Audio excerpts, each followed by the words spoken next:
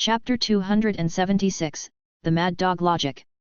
As the event continued, more and more of the audience with machinery experience had picked up on the fact that Xia Fei and Constantine were both not repairing that samurai-class light combat drone but were, instead, using all the parts available to create a new one. While there was no way to understand just what the two's final creation would be like, the audience was certain that it would be an unmanned drone, except that it would not be the same model that everyone often saw. It would not at all be the same as any of the known models seen in the Alliance. Because the two were building their own drones at the last minute, their creation would surely be a grade weaker than the original samurai class in terms of firepower or defense. However, that was hardly important. What mattered was that the two had done it despite how lacking the parts were. They had managed to construct a usable combat drone by using all the spare parts available through their craftsmanship. This was by no means a simple task. This was not in any way easy like putting building blocks together. They were first required to plan out each and every subsystem in the drone before arranging for the circuitry input and output ports, making adjustments to its firepower and mobility accordingly. Xia Fei would surely have an easier time if he had a powerful smart engineering software to aid him, but it was unfortunate that the tournament did not allow the use of computers. Everything had to be completed with their minds, meaning that the amount of calculations needed was huge. Few could even grasp the inherent complexity of such a task. A distance away, Li Mo, who was taking into consideration the actions that Xia Fei and Constantine had taken, and suddenly realized where he had gone wrong. He had always thought that today's event was testing the participants' proficiency at removing intractable parts, only realizing at this point that its real purpose was to evaluate the participants' creativity and ability to adapt under difficult circumstances. Li Mo's forehead quickly broke out in a sweat as he hurriedly tried to disassemble the samurai-class drone. If he continued to fit in more parts, although the appearance of the drone would be restored, it would still be unable to achieve flight. Though he was unwilling to admit it, he decided to follow Xia Fei's idea of reconstructing a drone anew. Now, the biggest problem was his lack of time, and the electronic timer indicated that they only had 79 minutes left. Inside the honorary members' lounge of the Association of Machinists, several senior machinists were becoming more and more interested in this event. Because they were the judges for this tournament, every action that the participants took and every choice they made was clearly shown to them, only requiring a few clicks with the computer in front of them to see it all. Between Xia Fei and Constantine, who do you all think has the better approach? Asked the overall in charge, Years of Floating Light. The fat, old man blackened vessel quickly commented straightforwardly, Xia Fei forewent a defense system and devoted everything toward his combat drone's firepower, while Constantine went for a more balanced approach, considering every aspect of the drone. I think Constantine's design is slightly better. An old man with a goatee beside him retorted, Old vessel, you can't say that. Though Xia Fei's design has indeed lost a portion of defense, the firepower revision he installed to his drone makes it around the standard of a brand new drone. Look, he's even intentionally modifying the speed of its blasters. If he succeeds, that combat drone of his may even have a better firepower than the new ones. You specialize in defense systems, so of course you'll lean toward Constantine, but from the standpoint of someone who dabbles in fire control and hopes to achieve the greatest firepower output like me, I'm of the belief that Xia Fei's design is more outstanding, able to push its firepower to the limit despite limited constraints. Not everyone can achieve what he's doing now. The fatty coldly harumphed, muttering to himself, if a drone lacks any defense, what's the use of having a powerful attack power? What did you say? The goateed man got agitated hearing that, standing up as he yelled sternly, the best defense is a good offense. Haven't you heard of that saying? I've heard of it, blackened vessel retaliated, unperturbed, but that'll only work for a single wave. Whether it can last a sustained battle will depend on its defensive performance. These top experts of the Association of Machinists were each the peak expert of various systems. Their different viewpoints naturally meant that there would be some disagreement. The issue between defense and offense had long since been debated ad nauseum for tens of thousands of years among their ranks, and they had yet come to a fixed conclusion. Even the universe's strongest warship had trouble maintaining a balance, for the relationship between the shield and spear was like the chicken and egg paradox, no one was able to categorically prove it. Defense expert blackened vessel and the fire control expert goateed man argued endlessly, and soon the other authorities in their fields each joined in, too. The most important VIP lounge of the Association of Machinists had instantly turned into a fish market, with everyone arguing incessantly among themselves, expletives and swear words freely thrown around. Enough, called Years of Floating Light in a commanding voice. As the figurative Emperor Supreme of the Association of Machinists, as well as the 11th consecutive overall in charge and chief referee of the Golden Finger Cup, the influence that years of floating light went well beyond his field, and this one word from his lips was enough to get everyone to go silent, returning to their respective seats as they held in their emotions toward one another. It's not like none of you are unaware that there is no definite answer to the question over firepower or defense. You won't be able to get a satisfactory answer even if all of you argue for 10,000 years, so why don't call both Xia Fei and Constantine over once the event is over and let them explain their design concept to us, giving full marks to whoever can give a more reasonable argument. Years of floating light proposed. This was not a bad idea, and hearing what either participant thought would be far better than having the uninvolved debate. All of them nodded in concurrence, though they were evidently all in agreement to that proposition, and none of them cared to talk to one another anymore. 7 minutes and 40 seconds before the event ended, Xia Fei was the first to complete his work.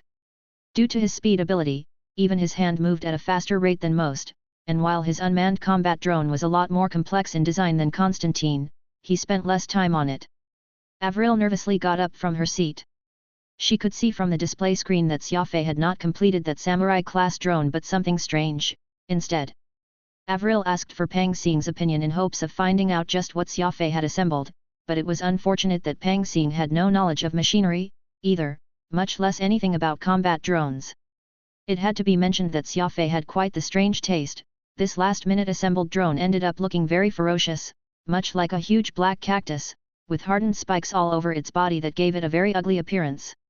Seeing all the other participants had assembled a samurai-class drone just like the original, yet Xia Fei's was a monstrous mess, Avril could not help feeling very worried.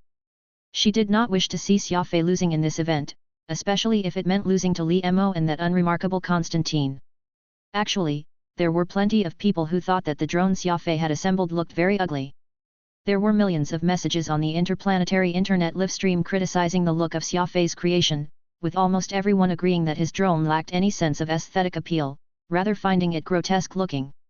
Some nosy people had even started a poll to pick the ugliest creation in the history of the Golden Finger Cup, and Xia Fei's cactus-shaped drone obtained 99.9% of the votes.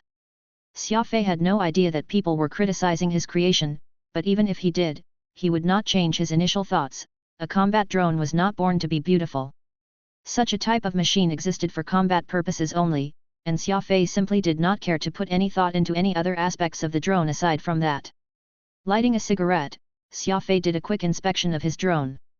At the end of the day, this was something he had cobbled together at the last minute and did not undergo any simulation test. He was not completely confident about its performance. On the other hand, Li Mo was already flustered to the point he was sweating buckets.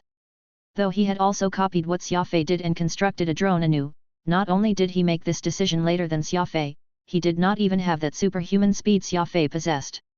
As a result, he had only completed around 55% of the work in all that time, only having but a handful of minutes to complete everything else that remained. 2 minutes and 7 seconds away from the end of the event, Constantine managed to finish his drone. Compared to that fierce-looking cactus that Xia Fei made, his drone was a lot more conventional. It was like a rectangular metal box, simple, with well-defined corners and edges. Countless audiences watching the tournament were in an uproar again. Constantine's final product was slightly more law-abiding than Xia Fei's, yet it definitely could not be considered attractive in any sense of the word, which resulted in his drone quickly getting the second place on the ugliest creation leaderboard. A good portion of participants had assembled the samurai-class combat drone, but not one of them looked triumphant, for they knew deep down inside that their drones were purely for display. Forget engaging in combat, they could not even fly. Xia Fei felt that there were no major issues after examining his final product once, so he walked out, at the same time lifting his head to flash a smile to Avril. When Avril saw the self-confident look Xia Fei had, her heart was finally at ease, waving back at him as she blushed. Similarly, Constantine soon followed and made his way out. Looking at Xia Fei's drone and then his own, he could not help but reveal a prideful smile. The time is up. May all participants stop their work in the next 10 seconds and leave the venue or risk being disqualified. That cool and emotionless female voice could be heard over the announcement system, the same that all computers shared, seemingly carved out from a mold and lacking in any freshness. Xia Fei made his way past the electronic gate and stopped by the side as he waited to see his own score. However, several seconds passed, yet the screen remained unchanged. Constantine was the same as well. The two of them looked at each other, puzzled. What followed was every other participant getting their score, yet all of them were given a big fat 0. The audience present was in turmoil. Seeing so many participants scoring 0 was far too unimaginable, and it was in the eyes of all these lay people that Xia Fei's cactus drone ought to have received 0, not all the other participants who abided by what was set out. Li Mo followed the crowd and made it to the electronic gate, his heart palpitating as he sweated profusely. He hesitated for quite some time beyond the entrance before he gritted his teeth and stepped through as if he was about to make a heroic sacrifice. 23 points. Finally, someone got some points. That's not right, Li Mo didn't even finish the event, so how did he get points? That's right, so many of these participants clearly completed their task requirements yet got 0, while Li Mo's was only half completed. How did he score any points? The man is from the great Li family. Perhaps he bribed the judges, who knows? Seeing the audience present and the internet commentators viewing the tournament discuss this, it was apparent none of them understood what was happening with today's event. Aside from the host of zeros, there was also the fact that Xia Fei had not even been given a score yet. The human imagination was so vivid that it would deter other living creatures. In those few seconds when Li Mo received his score, plenty of rumors and chatter filled the live stream, with some claiming that Li Mo had likely bribed the judges while others saying that the smart surveillance system must have malfunctioned. There were even some who thought that this peculiar chain of events was somehow linked to the insectoids and other such conspiracies. These few viewers were convinced that some aliens had infiltrated the Pan-Human Alliance to cause this sabotage intentionally. Li Mo flashed a smile that withheld his evil intentions as he strolled by Xia Fei and Constantine, intentionally circling around them once, as if mocking them for not even having been scored yet. That was when a staff member called to the two, "The committee has requested for the two of you to head to the evaluation center immediately." Xia Fei was somewhat surprised, uncertain just why they would seek to have him over. Constantine also shared his sentiments. Waving goodbye to Avril, Xia Fei and Constantine were led away by that staff member. Li Mo did not leave, for he was extremely interested in the committee calling away Xia Fei, wondering just what could be the reason behind this summon.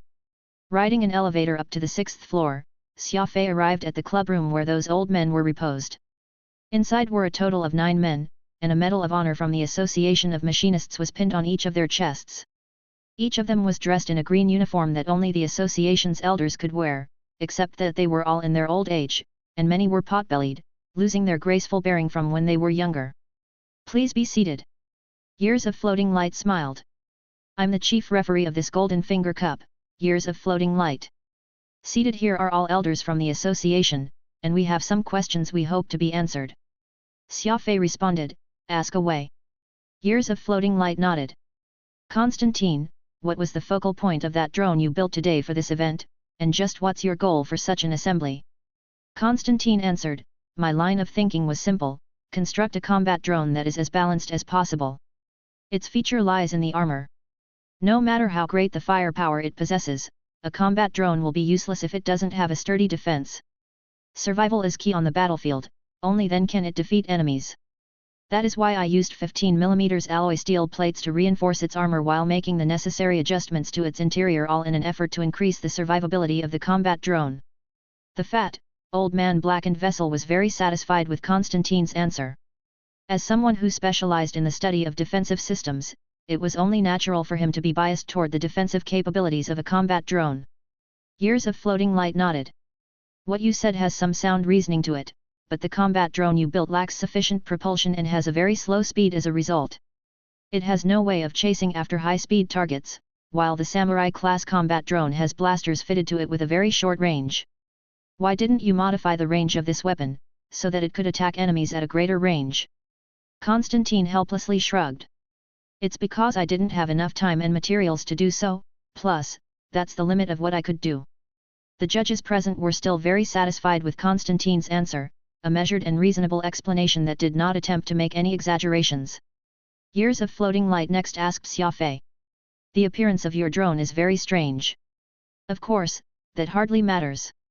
What we are curious to learn is why you boosted your drone's firepower so crazily without any consideration for its defense." Xia Fei chuckled. "That's because I don't think such a combat drone has any other use aside from being an output for firepower on a battlefield." Everyone was curious about this statement, and it was the quick-mouthed blackened vessel who spoke. How could there be no other uses for it? A drone is capable of drawing distance and circling the enemy in flight to avoid enemy fire. It will also need anti-strike capabilities after being struck, immediately capable of re-establishing contact with the command system if its signals are interfered with by an enemy's electromagnetic bomb. It's not just used for shooting. Xia Fei simply replied, what you're talking about is a normal and functional combat drone. The drone that I assembled is only for attacking. A reckless attack. Why would you think like that? Years of Floating Light asked with a raised eyebrow. Xia Fei answered, Constantine already explained moments ago how he fitted his drone with 15mm alloy steel plates in order to increase its survivability. While those steel plates did indeed increase its defense, what could those 15mm steel alloy plates really do in a real fight? Do the enemies have lances? A 15mm steel alloy plate is too thin. Having those extra plates barely provide any use and, instead, just hamper the drone's speed. I did my careful calculations and came to the conclusion that there's no way to increase a drone's defensive capabilities using the materials we were provided. You may all think I'm wrong, and that it's possible to increase a drone's resistance by 10% if all the parts are properly used, but what I'm trying to say is that this is just a pile of scrap in the first place, so is having a 10% defensive performance that important? No matter how you strengthen it, the enemy will still kill it in one shot, so there's no reason to waste limited resources on its defense. Everyone was rendered speechless. Xia Fei did indeed give them a very good reason. A single piece of paper would easily be punctured with a light poke, and having two pieces of it would hardly give a different result. My goal was simple, make that last-minute, cobbled-together drone and treat it as disposable. Gather all the best materials and devote them all toward offense to better bite back at the enemy before it gets destroyed so that they will feel the pain even with its dying breath. Since I was using all those materials to create a combat drone that can barely qualify as one, I decided I'll just make a certified mad dog. If it can't get the enemy, then so be it, for its performance is as plain as day and is barely 10% of a brand new drone, but as long as it manages to bite the enemy, it will most definitely cause them to bleed. Also, as for its appearance you mentioned earlier, the reason why I attached so many metal spikes all over its body is, in the case that none of its shots land on the enemy, it can directly slam itself right into the target, taking them down with it. Everyone was stunned. Xia Fei's idea of sacrificing something for a cause rather than losing it for nothing was a bit crazy. Phantom had once given Xia Fei a very appropriate name for this logic. The Mad Dog Logic. Chapter 277, Double Max Score. Xia Fei's reasoning was very easy to follow. There was no way a drone cobbled together at the last minute could perform too well, so he invested everything toward offense, like a dead man's final struggle. When faced against a battle that there was no way of achieving victory, a true warrior would never choose to flee but use what's left of their life to execute one final attack. It would of course be a cause for celebration if they emerged victorious, but if the attack was met with failure, there would not be any regrets since they had already done their best. Constantine and everyone had made the mistake of treating a drone that was put together at the last minute, with low performance and completely disposable, as a normal drone. None of them had considered that the drone itself was flimsy and could die at any time, so what was the point of preserving something like that? Instead, they should have done what Xia Fei did and used every last bit of strength it still possessed for one final gambit. Years of Floating Light nodded. Even the defense expert Blackened Vessel was rendered speechless. While reinforcing a drone's defense was definitely a good idea, it still needed to take into account timing. In their present predicament, Xia Fei's option was still the most thorough and unencumbered. It would also be the most likely to succeed in escaping, leaving a wake of blood behind. All of us have our reservations deep down, unable to toss aside everything, afraid of sacrificing, afraid of dying. That is why the ideal combat drone in our hearts needs to have a balanced performance, yet it is precisely because of this that we forgot that the scenario we're in is one where we are already backed into a corner with no escape. Xia Fei, you've made the right choice. In an extreme situation, all we can do is put up a fight, with the best of our abilities, and we can't expect to account for luck. It's foolish of us to think that a bit of additional armor to the drone will be enough to increase its survivability when it will only eventually die. Very good. We've now gotten a good understanding of the thoughts behind your creation, you two may now leave. Xia Fei and Constantine left the room, and Years of Floating Light addressed all the other panel of judges, this can't be made any clearer. Let's begin our evaluation. The old men inside the room each tapped on their computer, and the result was hardly worth discussing, since all 9 of the judges gave the same score. The tournament today had already come to a close, yet the audience lingered around the venue, unwilling to leave. A good chunk of the participants had also stayed. All of them wanted to know just what Xia Fei's and Constantine's final score would be. This strange event had left them all perplexed, unsure just what the Association of Machinists were up to. The scores are out. It was unknown who had yelled this out, but everyone lifted their head and had their eyes glued to the large display screen the next instant. The first to get his score was Constantine. The max score of 120 points, with an additional 10 points awarded from the organizing committee, giving a total of 130 points. What? 130 points from that crappy metal box he assembled? How could that be? So many outstanding participants had gotten 0, so why is it that Constantine got a high score of 130 points? Is the organizing committee stupid? What in the world is their grading criteria? The crowd was reeling. Constantine's creation did not seem to be anything exceptional to their untrained eyes, yet it had strangely earned such a high score. Everyone was suspicious even as the posts online flooded in. The Golden Finger Cup was a top-tier tournament that cast a wide influence. There were countless viewers in the alliance following these events, and this news had generated even greater furor, a tidal wave that crashed directly onto the Association of Machinists. Li Mo's expression was grotesque. Constantine had surpassed him by 107 points through this event alone, and the other events would only be much tougher. After all, it was no easy feat to play catch-up with over 100 points difference. Still, everything was not over yet. The moment Xia Fei's score was displayed, the emotions of the crowd turned into rage once more, for he had obtained 170 points for this event, the full 120 points and additional 50 points awarded by the organizing committee. That's 2 max scores. Xia Fei has actually gotten the maximum twice. This is really too strange. This is the first time the tournament had a participant that got a double maximum score, and to think it would be given to Xia Fei. But that thing he assembled looks absolutely ugly. It's not just ugly, I've never seen such a hideous drone all my life. Get the organizing committee out and explain to us just why Xia Fei got max points. The Association of Machinists is also a top-tier organization, how could they fool us like this? The way I see it, Xia Fei shouldn't have gotten max points. They ought to have deducted points, instead. Looking at that drone he built is an insult to my eyes. The audience in the stands was yelling for the Association of Machinists to explain their grading, while Li Mo was shivering all over. If he thought Constantine's score was somewhat outrageous, then Xia Fei's double max score was even more unbelievable. As he was competing directly with Xia Fei this time around, Xia Fei was basically a thorn in his flesh, so how could he stand to watch as the latter pulled so far ahead of him in this tournament? Li Mo's face went expressionless as he turned to step outside. At the same time, he pushed a button to call someone. "Father, I suspect that there's something fishy going on with the Association of Machinists. I've only gotten 23 points for today's event, yet someone actually got the double max score of 170 points. You're an old acquaintance of the chief referee years of Floating Light, could you try and help me find out just what's going on here?" Li Mo was suppressing the boiling emotions inside him as he spoke.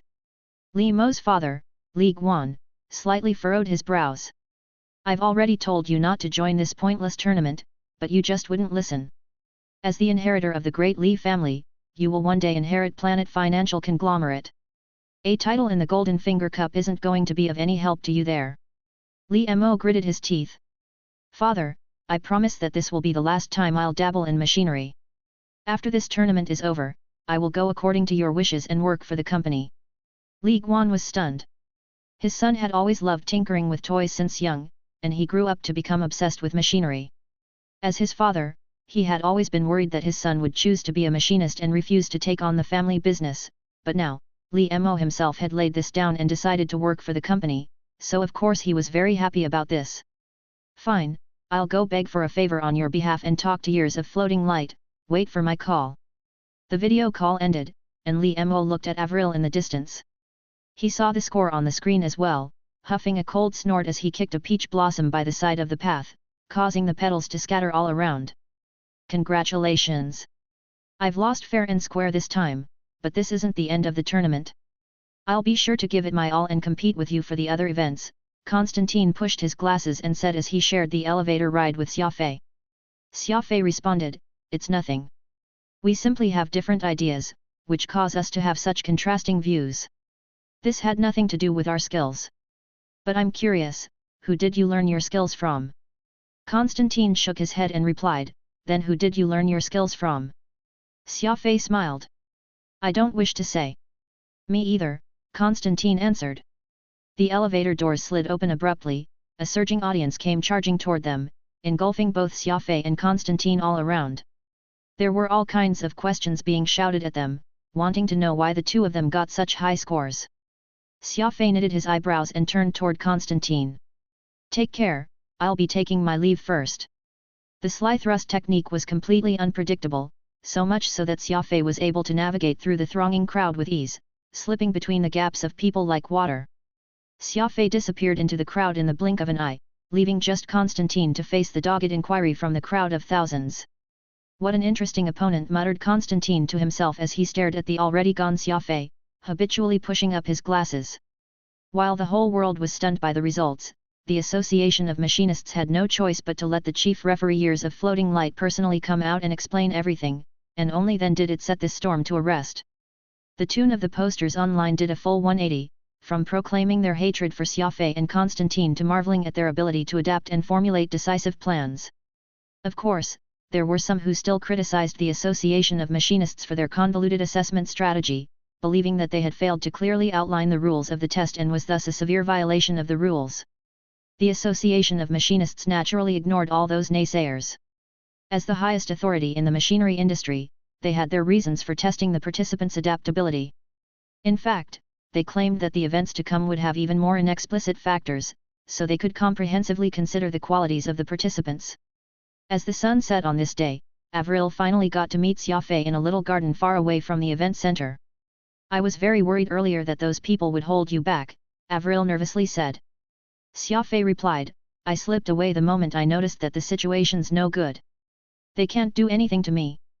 You were really too cool this time. Double max scores.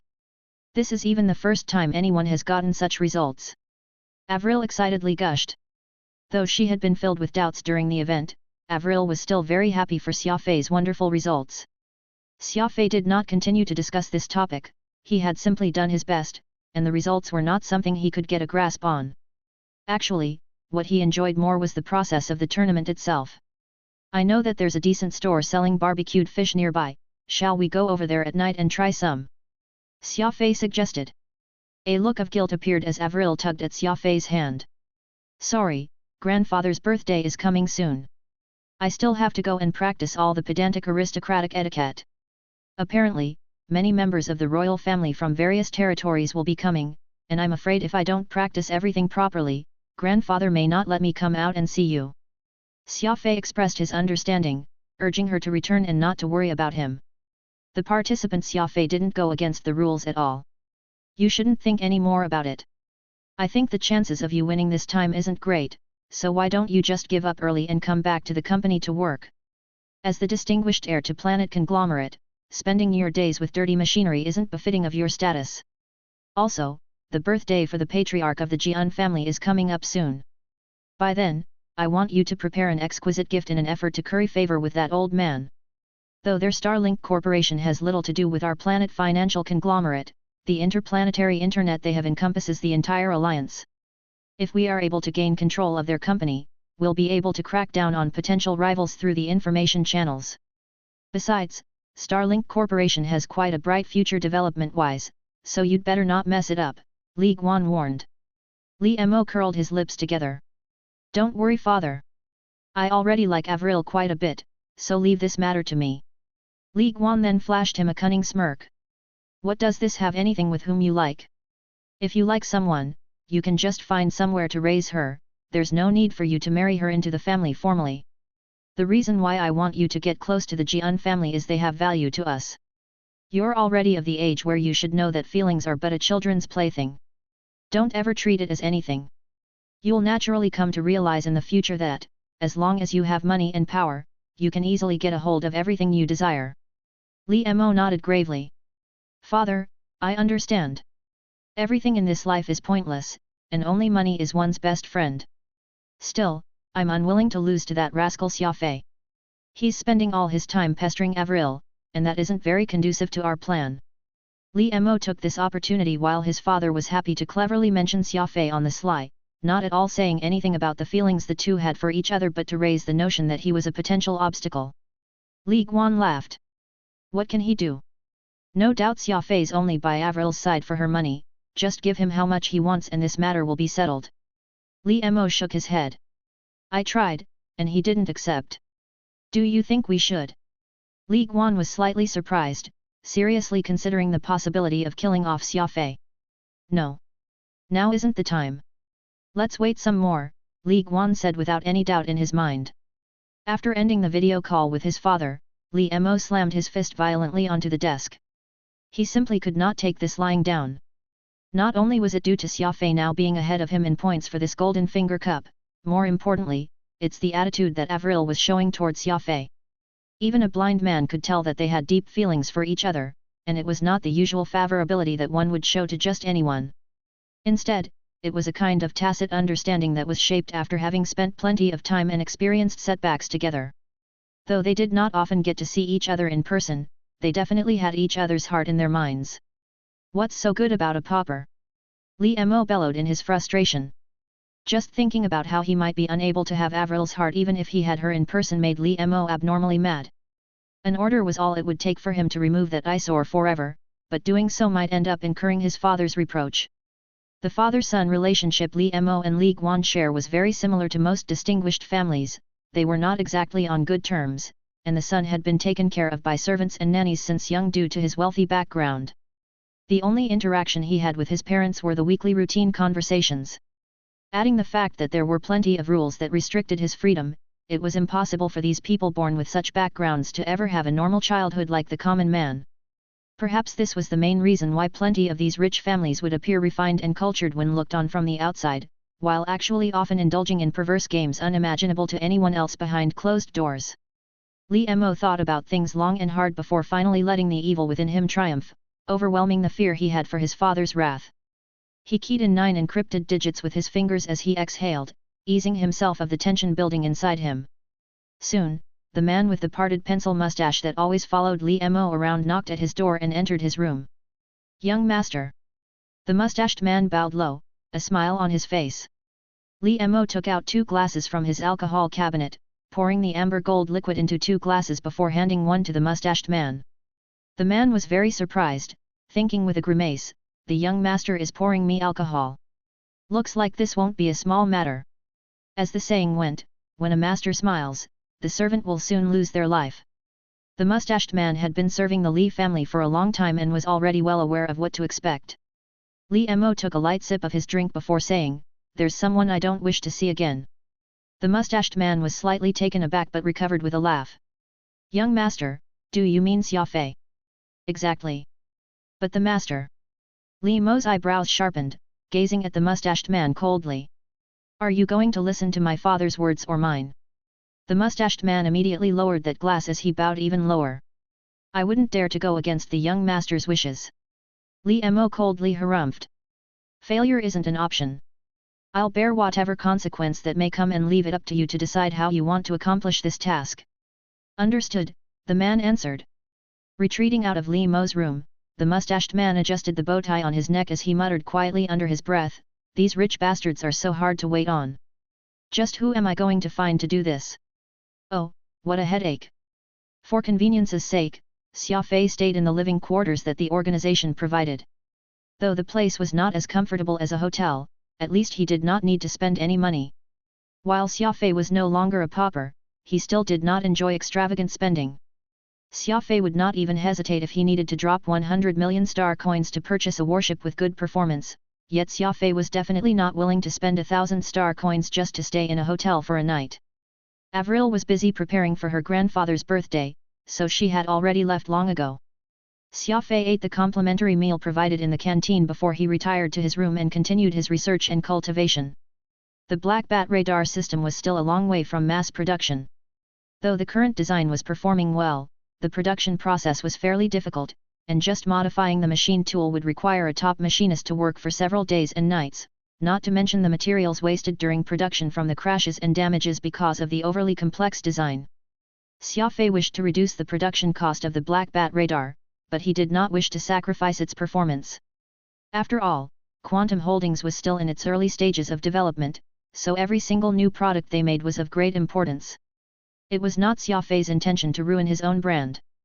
However, cost and performance had always been incompatible, utmost effort was required to make the best product. While there was of course a market for making luxury goods, Xia Fei was not simply looking to sell his products to the warships of the rich. Naturally, Xia Fei was going to earn their money, but he was not about to let the average customer off either. Xia Fei had once told Phantom, there will come a day when all the spaceships in the universe will use a radar system made by Quantum Holdings. In order for him to make this goal a reality, Xia Fei was working tirelessly, sprawled over his desk, as he pored over every detail with Porter and Harris through an instant messaging system. All of a sudden, he heard the low voices of two men speaking outside his door. The quality of the free accommodation that the Association of Machinists provided was average, and the soundproofing was hardly exceptional. Given the fact that Xia Fei's ears were also abnormally sensitive, he had no problem picking up what was being said by others outside, even though they were furtively whispering to each other. Xia Fei was not paying much attention to such things though, since there were hundreds, if not thousands of people, walking down these corridors every day. There was no way he could have gotten any work done if he focused on everything everyone said as they walked by. Avril. Xia Fei abruptly stood up from his chair the moment he heard the people outside speaking that familiar name, but he could hardly make out all the other words uttered in that conversation, so Xia Fei had no way of knowing what was being discussed. Turning off the display screen, Xia Fei crept over to the door and stuck his ear to it. Chapter 278, A Conspiracy. Judging from the footsteps he heard, Xia Fei was certain that there were two men outside his door, one with a thick voice while the other sounded nasally like a duck. Are they talking about Avril? Xia Fei felt his heart stir. He got up, quietly went to the door, and placed his ear on the surface of it to eavesdrop. Avril's family owns Starlink Corporation, ranked 11th across the alliance. They're filthy rich, so we need to be careful handling this matter.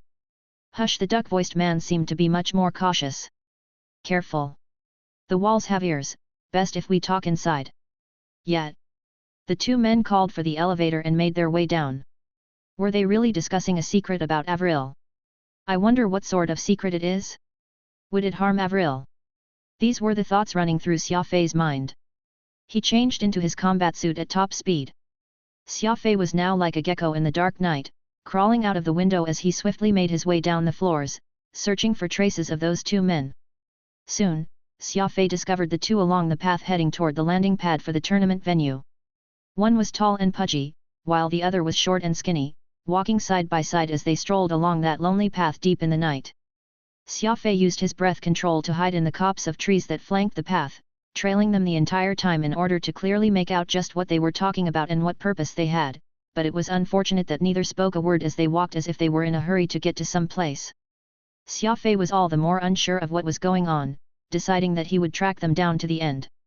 He was not about to give up until he made sense of everything. Xia Fei treated anything that had to do with Avril as his own.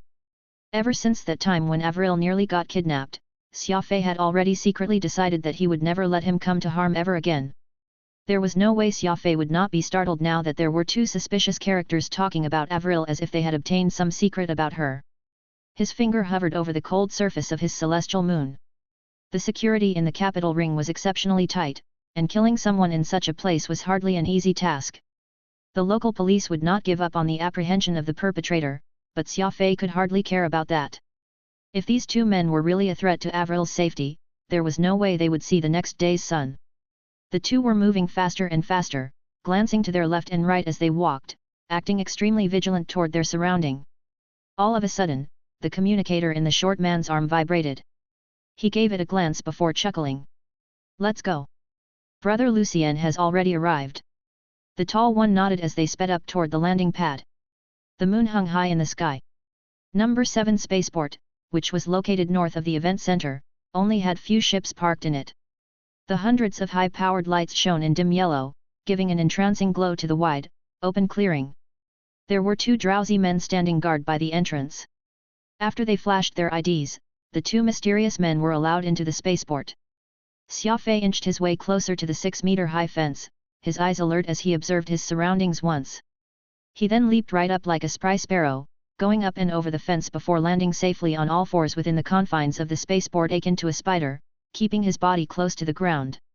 The northwest corner had an old and small transport ship, with both its boarding bay doors and cargo doors open. A bald man in his 40s was standing in that ship with his hand holding a silver hip flask, looking extremely bored as he took swigs from it. Seeing the two mysterious men walking over, the bald man waved in their direction, beckoning them to quicken their pace. "Brother Lucien," called the tall and pudgy man. The bald man nodded in response. "This isn't the place to talk. Get on board." With that, the three men used the automatic stairs and got inside the transport ship. Xia Fei could hear the electronic motors operating as the boarding bay doors slowly shut, the cargo doors then also began to lift and shut slowly. Nothing ventured, nothing gained. Xia Fei gritted his teeth and zoomed right out for the back of the transport ship about 100 meters away. With a light tap of his foot, his two hands grabbed hold of the still closing cargo doors, his body slinking right in like an agile cat right before the cargo doors completely shut. A dull thrum was heard. With the entire ship sealed shut, the cargo hold's lights turned red as the containers of various sizes got tossed all over. It was not exactly safe to get in the cargo hold because most transport ships had monitoring systems installed in such places to keep an eye and make sure that their goods were not tampered with or that no rats or other such vermins had snuck on board and ruined their cargo. Xia Fei's figure darted and quickly hid himself in a wooden crate. He lifted his head, only to spot the two mounted surveillance cameras still rotating, observing everything in the cargo hold. Xia Fei used his peripheral vision to scan his surroundings and take every detail in. It was approximately 70 meters from the cargo hold to the crew quarters. The two cameras had a 0.5-second interval between their separate rotation, which meant that Xia Fei had to clear the cargo hold and make his way into the crew quarters within this time. He limbered up, kneeling down on the ground like a short-distance sprinter, and pressed his fingers against the ground. 5, 4, 3. He did a mental countdown as he burst forth. In that moment the cameras panned away, reaching the sealed doors in the blink of an eye. The crew quarters were sealed with a conventional design, requiring someone to turn the metal handwheel 3 full rotations before it would open. Xia Fei exerted strength as he grunted, "Open." The sealed door opened and Xia Fei darted in. By the time the second camera turned to the position, Xia Fei had already escaped from the cargo hold and the sealed door was also closed as if nothing had happened. In front of him was a narrow and long walkway, with plenty of beer bottles, food and equipment strewn all over the ground. It was apparent that the owner of this ship did not care to keep the cleanliness of his ship regularly. There were no cameras in this corridor, so Xia Fei headed straight forward. All of a sudden, he could feel the entire transport ship shuddering violently as it began to take off. "Oh, no. They're leaving the planet, and who knows where they're headed." Phantom furrowed his brows worriedly. Xia Fei did not make a comment. He waited until the ship stabilized some more before he continued his way on tiptoes to the command deck, alert to everything around him. "Don't forget that you have a tournament event tomorrow. Best if you leave as soon as you can," Phantom reminded. Xia Fei dismissed him with a wave of his hand. "Avril or the tournament, which do you think is more important?" Phantom simply sighed, completely speechless. Inside the command deck, the bald man sat on the wide seat, and in front of him was a small screen, where a white figure was making his way slowly down the corridor.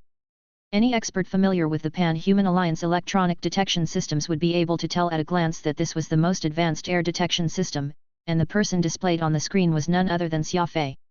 Air detection systems were able to detect the subtle changes in the molecular structure of the air, so even an insect flying across the said space would have nowhere to hide. Though Xia Fei's breath control technique was brilliant, it was unable to control the airflow all around him, so such an advanced detection system would of course reveal his presence. It was said that such a system was still in its experimental phase, so aside from a handful of high-level clients, the average citizen would hardly even know of its existence, yet it was unbelievable that this crappy transport ship actually had such an advanced air detection system installed. A screen suddenly leaped out from the mainframe computer, and the person was of course that mustached man who was always by Li Mo's side. "Has the fish taken the bait?" The bald man nodded. "Just as you said, everyone has their Achilles heel, and this rascal is Avril. We barely even had to waste any effort, all we did was mention Avril's name, and the fish bit the bait, hook, line and sinker." The mustached man smiled. He's not a bad kid. Too bad he chose the wrong rival. Proceed as originally planned and send the fish to the desert." The bald man flashed a sinister smile. "Don't you worry. We've already made the necessary preparations with Hook. I guarantee that he won't even have a corpse left at the end of this." The mustached man waved dismissively. Leave the corpse intact and find a place to bury him, there's no need to be extreme. The bald man had already disconnected his call with the mustached man when Xia Fei slipped into the command deck. The three of them were presently crowded around the table, dining on barbecued fish and beer, chatting, and eating happily. "Brother Lucien, is Hook really going to go for the big score this time?" asked the tall man. The bald man took a gulp of beer as he mysteriously said, "Anyone in the alliance knows just how powerful Hook is. Since this is what he wanted this time, then of course we'll be going big on this." "All right." The tall and short pair was ecstatic. Xia Fei gripped his fist tightly. He suddenly had the impulse of rushing down the three men and giving them a severe flogging. He could tell from what the three men had said that they had designs on Avril. A conspiracy had to be severed at its head, and Xia Fei had absolutely no intention of letting Avril come to even an iota of harm. That was when the bald man said, "I'm going to let you guys in on this, we're off to Hook's base." "Where is this place?" Back then, the naval headquarters sent 2 fleets in search of that place just to clear out them all in one fell swoop, yet the Navy spent 3 whole months searching, and still they turned up empty-handed, unable to find him anywhere. "How did you learn this, Lucien?" The bald man smiled. "Actually, I have no idea myself. Hook's very cautious, so why would he tell me, but the address he gave me this time means that, as long as I can find the place, someone will naturally be able to point us toward him. So that's how it is. Our trip out will not have been in vain if we can have a look around Hook's base, we'll also be able to boast about it when we return." The bald man's face turned grim. "I'm only telling you two because I trust you brothers. If any of you dare to speak a word of this, someone will easily take care of you before I can even lift a finger myself." The tall and short men shook their heads vigorously when they heard this as if to show that they would not leak this secret to anyone. Xia Fei clenched and unclenched his fists after he heard this exchange. It appeared as if these people were hardly noticeable henchmen, and the real big fish was still hiding behind the curtains. He figured that he should take this chance to delve deep and learn the truth behind this conspiracy once and for all. As the transport ship sped through the darkness of deep space, Xia Fei kept himself hidden in the shadowy corner of the ship, watching their every move. Time passed quickly, and it had already been over 10 hours. Xia Fei was already very far away from the capital ring by this time. Being alone behind enemy lines without any hope for backup or reinforcement just isn't right. "Shouldn't we send a message to Thuram or Pang Xing so that we can get them to respond accordingly?" Phantom proposed. Xia Fei shook his head. He poked a finger out to point at a machine that had a blinking light on it. This machine was square-shaped and was not particularly large in size. It had been mixed in together with many other electronics, looking hardly conspicuous. The indicator light was flashing at a very uniformed pace, even making the occasional beep from time to time. "That's a precision signal snare." Phantom gasped softly. This machine was able to capture the electronic signal around, track easily and intercept automatically any communication signal on board. Phantom had not noticed that it was there precisely because of how well concealed it was. As long as the signal snare was working, there would be no way for Xia Fei to contact the outside world. It was pointless even if he sent out a message, for it would intercept the signal and turn it into jumbled codes. "If there's a need, I'll use the Nether Bell to contact the assassin sect, but I have no plans to loop them in at the moment," Xia Fei said. Phantom nodded. Since Xia Fei was an envoy of the assassin sect, he had a Nether Bell in his possession. The signal frequency from that particular device was not known to anyone in the alliance, so there would be no way for a signal snare to intercept and jam its signal. Phantom was put slightly at ease, though he knew very well that any attempt to reach out to the sect was tantamount to fishing for the moon in a lake, as the assassin sect was too far away to render any timely assistance. It was midday by the tournament venue for the Golden Finger Cup, and the molecular engineering event was already over. Li Mo cinched the first place in this segment just as he wished, closing in his gap with Xia Fei and Constantine. The audience and other participants were perplexed on why the miraculous, double max scorer from yesterday, Xia Fei, was a no-show today. They could not help but wonder just what could be even more important than participating in this tournament. News media outlets would never miss a chance to speculate upon groundless rumors, with all of them interviewing the tournament committee for their opinion on why Xia Fei had not joined the event today, but the committee's answer was equally disappointing, for they had no clue where Xia Fei was, either. Out of everyone, perhaps the one who knew the most would be Avril. This was the legendary ultimate move that Xia Fei had, habitually disappearing when people least expected him to. Ever since they first came to know each other, Avril had already lost count of the times when Xia Fei would abruptly disappear, and just like each and every instance before, Xia Fei's disappearance was so strange that it was completely impossible to predict. Let's go. Avril stood up and left the venue with a look of disappointment. A whole morning of waiting was more than enough to let her know that Xia Fei was gone once again. My lady, I'm sure Xia Fei must have something important, which is why he left without saying a word. Pang Xing hated seeing Avril sad, so he did what he could to console her. I know, Avril said in a small voice. This isn't the first time, either. I'm sure Xia Fei will reappear by your side with a bright smile in a few days, Pang Xing continued. I know. Let's head back home first. I'd still like to practice the ceremonial decorum this afternoon. Grandfather's birthday is coming up. I don't wish to be ridiculed when that time comes, Avril said. Understood. I'll send men to wait here, 24/7. They'll inform me the moment Xia Fei returns. Avril thought about this for some time. There's no need. He'll always give me a ring the moment he comes back, that's always for certain.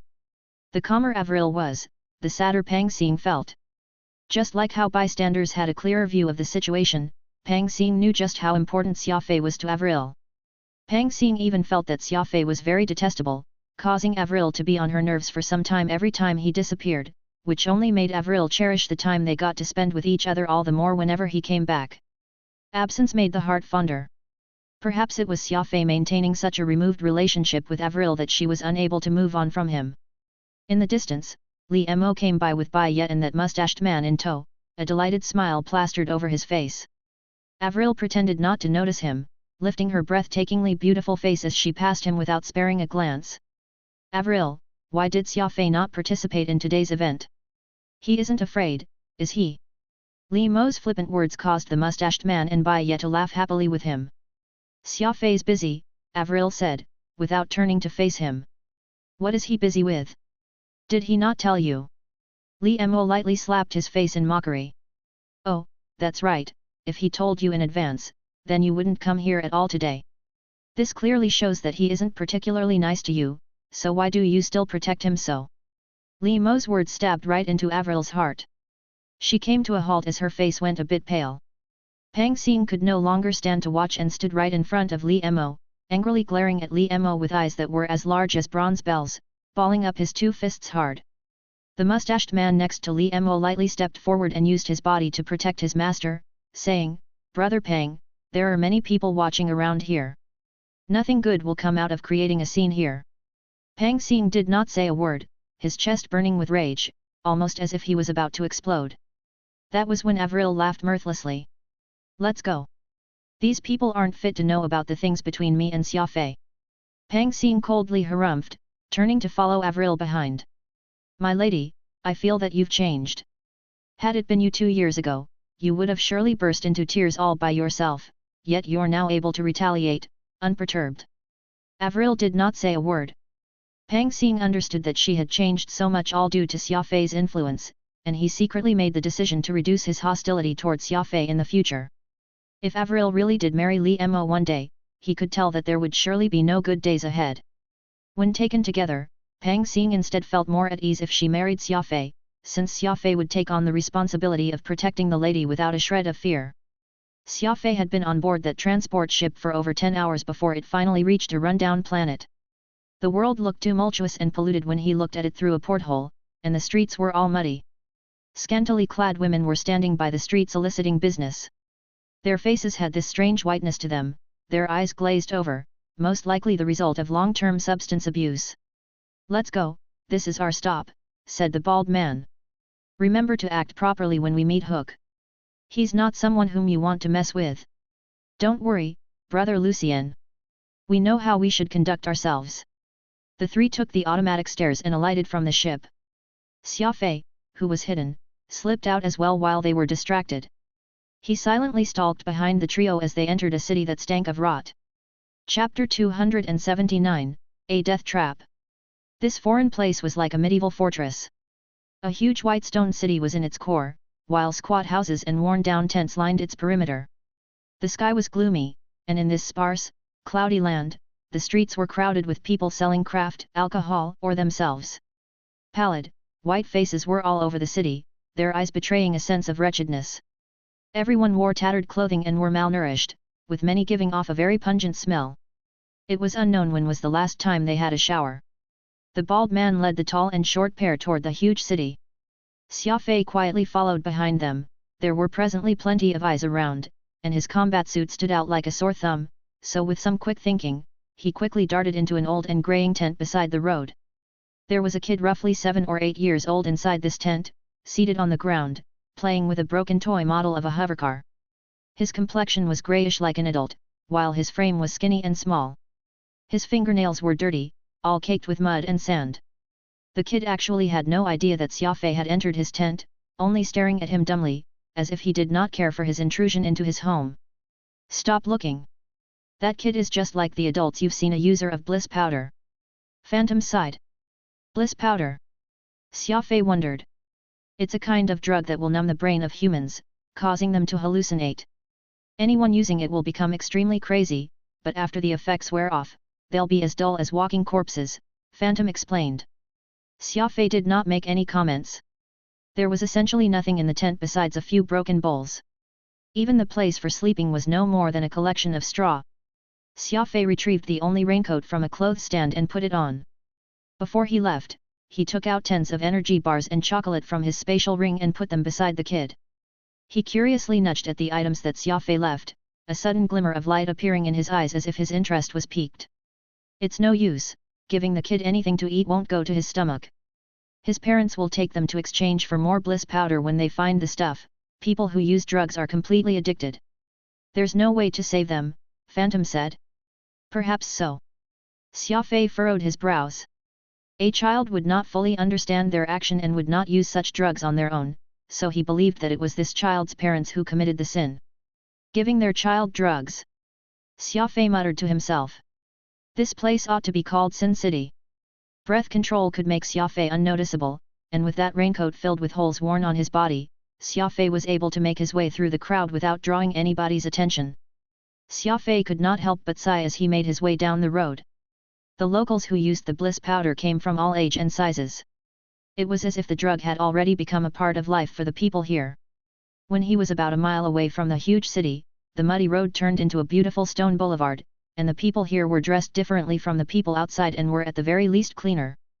The trio was quietly chatting even as they made their way through. There was too much noise around them, so Xia Fei was unable to make out what they were saying even when he pricked his ears. Out of caution, Xia Fei made sure to maintain the distance with the trio, using the terrain around as cover, even as he blended into the crowd. A moat, roughly 50 meters wide, surrounded the city walls, with a single drawbridge across it. By the entrance to the city were several dozen fierce-looking guards, their unkind stares leered at everybody entering the city.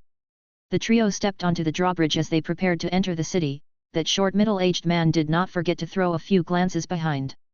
Xia Fei, who was staying hidden while standing in front of a stall by the roadside, pretended to pick the fruits on display even as he thought of how he would get into the city.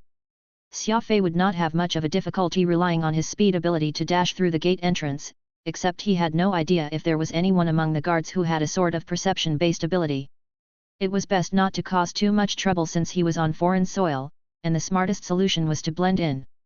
That was when a hover truck came barreling from afar, madly honking loudly, not at all concerned with how packed the roads were. The vehicle was being recklessly driven the whole way as its driver acted completely domineering and arrogant. The crowd instantly parted themselves very knowingly, no one daring to get in the way of the vehicle. Xia Fei had the sudden thought to bend over and pretend to tie his shoelaces when, actually, he was taking in the hover truck from the corner of his eyes as it came hurtling over, searching for the opportune moment. The road was muddy, and when the hover truck encountered some muddy puddles, water got sprayed everywhere as it careened through. Everyone around raised their arm in an effort to cover their face with their sleeve.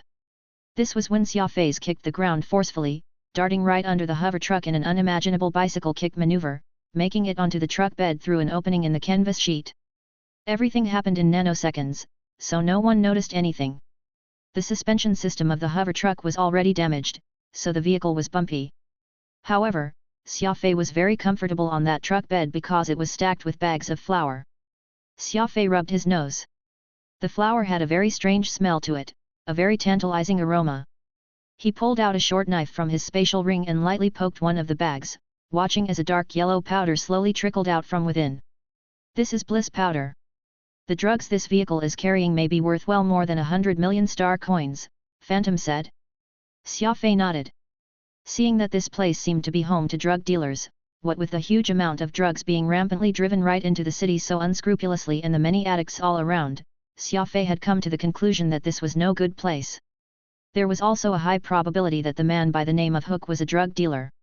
It was evident that this vehicle possessed plenty of privileges, able to charge through the city gates without any interrogation. Xia Fei peeked through the opening on the canvas of the truck bed and could tell that they had already made it into the city, which was why he quietly sneaked out. The Whitestone city was very prosperous.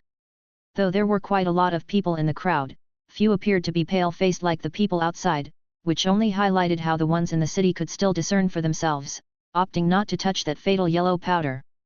There was a large structure right at the heart of the city, which looked very similar to a stadium. The top of it had a composite pulse laser shield, so not even a bird could fly in. There would be bursts of enthusiastic cheer coming from within the stadium.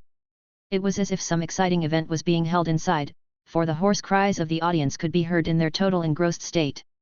His tattered raincoat was already not suitable in the current setting he was in, so Xia Fei did the same thing he did before, taking a short cotton robe, which was light blue in color, from a nearby house. He even found a wide-brimmed straw hat to complement his look before he dove back into the crowd. The bald man and his two brothers only managed to get into the city after 2 minutes, and there was an additional young man with small beady eyes next to them. The bald man was particularly attentive to the young man, not even daring to show off in front of him. The group of 4 headed toward the city center, while the small-eyed young man kept looking around for delicious food on the way, tasting anything he fancied as they walked forward. If he liked what he tried, he would get someone to pack up some for him, not even handing any money for his purchases. All these vendors gingerly smiled as they handled his requests, not at all having the courage to say a word in response despite their resentment. The group spent some time strolling several rounds on the streets before arriving in a mansion within red walls. The place was strictly surrounded by guards, with just the top-grade hunting dogs around numbering in the dozens. The young man led the trio not through the main entrance but through a side door, instead, located into a small alley after a turn. A portly woman opened the door for them, not asking any questions upon seeing their faces, holding the door wide open for the 3 to pass through and enter the mansion. Xia Fei, who was hiding in a corner, saw everything clearly. If his guess was correct, the owner of this mansion was the puppeteer pulling the strings for this entire affair. Xia Fei was not in a rush to get in. He circled around the outer walls of this mansion once before he chose the most suitable point for him to breach the place. This place had few guards, and there was even a secluded thicket next to the high wall, quiet everywhere around. Ducking into the alley, Xia Fei picked up a small rock and lightly tossed it out. The rock struck the hunting dog next to a guard, and the pain of the blow caused it to bolt wildly. The guard was holding onto its leash, so when the dog went crazy, its huge strength ended up dragging the guard along the ground with it. "Help! The dog's gone mad," yelled that innocent guard. "What's wrong?" "The dog's gone crazy, quickly stop him." The guards around all ran to restrain the dog to save their companion. The moment they all cleared the area, Xia Fei used it to make his way up the walls and into the mansion. This was a very large mansion, so much so that it could be described as grand. It was just that the interior decoration was similar in style to the stone-built city, so while it gave off quite the atmosphere, the finer details lacked any personality to speak of, making it fairly unconventional.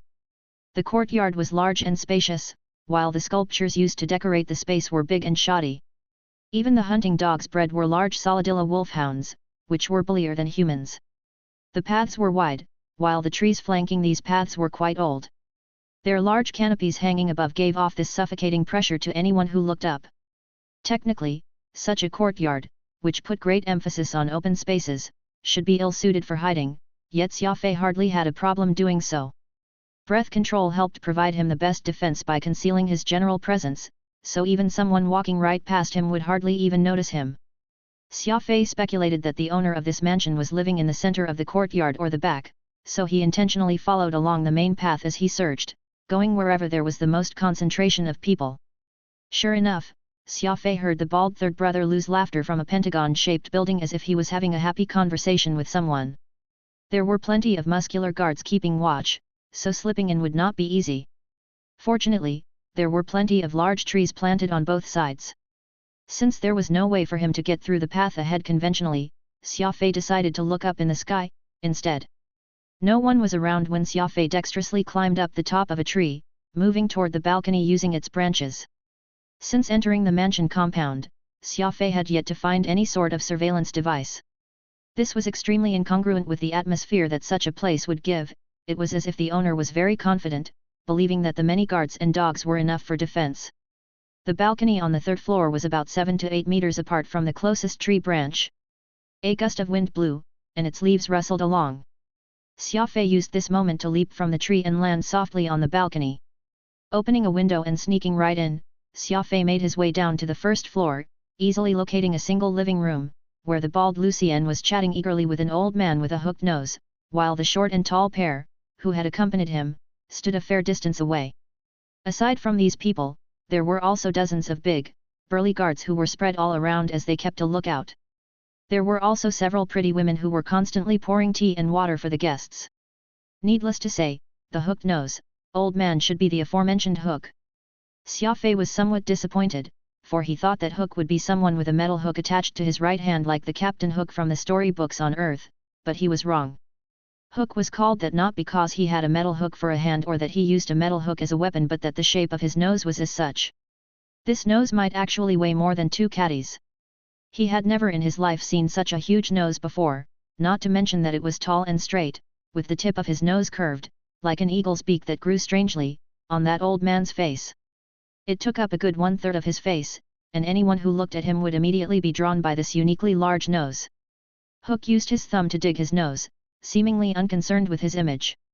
The size of the average man's nose could only take just a small finger at most, yet this old man could reach in with his whole thumb and barely fill half his nostril. Xia Fei even suspected it to be too big that it could contain an entire fist. You've done well for this task, and I'll most definitely reward you guys handsomely. Be it money or women, just ask, there's nothing that I, Sky Hook, can't do, Hook said. The bald Lucien and his 2 underlings were very excited and hurriedly said, Lord Hook, it is our honor to do tasks for you, how could we accept a reward for it? We're happy as long as you are. Sky Hook laughed uproariously. You bastard, all you know is flatter me. How about this, from here onward, you guys are all considered my men. I have a piece of land on Wiener 7. I originally want to let one of my underlings take care of it, but it is unfortunate that the lad isn't careful enough, getting himself apprehended by the Narcotics Enforcement Bureau some time ago. I'll let you guys get a crack at it, instead.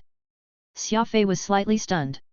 It was apparent that what they were discussing was about the drug trade, and Hook wished to let the 3 of them act as his middlemen, in charge of supplying to the addicts within the region.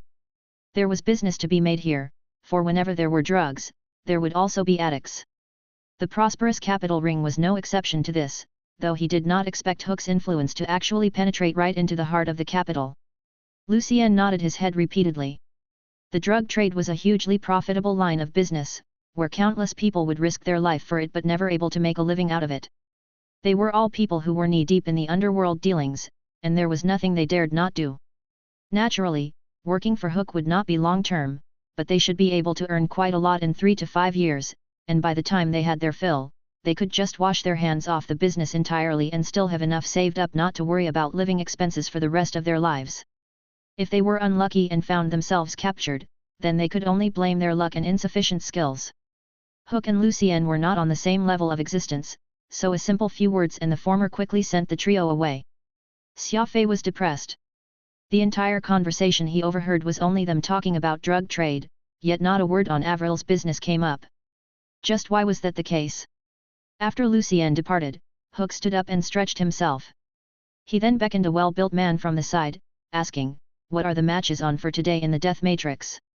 The man answered, "We haven't gotten any fresh blood recently, so it's just the usual fights. Today's finale features an advanced starbase rank warrior with a plant type ability against a primary star domain rank warrior with gravity ability. The plant user is well versed in controlling the angel's trumpet, so it's still quite an interesting match." Hook pouted. "What's the use of having a plant type ability? It's nothing more than turning into a big brambly tree and stuff. To think you'd organize something like that. Make tonight a death match." It'll be a speed ability user at the advanced star river rank competitor going up against Butcher. The well-built man had a difficult expression on his face. Lord Hook, we don't have a competitor at advanced star river rank. That intermediate starbase rank pretty boy got maimed by Butcher several days ago and has long been tossed to the mass graves outside the city. You ought to know that's what happened. Hook was completely unfazed. You don't have to worry about that. I've already prepared the competitor for you. Inform Butcher to get ready. The enemy he'll be going up against is very strong. Xia Fei could feel his heart tighten as a sense of foreboding crept into his mind. Something's wrong. There must be something off here, but what? His eyes searched all around as Xia Fei made certain that his escape route was unimpeded. This was his habit.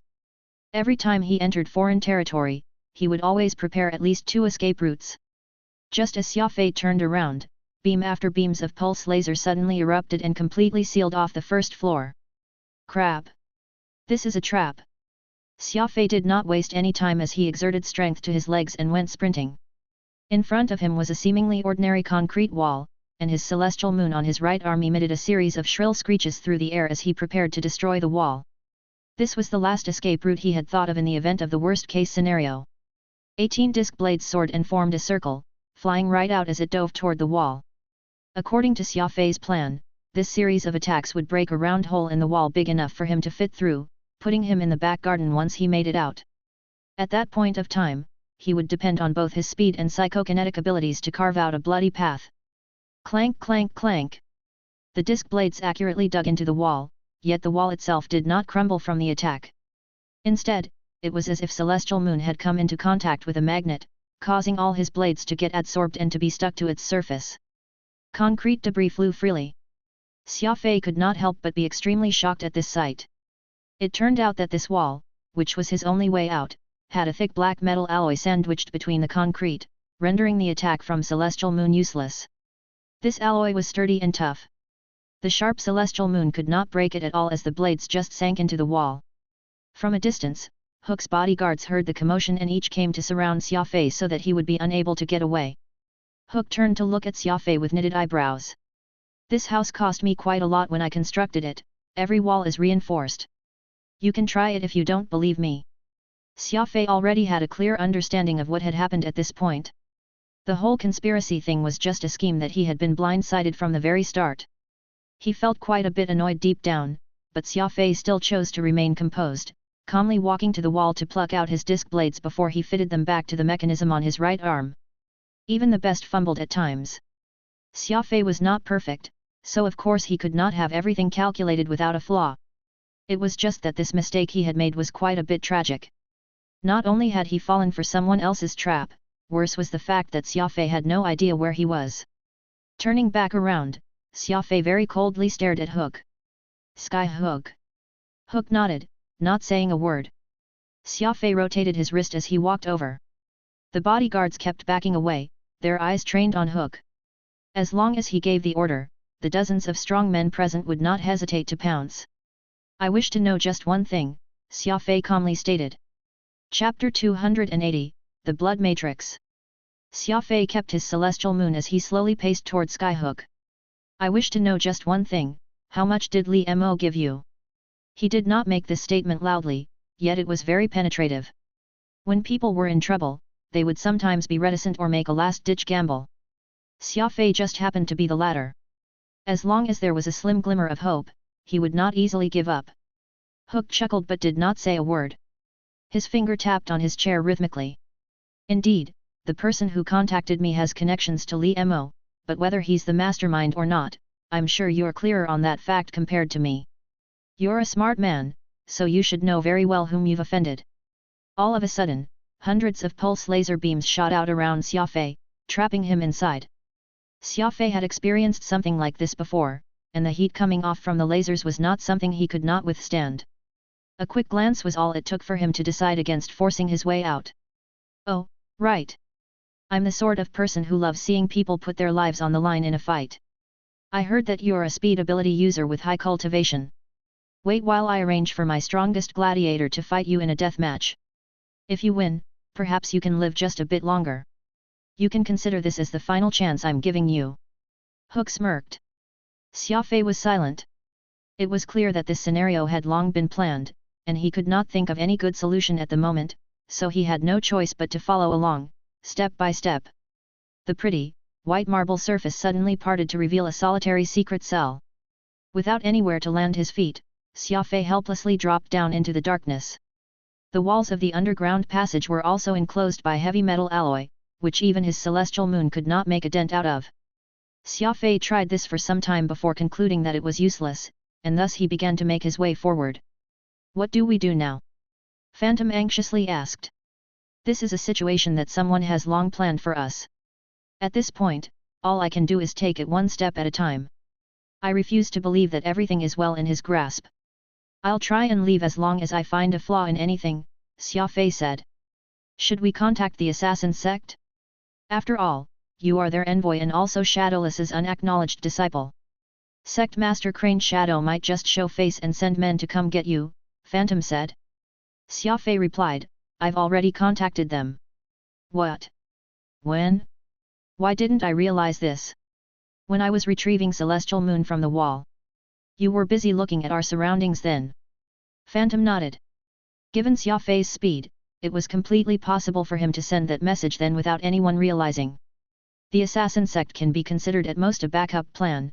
It won't be easy for them to get here because even I have no idea where this is. What did you tell them? Xia Fei smiled. He did not tell Phantom, which made the latter slightly disgruntled as he followed him deeper into the passageway. This passageway was very long. Xia Fei tried shattering the walls along the way but to no avail. He could see light in the distance, sounding full of life, yet he had no idea why they would be so noisy. Xia Fei curiously took a few steps toward the end of the passageway and saw a huge round clearing. The ground itself was made of heavy metal alloy, and there was a net of laser-emitting device overhead. Two topless warriors were in the middle of a gory fight as tens of thousands of audience watched the cruel battle unfold while eating popcorns, engrossed in this blood sport.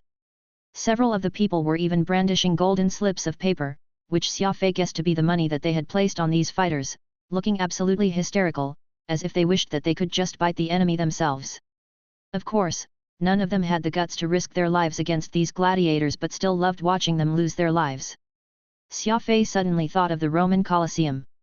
This place might be a bit more high class, but they still shared the same unhinged temperament. Lighting a cigarette, Xia Fei stood by the laser fence as he watched the two fighters duel. There were plenty of similar fences on both sides, but it was only the cell where Xia Fei was that had a direct route to Hook's residence. To his right stood a middle-aged man with cold eyes, tall, big, and bronze skin. His body was littered with scars, and right now, he was noisily eating a peach in hand. The fat one's going to win. The middle-aged man did not even register Xia Fei's presence as he muttered this to himself. Xia Fei smiled. That might not be the case. This middle-aged man curiously turned his head and glanced at Xia Fei before he continued watching the intense battle playing out in the clearing. I still think I'm right. That skinny man's left leg's already injured. With his movement speed largely reduced, it makes it harder for him to defend himself since his legs won't obey. Look, he's already at a disadvantage. Xia Fei commented, being at a disadvantage doesn't mean that he'll surely lose. The skinny man's eyes are filled with vigor, while that fatty is fighting for the sake of fighting. The attitude these two men have is vastly different, so the conclusion to this may not pan out as certainly as you presumed. The middle-aged man snorted. That skinny man only arrived at the blood matrix last night. If he's able to survive a few more days, his eyes will also turn into that of the fat man. If that's truly the case, that means the skinny man will win even if he loses, Xia Fei said. And just why is that? Once someone loses hope, then they're no different from a living corpse. What's the point of their continued existence? If the skinny man loses, then he'll be killed while still having his fighting spirit burning in him. That can be seen as dying a worthy death. Conversely, the one who survives will continue to live on his days wishing that he's dead, so even losing here can be counted as a win. The middle-aged man furrowed his brows.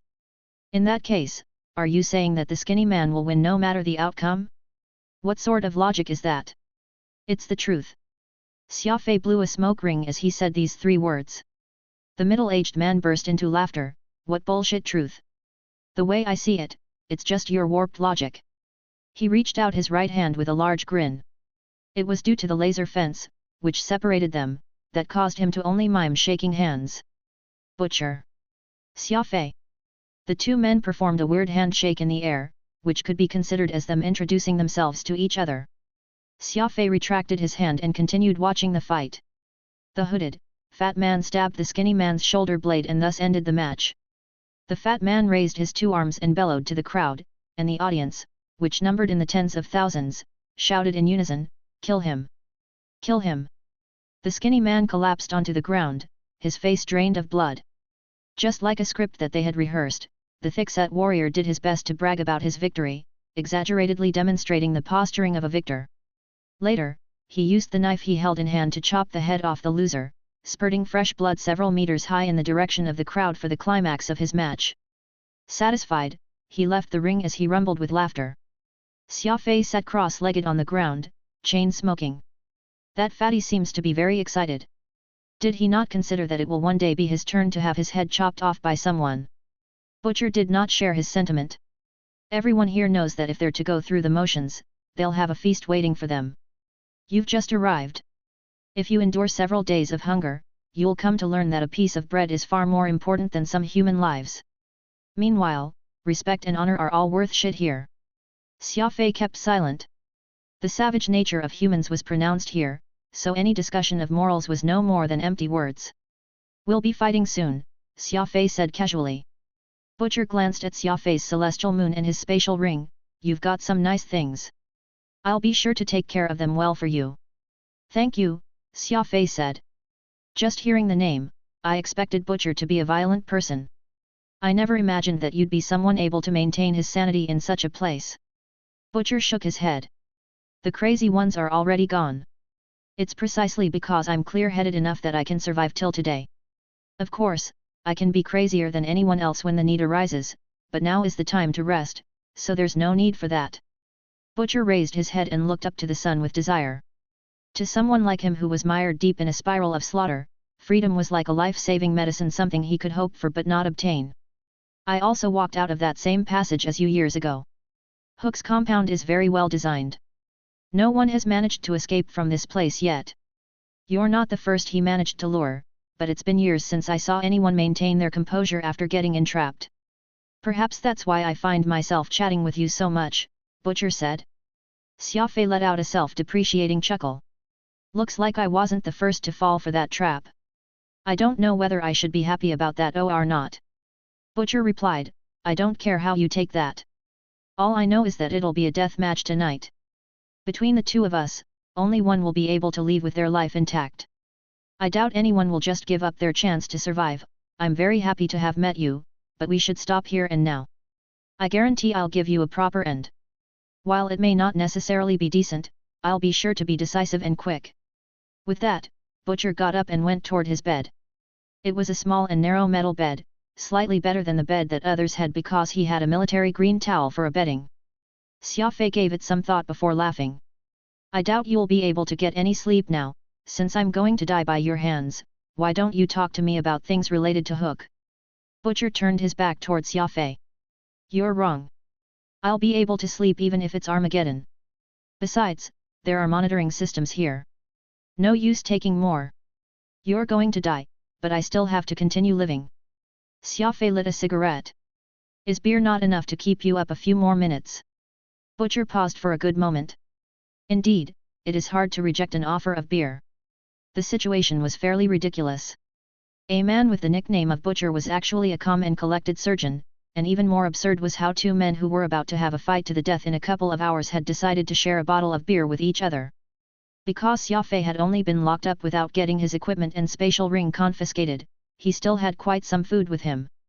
He cracked open a bottle of beer and then covered the opening with his hand. He shook it vigorously a few times before loosening a gap to send the golden liquid shooting out. Butcher, who was standing by the laser fence with his mouth open, greedily gulping what beer he could. Although most of it evaporated into mist due to the heat being emitted by the laser, a good portion still managed to reach Butcher's mouth. Using his sleeve to wipe his mouth a little, Butcher laughed heartily. Awesome! It's been years since I drank some beer. To think I would get a chance tonight. Have you got any more? Do another. Hook sat in his seat, taking in everything that Xia Fei and Butcher were doing with his eyes. Lord Hook, seems that Butcher and Xia Fei are getting along quite well. Should we keep them apart? It won't be good if this affects the quality of their fight, an underling chimed in. Hook smiled. What do you know? The better they get to know each other, the more thrilling it'll be when they fight each other later. I love this taste of people parting forever and never meeting again. It's unfortunate. If we have more time, we ought to let them have days to get to know each other, to the point that they're as close as brothers. Only then will we have them kill each other, that's far more enjoyable. Too bad the person on top is hurrying us, it would have been a really good show to watch. Hook's underling was speechless. It was quite cruel for anyone to enjoy watching brothers kill each other. Perhaps that cruelty was the reason Hook was the boss, while he would forever be a mere underling. Should we confiscate Xia Fei's weapon? Hook's underling asked. No need. Hook was unconcerned. Do you think he can break the laser defense array with it?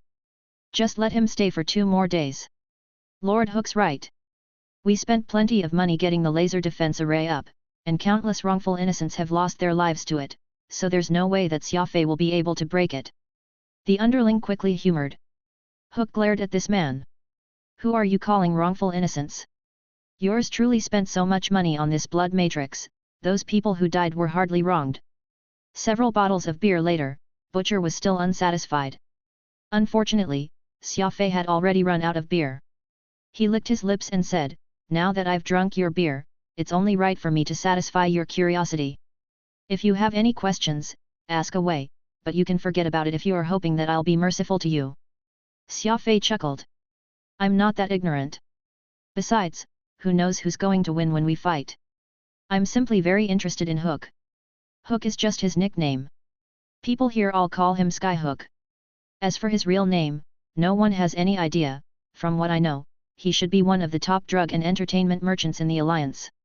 Everyone living on this planet works for him, helping him produce and process the drugs. Entertainment merchant? Xia Fei curiously asked. Why would a drug dealer also have the entertainment merchant hook up? This is really strange. Butcher pointed to the entire arena at large.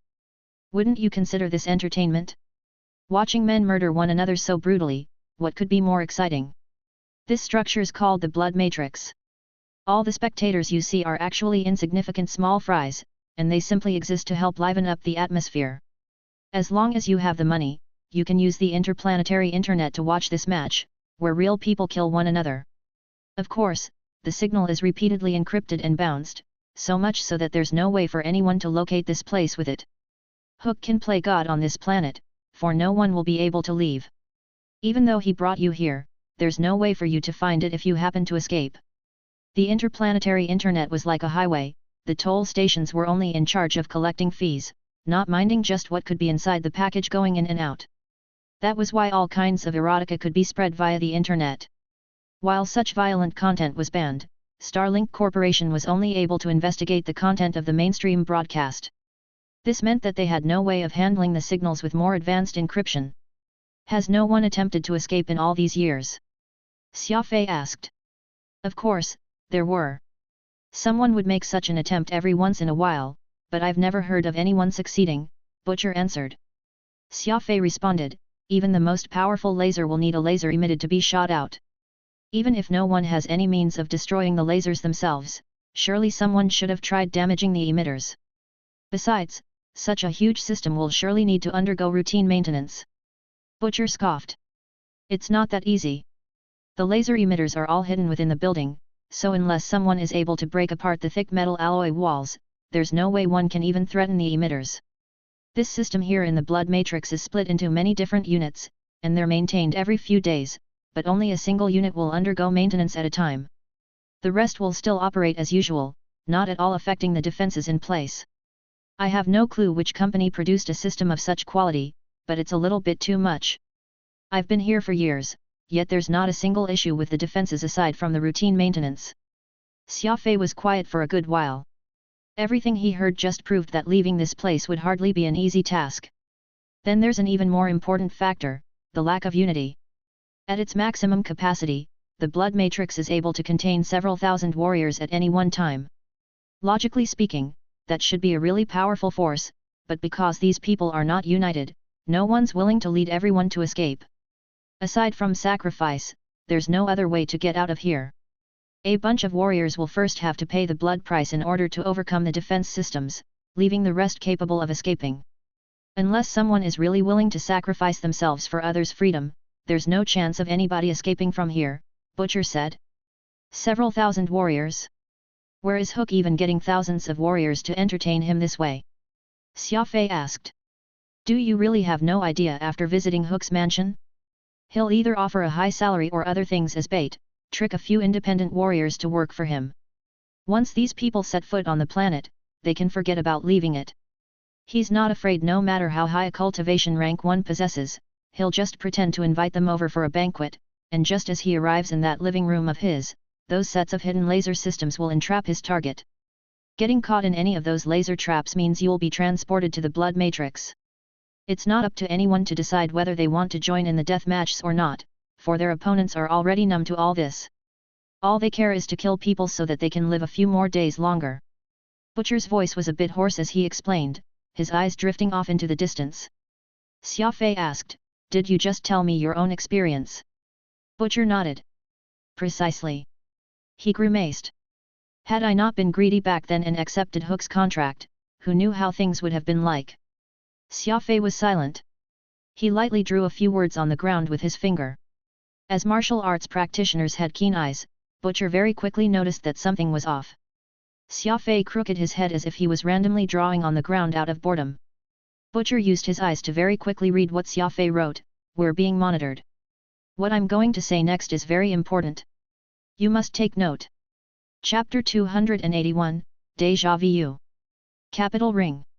Li Mo took a very enjoyable bath together with several beautiful women before heading into the living room to turn on the most advanced 745-inch 3D TV. The man with the pencil-parted mustache moved with grace, handing over a glass of champagne with a single ice cube in it to his young master. Li Mo was in an excellent mood today. He pulled the menu and opened an extra secure TV connection, smiling as he watched the introduction being aired. It was early morning, but in many places across the Alliance, a good number of people were waiting for a fresh and exciting bout to begin, which was none other than the final match in the Blood Matrix, featuring Xia Fei going up against Butcher. Any fan of the Blood Matrix would know Butcher's name. With a battle record of 273 wins and 0 losses, enough to be included in the not very long history of the Blood Matrix, the gladiator was very calm when fighting yet also exceptionally cruel when killing his opponent, satisfying plenty of people's lust for blood and gore. Today, the famous fighter Butcher was going to take on a fight with an opponent, who was also somewhat famous, a cadet in the Heaven Execution Training Camp of the Adjudicator Union, Xia Fei. He was also the holder of the double max point in this year's Golden Finger Cup, with many believing that Xia Fei could have very well emerged as the overall champion of the tournament had there not had been any unexpected accident. Unfortunately, this man, who had yet to be crowned the champion, fell into the claws of the Blood Matrix, so even the most optimistic viewer did not believe that he would be able to escape from the notorious Blood Matrix, for none had ever managed to do so before. Li Mo watched the introduction play out on his display screen, excitedly drinking his champagne in one gulp. Hook has done even more amazingly than I could have imagined this time, pitting Xia Fei against Butcher. I'll get to watch with my 2 eyes as he gets tortured to death, this is just too enjoyable, too awesome. The mustached man was pursing his lips. Young master, Xia Fei is ultimately still a member of the Adjudicator Union. If they learn that one of their own gets killed in such a manner, it will be as good as declaring war against them. Besides, doing it in such a semi-public stage, I'm afraid that Hook will be subjected to the relentless investigation of the Adjudicator Union after this. Li Mo handed his glass to the mustached man, a clear indication of wanting more wine, even as he said, completely unbothered, so what? Hook will be the one shouldering the blame if anything goes wrong. What has it got to do with us? Even if the Adjudicator Union wishes to pursue the matter, they'll only trouble Hook. We only spent a bit of money and got to witness such an exciting match. It's simply too cheap. It's like what father said, there's nothing one can't do with money. Xia Fei, oh Xia Fei, you made the mistake of being a pauper when you dared to go up against high society so openly, not even knowing that a little pinky of mine is enough to kill you. The mustached man nodded. Young master's right. I've managed to very cleanly accomplish this task you assigned to me, not leaving even a piece of evidence that can trace this back to us. Even if Hook manages to guess that we're the ones behind this delivery, he's got no proof. Besides, Him being bold enough to do a live broadcast of this match is proof that he's ready to burn bridges with the Adjudicator Union. Over by the Adjudicator Union's Department of Weapons and Equipment, Thuram was anxiously pacing back and forth in his office. His blonde secretary who never left his side was standing dejectedly in a corner, not even daring to breathe. The table's communicator was ringing, its purple indicator light indicating that it was a confidential communication coming from the Union's core department. The blonde secretary hurriedly walked over, wanting to take the call, but he did not expect for Thuram to actually be a step faster than him. He dashed over and pushed the button, his voice impatient. "How is it? Any news?" An old man, with a thorn bird tattoo on the left side of his face, appeared on the screen. His eyes were sharp like daggers, his stern face gaunt and his cheeks sunken. The old man shook his head. "We've been on the case of the blood matrix for many years, yet we've simply been unable to obtain any first-hand information. You can hurry us all you want, but our hands are simply tied." Thuram slapped the table with force, his two eyes lit up with rage. "Raksha, don't tell me your hands are tied. Xia Fei is related to that mad dog Qin Meng. Both of us will be in deep trouble if he learns about this situation. You're the goddamn department head for the Classified Investigation Department, who the hell would I turn toward if not you?" Thuram swore in his anxiety, disregarding the relationship he had with the old man over so many years. Raksha's face turned pale. He knew very well how deeply etched the name Qin Meng was in his heart. He sighed. "I think it's best if you come clean to him. I truly can't be of any help this time. The orange warrant has already been sent out several hours ago. My men have already done all they could. If you're still dissatisfied, why don't you seek Nicholas's executive department to see if they have any solution?" Thuram reached out and tugged open his uniform, instantly tearing it into two as he used excessive force in that simple action. With his thick chest hair exposed, he barked, "Do you think I would turn to you if Nicholas had any idea on what to do? Raise that warrant to the highest level. No matter what, you must get me that person back, alive." Raksha shook his head. "Sorry, the highest warrant will need the President and the Committee of Elders' unanimous approval. I don't have the power to do that." More angry expletives would not solve the problem. Turning off the screen, Thuram sighed as he sat down in his chair. "Connect me to Qin Meng." On the screen, Qin Meng appeared to be sunbathing on a sunny beach in Hawaii presently. He had rapidly gained back his body mass thanks to the good food and regained about 70 to 80% of his vigor from before. However, his skin was several tones darker than what he used to have and also much more energetic compared to before. "You called just at the right time. I was just thinking of talking to you. I don't intend to continue staying in the library on Hek, so I can return to the capital after some time." Qin Meng was sipping on a drink as he laughed. It was around the late evening back on Earth, and the yellow intermingling with the impending night sky made for an extra lovely backdrop.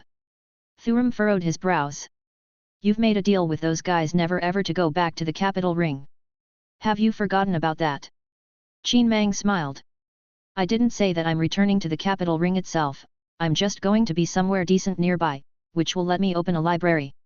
If I'm not mistaken, Xia Fei will soon be devoting the core of his development heavily to the capital, and after so many years, it is time for me to head back and take a look." Thuram was quiet for a good while, uncertain on just how he should broach the topic of Xia Fei. "What's wrong with you? Do you have something to tell me?" Thuram nodded. "Yes. Something happened to Xia Fei. Sunset Villa."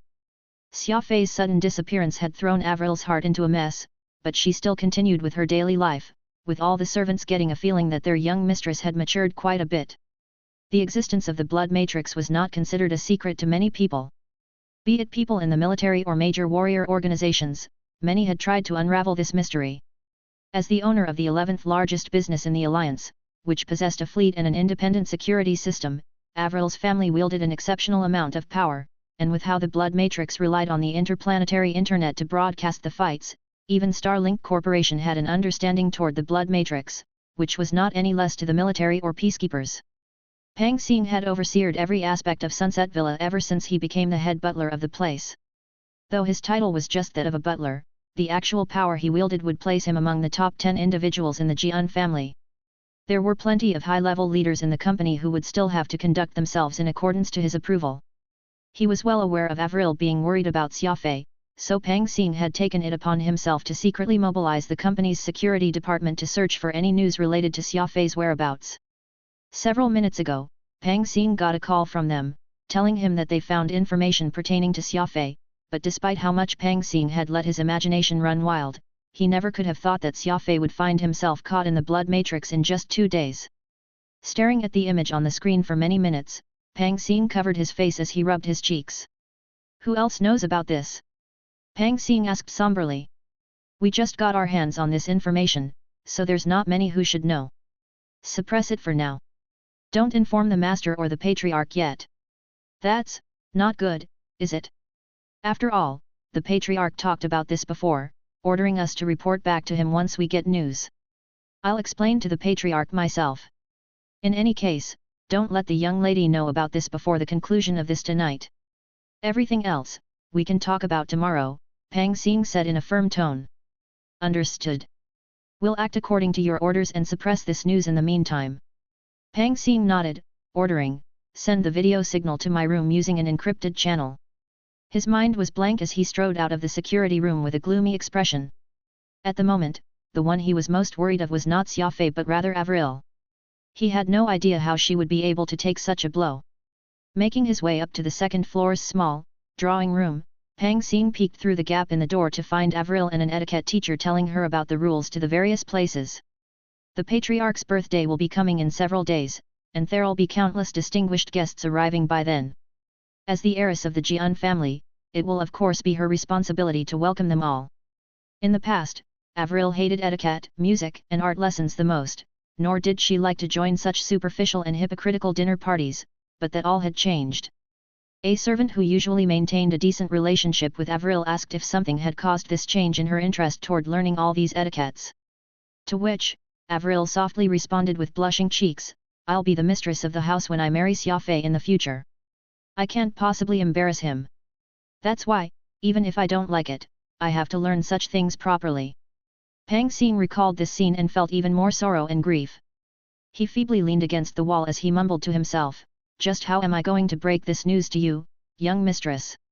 No matter how anxious everyone outside was, none of it would change the circumstance that Xia Fei was presently in.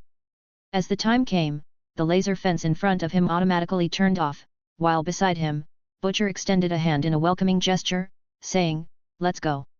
At the end of the day, we are still warriors, and we need to maintain the dignity we have no matter the situation.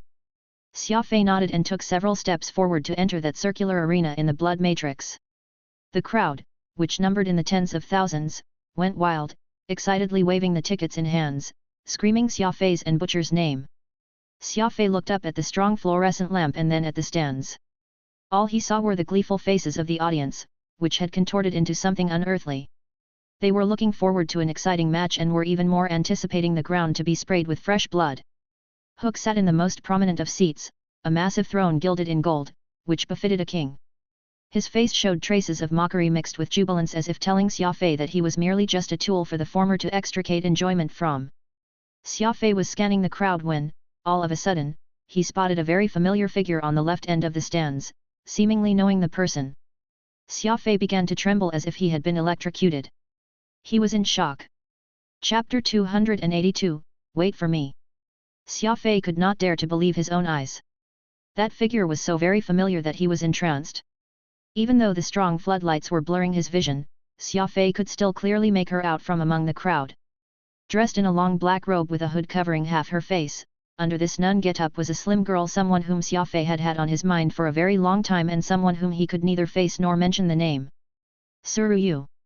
It was her. It was definitely her. Xia Fei's intuition told him that this girl was none other than Suruyu, the one who had occupied his thoughts daily and the very girl who had been missing for over 2 years, never once reappearing. Xia Fei was a calm person, and it was frightening how he could maintain his composure in even the toughest situation, but this moment brought him a bit of warmth in his eyes as he felt some liquid welling up in them. His body became stiff as the crazed yelling all around him suddenly disappeared. The thousands of rabid audience in the stands had disappeared, and even the air itself had disappeared. The only ones left in this world were just him and that girl who was struggling to carry a backpack which was much bigger than her frame. Xia Fei flashed a smile to that skinny figure, and that robed girl shivered unnaturally for a while. She lowered her head, tugging at her hood as she kept her eyes stuck to the ground, not daring to meet Xia Fei's gaze. Xia Fei was upset. He did not understand why Xiao Yu would want to hide. If possible, he wished that he could just charge past the laser fencing, get up to the stands, and give her a tight hug, even if it was just for a second. However, he did not do that, not because he did not want to but because he could not. Besides Xiao Yu were several others who were similarly dressed in black. From her stature and behavior, it was not hard to tell that they were also women.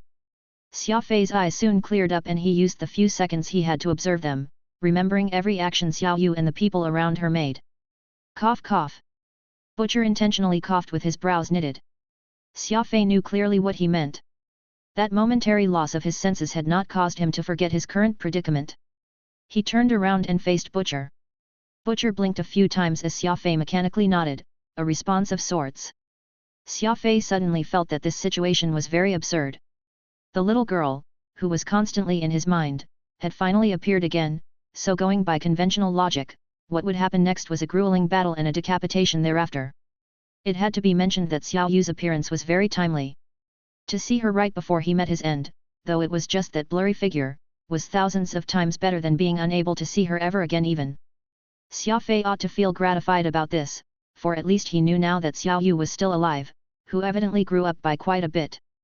Xia Fei turned around and looked up at Xiao Yu again. The girl was staring at him fixedly, her gaze was so fiery that Xia Fei could feel his heart palpitating despite his combat suit. This situation was awkward. Xia Fei had once imagined that his paths would cross with a pretty and grown-up Xiao Yu on some gloomy street, and never had he imagined that they would actually meet each other again in the hustle and bustle of the blood matrix. The longest distance in this universe was not calculated in light years, but being unable to recognize each other despite sharing the same space. Xia Fei knew that Xiao Yu was intentionally averting her gaze because she likely had her misgivings. With a light brush of his spatial ring, Xia Fei pulled out a metal plate with the Adjudicator Union's logo printed on it. He held this plate high up with his right hand, smiling at the crowd as he showed it to them all once before wearing it around his neck. The audience was puzzled. They had no idea what that metal plate in Xia Fei's hand was or what he was trying to express at this time. Was this him trying to show off, or was this a panic move right before death? The commentator for this fight magnified this plate and displayed it right there on the giant screen. Information indicated that it was a clearance token custom-made for the Adjudicator Union assessment. The clever commentator immediately used the interplanetary internet to check that Xia Fei had once been specially enrolled through the assessment, gaining admittance to the Heaven Execution Training Camp, as well as that extremely long match he once had against Chen Dong. The audience instantly understood this as Xia Fei bragging about his past, of how he made it through the Adjudicator assessment. That plate ought to have been returned after the assessment ended, yet Xia Fei had held on to it for some reason. He peeked through the corner of his eyes and saw that skinny, black-robed figure tremble again, much more violently this time, almost as if she could not control herself. Thankfully, the night winds were causing her robes to flutter about, so no one around her noticed this. Xia Fei finally had no doubts that this girl was definitely Xiao Yu, for this plate originally belonged to her. After the assessment ended, Xia Fei had gotten hold of two metal plates, one was for him and the other was meant to be Xiao Yu's, but she had mysteriously disappeared by then. Thus, Xia Fei had kept this token, which ought to have belonged to her, all this time. He kept it in the deepest corner of his spatial ring, all in the hopes that there would come a day when he could hand it to her by his hands. So he hasn't forgotten me after all this time. Two streaks of tears quietly flowed down the corner of this black-robed girl's face, which she hurriedly wiped off with her sleeves. An older woman beside her asked what happened, and she claimed that the sand being blown by the night winds got to her eye. Seated on his throne, Hook showed a very impatient look. Xia Fei's series of actions appeared to be completely meaningless in his eyes, so he called his underling to give the order for this death match to begin. Seeing someone shout Hook's command from the stands, Butcher got into his fighting stance and rumbled, "Let's begin. It's either gonna be you or me who walks away from here alive tonight." The people who would often watch the Blood Matrix were very familiar with this line. Every time Butcher uttered these words, it meant that he was about to go all out and attack. Thousands of people applauded, clamoring for Xia Fei's death. This seemed to be a one-sided match. Innumerable people were on Butcher's side, while very few were willing to take the risk of placing their bets on Xia Fei. After all, Xia Fei was a stranger to these people. Though they had introduced Xia Fei as a warrior who possessed the speed ability at a high cultivation, no one believed that the young man would be a match to Butcher. Besides, Xia Fei had only gotten famous because of his performance during the Golden Finger Cup, and the majority of them still saw him as a mere mechanist. "All right," Xia Fei growled. "Let's enjoy this fight tonight." Bloodthirsty screech flew out from his spatial ring and landed safely in Xia Fei's hands. "I must win and find Xiao Yu, so I can take her back to Earth." Xia Fei roared in his heart. Killing intent surged forth from Xia Fei's eyes as his aura skyrocketed at that moment. "Wait for me!" Xia Fei bellowed in a frenzy, his voice as loud as a clap of thunder that rang out all around him. A single figure swayed upon hearing this. She knew that these words were not meant for Butcher but herself, instead. Quietly, that skinny girl in a black robe nodded slightly, feeling her nose souring greatly. Chapter 283, Ulterior Motive. There were no wonderful opening remarks, nor were there any enchanting declaration. Xia Fei and Butcher's match started very normally, which caused the audience on the stands to rain out boos. In the past history of these spectators, warriors would always brag and make promises before they got to fighting, claiming that they would make a bench out of the enemy's head and so on. Though the match started without any preamble, Xia Fei's and Butcher's performance was still sufficiently exciting, and that very quickly led to everyone watching to spectate intently. Xia Fei's bloodthirsty screech clashed with Butcher's cold steel gree attacks, creating loud crashing sounds whenever the two men passed each other, their weapons in hands still reverberating through. Butcher never thought that the slim-built Xia Fei would actually possess so much strength to cause his wrist to feel sore as that over 300 catty heavy axe continued to give a low hum. "That's some strength you've got." "Again!" Butcher yelled at the top of his lungs even as he leaped over 3 meters high and swung his gree attacks overhead. The wind howled as that heavy axe came crashing down to Xia Fei from above. Xia Fei's foot shifted diagonally as his body shunted to the side. Exerting strength from his waist, not only did he evade the attack, he retaliated with his long sword in hand like a blade in a blender, slashing in an arc aimed at Butcher's legs. Moving astonishingly fast, there was no way anyone could clearly make out what Xia Fei was doing in that instant without the aid of HD slow-motion playback. Butcher abruptly retracted both his legs, nimbly doing a backflip evasion maneuver as that gree attacks adjusted and went swinging for Xia Fei again. It must be mentioned that Butcher was almost 2 meters tall, weighing no less than 300 catties himself. While it could still be understood just how quick Xia Fei was able to move, seeing someone of Butcher's size move as agilely as a hawk was proof of how strong his martial arts foundation was. This time, Xia Fei did not attempt to return the favor. Instead, he sternly swiveled his body outward, using his greater dynamic range of motion to turn himself into an oblique spring. With a forceful push of his legs, Xia Fei sent his whole body bounding outward. The gree attacks smashed into the thick metal flooring, creating a deep depression and causing plenty of glaring sparks to fly out as the metal met metal. "What strength! You're the best, Butcher!" The audience up in the stands were all cheering for Butcher. The man looked to be really giving it his all today. In all the hundreds of battles before, Butcher had never shown such great strength until today. To be able to create such a depression on the metal flooring was evidence that he was giving 200% of his effort in this match. The crowd went wild, cheering with glee. Hook was also very satisfied, assuming that the opponents Butcher had faced before were too weak to stir him so much unlike today.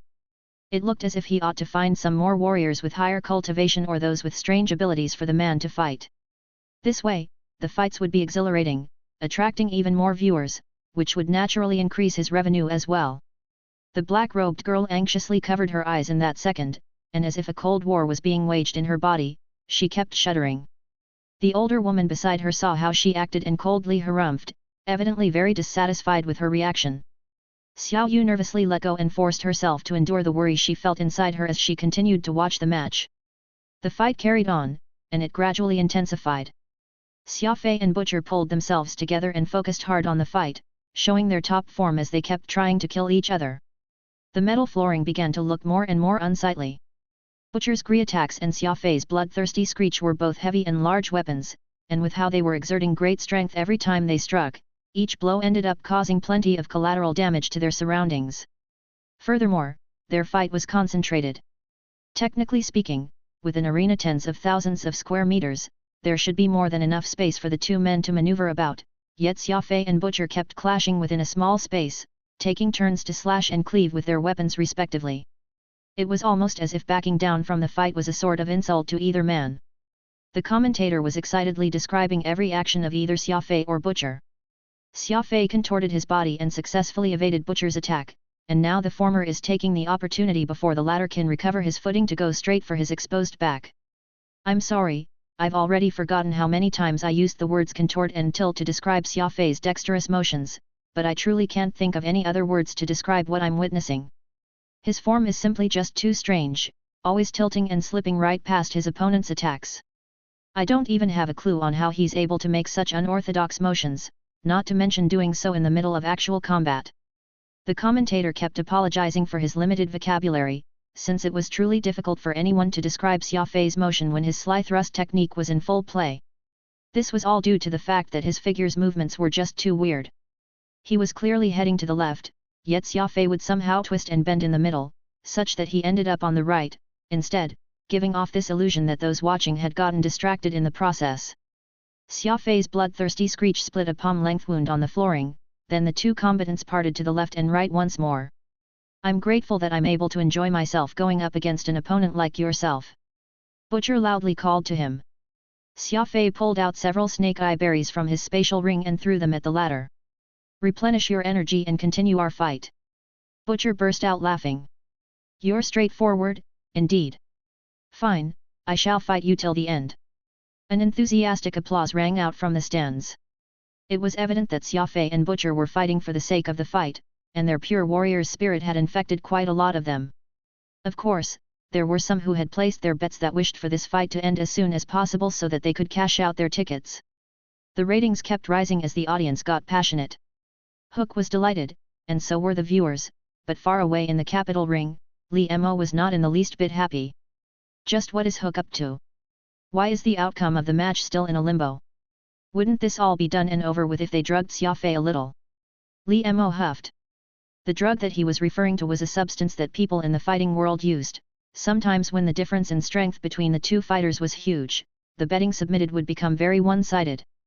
At that point, all that was needed was a bit of debilitating drug being added to the food of the warrior that the majority of bets was on to limit what the person could demonstrate during the match. Doing so would let the organizer easily collect all the bets in one fell swoop. The mustachioed man near him chuckled. Young master, this is actually a good thing. You can now see how hard Xia Fei is fighting for his life. Now, imagine that, despite trying so hard, he still fails to escape the shadow of death. The level of disappointment he feels then will surely be immense. Aren't you hoping to see something like that happen? Li Mo smirked as he nodded. Indeed, you've got a point. The more Xia Fei resists, the greater the despair he will feel at the end of this. Good, this is indeed an ingenious plan. I heard that you'd recently found yourself a woman. I'll be sure to give you a bungalow in Dongshan Valley to hold your harem. The mustachioed man was elated, smiling as he said, Thank you, young master. From today onward, I will most certainly pledge to serve you from the bottom of my heart, just like an obedient hunting hound. Pang Xing was hiding in his room. Starlink Corporation's technical department had obtained the signal and sent it to his computer, and he was watching the match go down as he kept tugging at his sparse beard. Several minutes ago, he went out to see that Avril had already started another lesson with her etiquette teacher after a shock break after dinner, and she had even set about preparing Xia Fei's suit. Xia Fei was not one for details, so Avril would usually personally help pick out the materials for his suit, even repeatedly instructing the tailor to be very careful with every part of it. Avril's taste was naturally impeccable, so she had chosen a style that was understated but elegant. Pang Xing felt as if his heart was being stabbed with a knife. Just how would he explain it to Avril if Xia Fei really failed to make it back? That was when his personal communicator rang, and he picked it up to answer. Head butler Pang Xing. I've already looked into the number you instructed me to check. Mr. Thuram agreed to speak with you, and we've already connected the call. Pang Xing hurriedly said, Send it through immediately. Pang Xing lowered the volume of the broadcast of the blood matrix and tidied himself up. When Xia Fei moved to take down the plumagers who had tried to kidnap Avril, he did so with Thuram's men. Given the emergency, Pang Xing sought the man, in hopes of getting some news from the latter. After all, Thuram was a high-ranking official in the Adjudicator Union, and the strength that organization possessed far outstripped Starlink Corporation's. There was no telling if the Adjudicator Union would face a similar impedance Starlink was having trouble overcoming. The screen popped up, and what he saw was not one but two old men on two separate windows.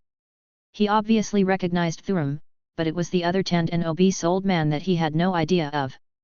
Thuram glanced at Pang Xing before saying to the other old man in the other window, "This is Pang Xing, a butler of Avril. Xia Fei seems to have a good relationship with him." This obese, old man was not an outsider but Qin Meng. The three did general introductions before Pang Xing anxiously asked, "Starlink Corporation already sent out their most capable men to search for Xia Fei, but we have yet to hear a word back.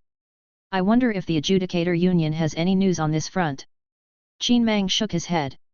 "No further developments yet. The Adjudicator Union isn't omnipotent either." Pang Xing was visibly disappointed, slapping his thigh heavily. Qin Meng asked, "Since you are a butler of Avril, I have to ask. Has Avril learned about this?" Pang Xing replied, "Not at all. Why would I dare tell the young mistress?" Qin Meng nodded. "That's good. This incident is a little unusual, best if we let it all play out before saying anything." Pang Xing was slightly taken aback, but he had no idea what Qin Meng meant by unusual. All he saw was Xia Fei desperately fighting against Butcher, and though there was no outcome to the fight nor had either of them been injured, every blow was struck with such strength that they further deformed the metal flooring. If any of these blows were to land, then there would surely be irreversible consequences. No matter how amazing Xia Fei's combat suit was, anyone would have a very hard time withstanding such a reckless assault. Just as Pang Xing was about to ask, it was the impatient Thuram who first blurted out. "Just what do you see, you old coot? Quick, spit it out. Stop being all secretive and the like." Qin Meng simply responded, "You two know Xia Fei. What is his strongest ability?" Thuram gave it some thought before answering, "It should be his ability to attack with both his speed and psychokinesis." Qin Meng laughed. "That's right. Have neither of you wondered why Xia Fei has only been using his speed and not his psychokinesis?" This, Thuram was momentarily rendered speechless. "That's indeed strange. Xia Fei appears to be putting his life on the line, yet he has yet to unleash his strongest ability. Could he have an ulterior motive?" Qin Meng chuckled. "Correct." His finger lightly pointed to an inconspicuous spot in the picture. "Take a look at this." Chapter 284, Pitched Battle and Departure. Puzzled, Pang Xing and Thuram looked at where Qin Meng was pointing. All they saw was the several dozen meters thick metal flooring, which had been deformed by Xia Fei and Butcher's fierce fight. There were potholes all over, and only the extraordinary stretch of the metal alloy was preventing it from being split. "That's the result of Xia Fei's fight. What's so strange about that?" Thuram asked. Qin Meng smiled.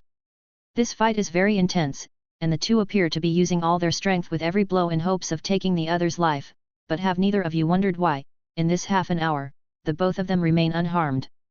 Pang Xing answered seriously, "That's because Xia Fei is a speed ability user, granting him such a high agility, which enables him to just barely evade the enemy's attacks many times and renders this battle situation not that perilous. Though Butcher is big and tall, he's equally agile. There's hardly a distinction between the two, making it hard for either to come out on top." Qin Meng shook his head meaningfully. "You two are merely commenting on what you see superficially. Butcher's special ability is the fire skill, lava glass, while Xia Fei still has to use his second ability, psychokinesis, beyond his speed. Why have neither pulled out his strongest ultimate move in this 30 minutes of fighting?" Thuram answered, "Both combatants are very strong, so perhaps the two are keeping it in their back pockets. Martial arts practitioners pay attention to the element of surprise. They may be unable to achieve the greatest result if they begin with their strongest move right from the get-go. Perhaps either is waiting to familiarize himself with the other's attack styles so that he can take advantage of the situation to launch a powerful onslaught when his opponent is least expecting it, thereby increasing their chances of victory." Pang Xing was also nodding his head repeatedly in agreement. Though he was much lower in terms of rank compared to these two big shots of the Adjudicator Union, he could still understand simple battle logics like this. Qin Meng shook his head once more. "You're not wrong. It's best not to easily show one's strongest move when taking on someone evenly matched. This is also a very reasonable fighting strategy, but have neither of you realized that both Xia Fei and Butcher are currently circling around a certain area as they continue fighting? In this arena that has hundreds of square meters for them to maneuver about to their heart's content, it seems that they're only occupying that one spot, and every trade of blows has to be done there." Thuram then said, "That's not hard to explain, too. In combat, it's not just combat techniques that matter, demeanor matters as well. The two men don't wish to back down at all, so this aggression they have is a demonstration of their uncompromising spirit." Qin Mang was apparently very satisfied. He rubbed his chin craftily, looking like a very cunning person. That smirk on his face perplexed Thurum. When he steeled himself to tell Qin Mang about what happened to Xia Fei, Qin Mang pointed at his nose and gave him a good earful. It was only because Thurum knew about his sect brother Qin Mang's temperament that he endured it. Anyone else, and Thurum would have fallen out with him no matter how much of a good mood he was in. However, after watching the match for 30 minutes, Qin Mang's personality did a complete 180. His face relaxed even as he glowed with an inexplicable sense of pride as if he had discovered treasure. Qin Mang's eyes glowed as he said excitedly, "Xia Fei has done well so far, so perhaps what the two of you have said is exactly what he wishes everyone to think." Thurum and Pang Xing shared a look of doubt. Qin Mang's statement confused the two men greatly, unable to make sense of it. "Let's just continue watching. I hope that Xia Fei won't disappoint me." "Of course, he's still going to need that bit of luck," Qin Mang said. The fight was as intense as ever. Xia Fei and Butcher seemed to be going all out in this fight, still being heavy-handed with their attacks, each and every blow thrown out showing that neither intended to give up until they took the other's life. Their weapons clashed once more, neither letting the other off. They were like bulls locking horns, completely relying on their strength to contend with each other. The two came face to face. Figurative sparks flew when their eyes met. "How is it?" Butcher furtively asked. The cheers and cries from all around them drowned out any noise, which served as a cover for the two to converse quietly with each other. "I haven't found it yet. I'll need a bit more time," Xia Fei said in a low voice. 5 minutes. If you can't do it in the next 5 minutes, the deal is off and I'll go for the killing blow." Xia Fei smiled. "Okay." With that, Xia Fei spat right at Butcher's face. They were nose to nose with each other, and Butcher was unable to evade that shot of spit from Xia Fei. It blurred one of his eyes, causing him to rapidly back away several steps and use his sleeve to wipe the spit off. "You rascal! I'll end you today!" Butcher bellowed with a show of rage. Actually, he was saying something else in his mind. "This has been quite a good show, I almost got fooled myself." Xia Fei stood on that fresh dent on the metal flooring, pointing toward Butcher with one finger. "Come and take my life if you've got the guts. I'm going to smash you." Butcher raised his gri attacks high in the air. Under the harsh light, anyone could clearly make out that the edges of the axe had already been sharpened to the point it was more like a pickaxe due to the Butcher's over-aggressiveness. Butcher used all his strength and cleaved down madly with it. Xia Fei hurriedly dodged to the side. Because this one blow from Butcher was so forceful, Xia Fei barely managed to evade the edge of that gri attacks.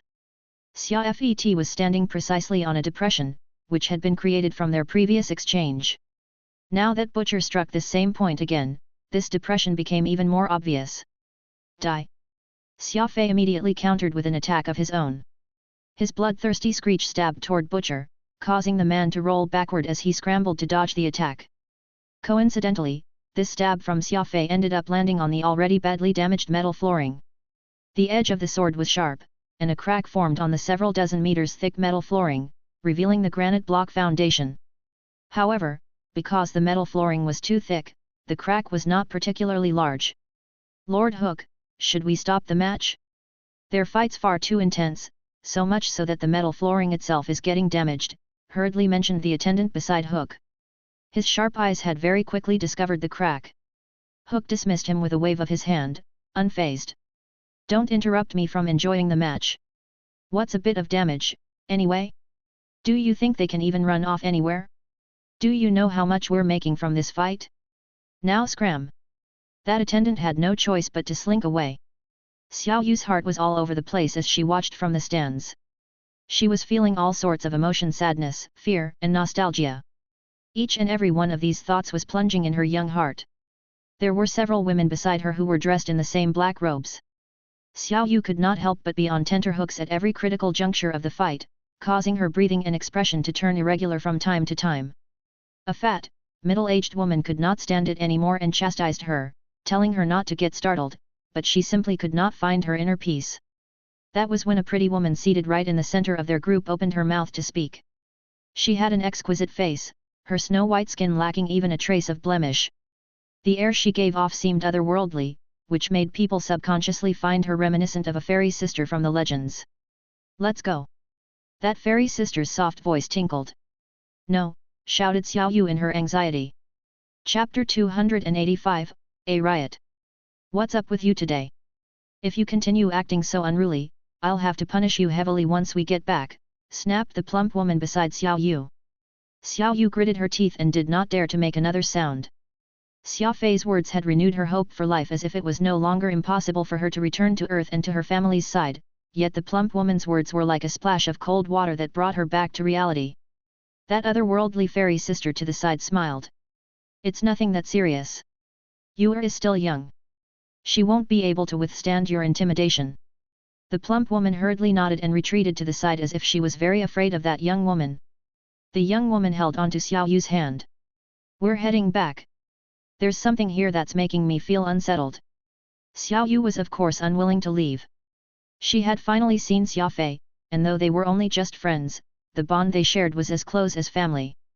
After all, the two had been through thick and thin together during the assessment, and she never did forget how protective and concerned Xia Fei was toward her, which she could not help being reminded of her days living back on Earth.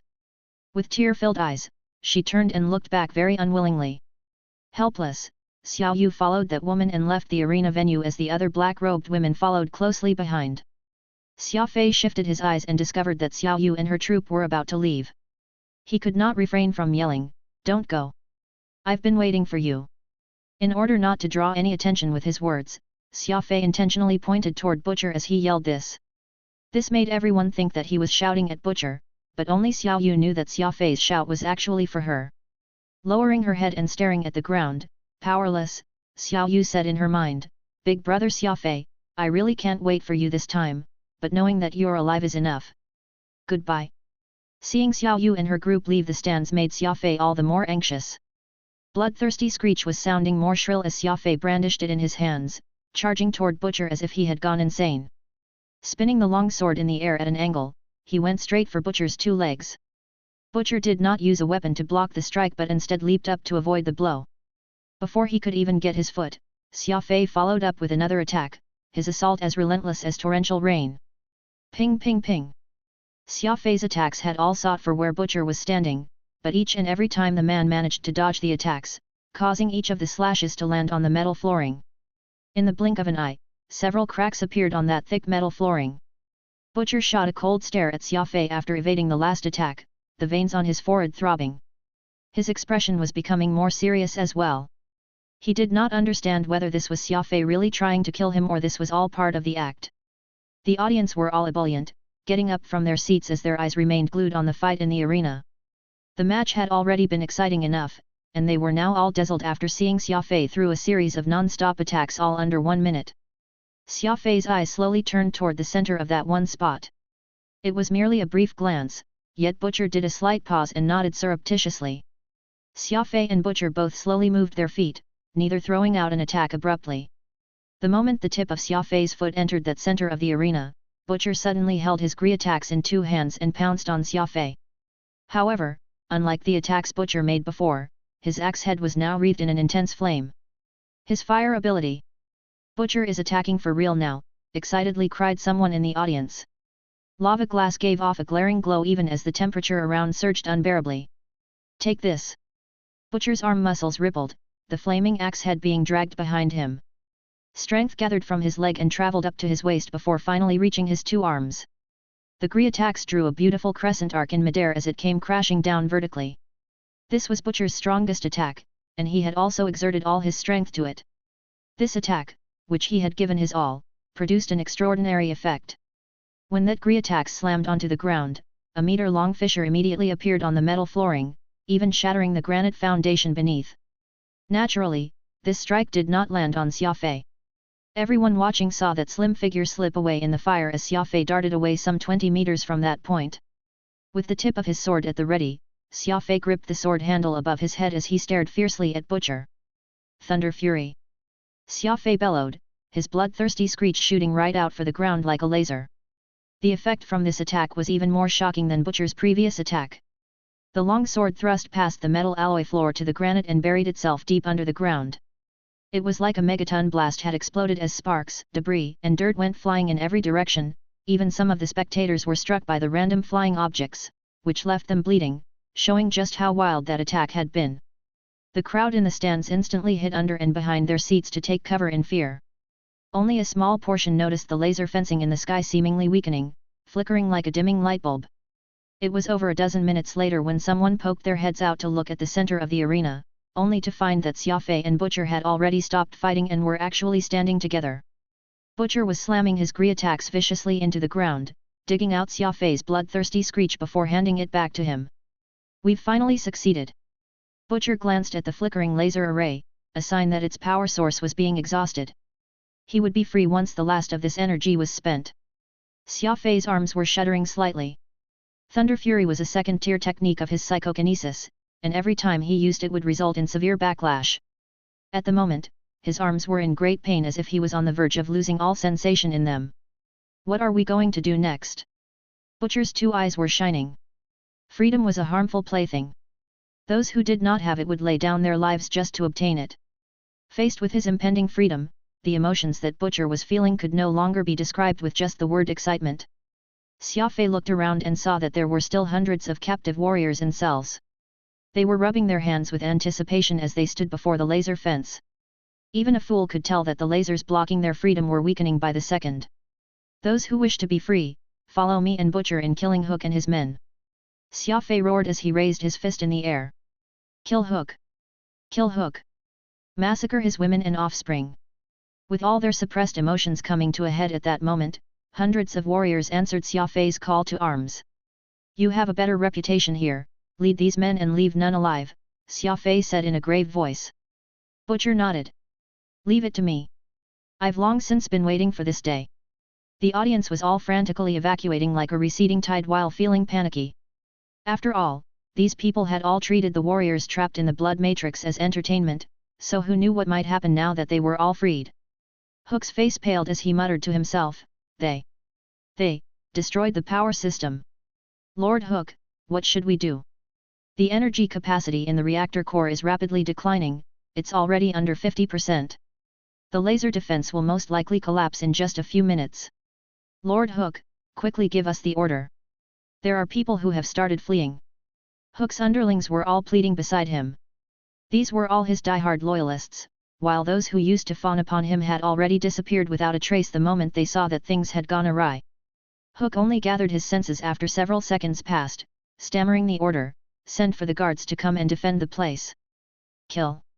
Kill the deserters!" After giving that command, Hook stood up and took the secret passageway leading back to his compound. His forehead was drenched in a cold sweat. Hook knew what the consequences would be given how he had usually treated these warriors as sacrificial lambs for his enjoyment. He was afraid that these men would not give up until they made sure that he was dead. Xia Fei kept his bloodthirsty screech into his spatial ring and looked out into the distance. He wanted Hook dead, but it was even more important for him to find Xiao Yu, for that had been his wish all these years. The laser array did not disappear for the longest time, and Xia Fei's mind was in a state of chaos. Every second that passed felt like an eternity. Several minutes later, that bright red laser finally ran out of energy and dissipated. Xia Fei did not even hesitate as he went dashing out immediately, leaping to the stands some 20 meters above. "Xia Fei!" A man wearing a green cloak came running toward him from the side. Xia Fei hurriedly ducked to the side vigilantly as he laid out a defensive formation with his celestial moon. It was only upon a closer inspection that he realized this newcomer was Chen Dong. Xia Fei burst out laughing. "Why are you here, you maniac? That's a long story. I was actually quite worried about you earlier." Chen Dong chuckled, sighing in relief now that he was sure that Xia Fei had truly gotten himself out of that sticky predicament. "I still have very important things to do, follow me," Xia Fei said. "All right." Chen Dong nodded as he followed Xia Fei to rush out of the blood matrix as fast as they could. The streets were empty, most likely because the people had all fled home after knowing that the blood matrix was minutes away from descending into pandemonium. "Do you know where the spaceport is?" Xia Fei asked urgently. "Yeah, there's one to the south and the north of this city," Chen Dong answered. "Okay, I'll go south while you go north. Stop every ship that is taking off, don't let even a single one depart." Xia Fei cried. "Why?" Chen Dong was puzzled. "Don't ask why. I'm looking for a girl. In any case, just do as I instructed. Immediately send out your ice dragon into the air if you discover anything. I'll rush over the moment I see it," Xia Fei said. Without waiting for Chen Dong's response, Xia Fei sprinted off, leaving just one final statement, remember, her name is Suru Yu. Crash. The latest high-definition video system had been smashed into smithereens by Li Mo. The wine glass in hand had also been angrily tossed to the ground, the golden liquid within spilling, its fragrance spreading in the air. The mustachioed man did not dare to say a word even as Li Mo thrashed everything in the room. Just what is Hook doing? To have actually allowed Xia Fei to escape like that, what a bunch of garbage. Imbeciles. Li Mo yelled furiously, the good mood he had going moments ago now turning into rage. Find men to get Hook killed, I don't ever want to see his face again. The mustachioed man said softly, young master, I doubt Hook will be able to live even if we don't make a move. After all, a good majority of the warriors in the blood matrix have been backstabbed by him. Now that they have attained freedom, they will surely be looking to settle their score with him. Li Mo glowered at him. You also guaranteed that Xia Fei would be dead, but look what happened. The mustachioed man lowered his head, not daring to say a word. Xia Fei. Li Mo angrily flipped a table, pointing up to the sky as he cursed, you'd better watch yourself, this isn't over yet. Chapter 286, Disappointment. Chen Dong finally found Xia Fei on a hill south of the city. He was sitting on a huge rock and smoking with his back toward the fumes rising from the city. The city is in a complete mess. Butcher is leading his men to fight Hook's men in an intense battle. There are casualties on both sides, but Hook's men are slowly losing their ground. I'm afraid that they won't be able to last until the next morning, Chen Dong said. Xia Fei nodded indifferently. There aren't many good people in this city. Those warriors need a way to vent their frustrations after holding back for so long. No one can stop them now. Chen Dong sat beside Xia Fei and stared at the night sky with him. The sky was surprisingly clear and densely filled with glowing stars. You sound like you don't really care about Hook?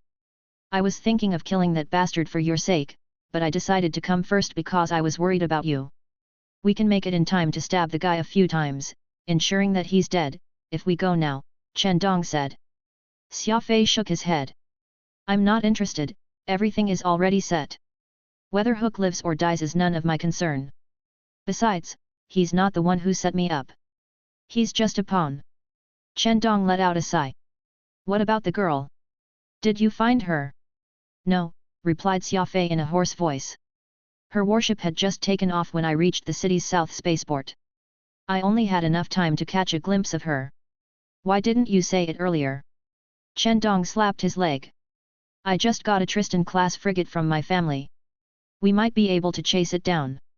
It's no use, their warships have the cloaking system. They turned invisible immediately after taking off, Xia Fei said. Chen Dong nodded. It was indeed difficult to track down a warship with the cloaking system. The only way was to use an electromagnetic shockwave with a huge coverage to force the warship into showing itself. Otherwise, they could only watch the warship get away. Chen Dong's warship did not have an EMP shell. Besides, it was already too late now. After all, the radius of an electromagnetic shockwave was limited. The cloaking system is very expensive. Only the major organizations or sovereign territories in the alliance can afford it. Your friend doesn't sound simple at all, Chen Dong said. Xia Fei shook his head. No, she's actually very simple. Chen Dong did not ask any more questions. He did not like meddling in other people's business, most likely because of Xia Fei's influence. Madman, how did you end up here again? Xia Fei asked. Hey! Chen Dong frowned. Wasn't it your fault? I didn't know what I'm supposed to do after hearing your teaching and just kept agreeing with everything people asked from me, so I've been busy running errands. Xia Fei smiled. Isn't that great? Otherwise, you wouldn't have stumbled onto me here on this planet. Chen Dong fell silent. He could not help but agree with Xia Fei. He would not bump into Xia Fei coincidentally if he did not end up here. Xia Fei was no longer in danger now even though Chen Dong was still worrying about him just a moment ago. Speaking of which, how did you manage to escape from that death trap? I couldn't figure it out no matter how hard I looked at it. Those pulse lasers were so deadly that even my ice armor wouldn't stand a chance. It's a huge relief that you are safe now. I was worried about you, Chen Dong said. Xia Fei said, those are concentrated pulse lasers. Their energy is higher than normal pulse lasers. Normal people will have trouble escaping them, but such pulse lasers have a weakness, too. Since their energy is so high, they have to rely on compound energy reactors as their energy source. Those compound energy reactors consist of a primary reactor and several tiny reactors, so they occupy a huge space. I've been observing the town carefully since the moment I arrived. None of the buildings here has enough space for those reactors, so I deduced that the reactors are located underground, and it's very likely that they're right under the blood matrix.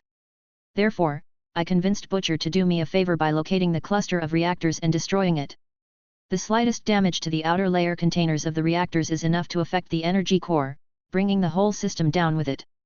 Chen Dong gasped. He was a brilliant warrior with all the important traits and skills, but he knew nothing about technology and warships. Xia Fei's explanation was like an alien language to him. Does it mean that Butcher and you were already planning to destroy the reactors? You two left all that mess on the surface on purpose? Asked Chen Dong with a confused look. I couldn't even tell, I thought that you two were seriously fighting each other. Xia Fei smiled. That's exactly what we were trying to achieve. We were actually locating the reactors and destroying them. Chen Dong thought for a moment and said, if you already knew the reactors are at the center of the place, why didn't you destroy them right away? Why did you bother wasting your time on destroying the whole place? Xia Fei explained, there's a little nuclear energy detector on my armor, but the titanium floor was screening the nuclear energy from the reactors, so I had to keep digging holes to observe the change in the radiation level, and the spot with the highest level then was where the reactors were. In addition to Xia Fei's bloodthirsty ice god, almost every armor had a radiation detector to determine if there was any danger in the surroundings. Hook made a big mistake when he did not take away Xia Fei's armor. He was overly confident in his pulse lasers, which led to this outcome. The formation of pulse lasers was only protecting the surface, but the underground was still vulnerable to powerful attacks. Every system had its strengths and weaknesses. No system was perfect. Titan was the closest to being perfect among the warships he had seen, yet it was not perfect still. On top of Hook's mistake of underestimating his enemy, Xia Fei's domain knowledge played an important role, too.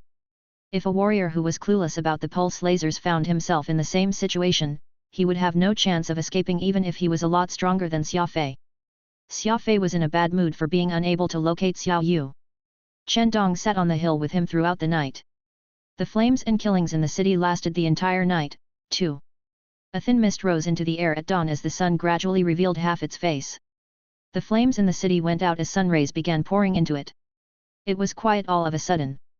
Xia Fei rose to his feet and said to Chen Dong, it's almost time. Let's head back to the city to look around. They went down the mountain and followed the muddy road into the city. They saw a few warriors who were previously trapped in the blood matrix. They were fully covered in blood, but their hands were carrying prizes of war. Xia Fei had obviously done a great deal for them. If it had not been for him, these people would eventually turn into wandering spirits. The warriors smiled at Xia Fei. Some gave him a hug and expressed their gratitude. They even shoved some of the loot into his pockets. After several stops along the way, Xia Fei and Chen Dong finally arrived at the place where Hook used to reside. A few hundred dead bodies were hanging on the trees in the front yard. Their bodies were full of holes like beehives. The grudge that the warriors were holding against Hook's men was beyond anyone's imagination, but it was quite expected since most warriors were savage in nature. Xia Fei, I've been waiting for you. Butcher was now the leader of the warriors. He was waiting at the entrance with a large group of people. Where were you last night? Butcher asked. Xia Fei smiled but did not answer the question. Either way, I'm glad you're here. Come with me, I've prepared a huge gift for you. Butcher dragged Xia Fei into the place excitedly. Chapter 287, Eden. Hook no longer had his lofty bearing now that he was all tied up in the middle of a hall, with even a few needles stuck to his nose courtesy of someone who had wanted to humiliate him in this way, which were so tightly packed they were blocking his airways and forcing him to breathe through the mouth. While his nose was large, his mouth was small, so he was currently panting laboriously like a dying man, for the air he was getting through the mouth could seemingly not supply his body with enough oxygen. The battle was one-sided. Hook's men easily outnumbered the once imprisoned warriors in the blood matrix. Hook's men were well equipped and well trained, whereas many of these warriors from the blood matrix were injured, with most having scrawny physiques and gaunt faces from long-term suffering and imbalanced diet, which had led to severe malnutrition. However, these just freed warriors had managed to take out Hook's elite force in such an unfair battle, and the key to this was their mentality. The mentality of fighting to earn money was completely different from the mentality of fighting to regain freedom. When death was around the corner, no one was willing to risk their lives for a monthly wage. The majority of Hook's men had, thus, surrendered without even putting up a fight. Xia Fei pointed at the badly battered Hook and asked, "Don't tell me that you are planning to give him to me? I'm not interested in him at all, but he's tortured you all for so long, so I think it's better for him to be left in your hands." Butcher smiled. "I shall gladly take him if you say so. Brothers, take him out there and deal with him as you please." Butcher already sounded like a leader among these warriors. "I've long waited for this day. You asshole, it's payback time for all the sufferings you've given us." The group carried Hook out of the hall and threw him onto the ground in an uproar. A bloody feast soon took place. The warriors needed to vent out their anger and hatred, and Hook was the perfect target for them. Only Xia Fei, Chen Dong, and Butcher were left in the hall. Xia Fei said, "If there's nothing else, I'd like to head back." "Butcher, you should contact your family as soon as possible, too. It's been so many years. Your family must be worried about you." Butcher nodded. "Of course, I'm going back, but it can wait. Come with me first." The three went to the backyard. Hook's mansion was nothing but big. Xia Fei was surprised to find a hill in the backyard. It was not just a rockery for decoration purposes but an actual hill with flowers, plants, and a flowing stream. A clear spring was flowing down the hill, forming a little waterfall, which was less than half a meter wide. There was a pond of clear water at the bottom of the hill, too.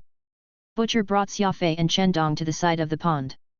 He pointed at the water and said, "Under here is where Butcher keeps his wealth. Most have already been taken, but we still found some nice things. We only managed to escape because of your plan, so everyone agreed to repay your kindness. Please don't complain that it's not enough for you." Xia Fei smiled. "There's no way I'm going to turn down money and valuables. Should we go down and take a look? The most up-to-date novels are published on Fruitnoelo." The three took a deep breath and jumped into the water. The pond was around 37 meters deep. There was a secret door on the wall which was big enough for only a person to pass through at a time. A faint light was coming from it. They swam through the door and found themselves in a small artificial pond. Xia Fei reached the surface and observed his surroundings.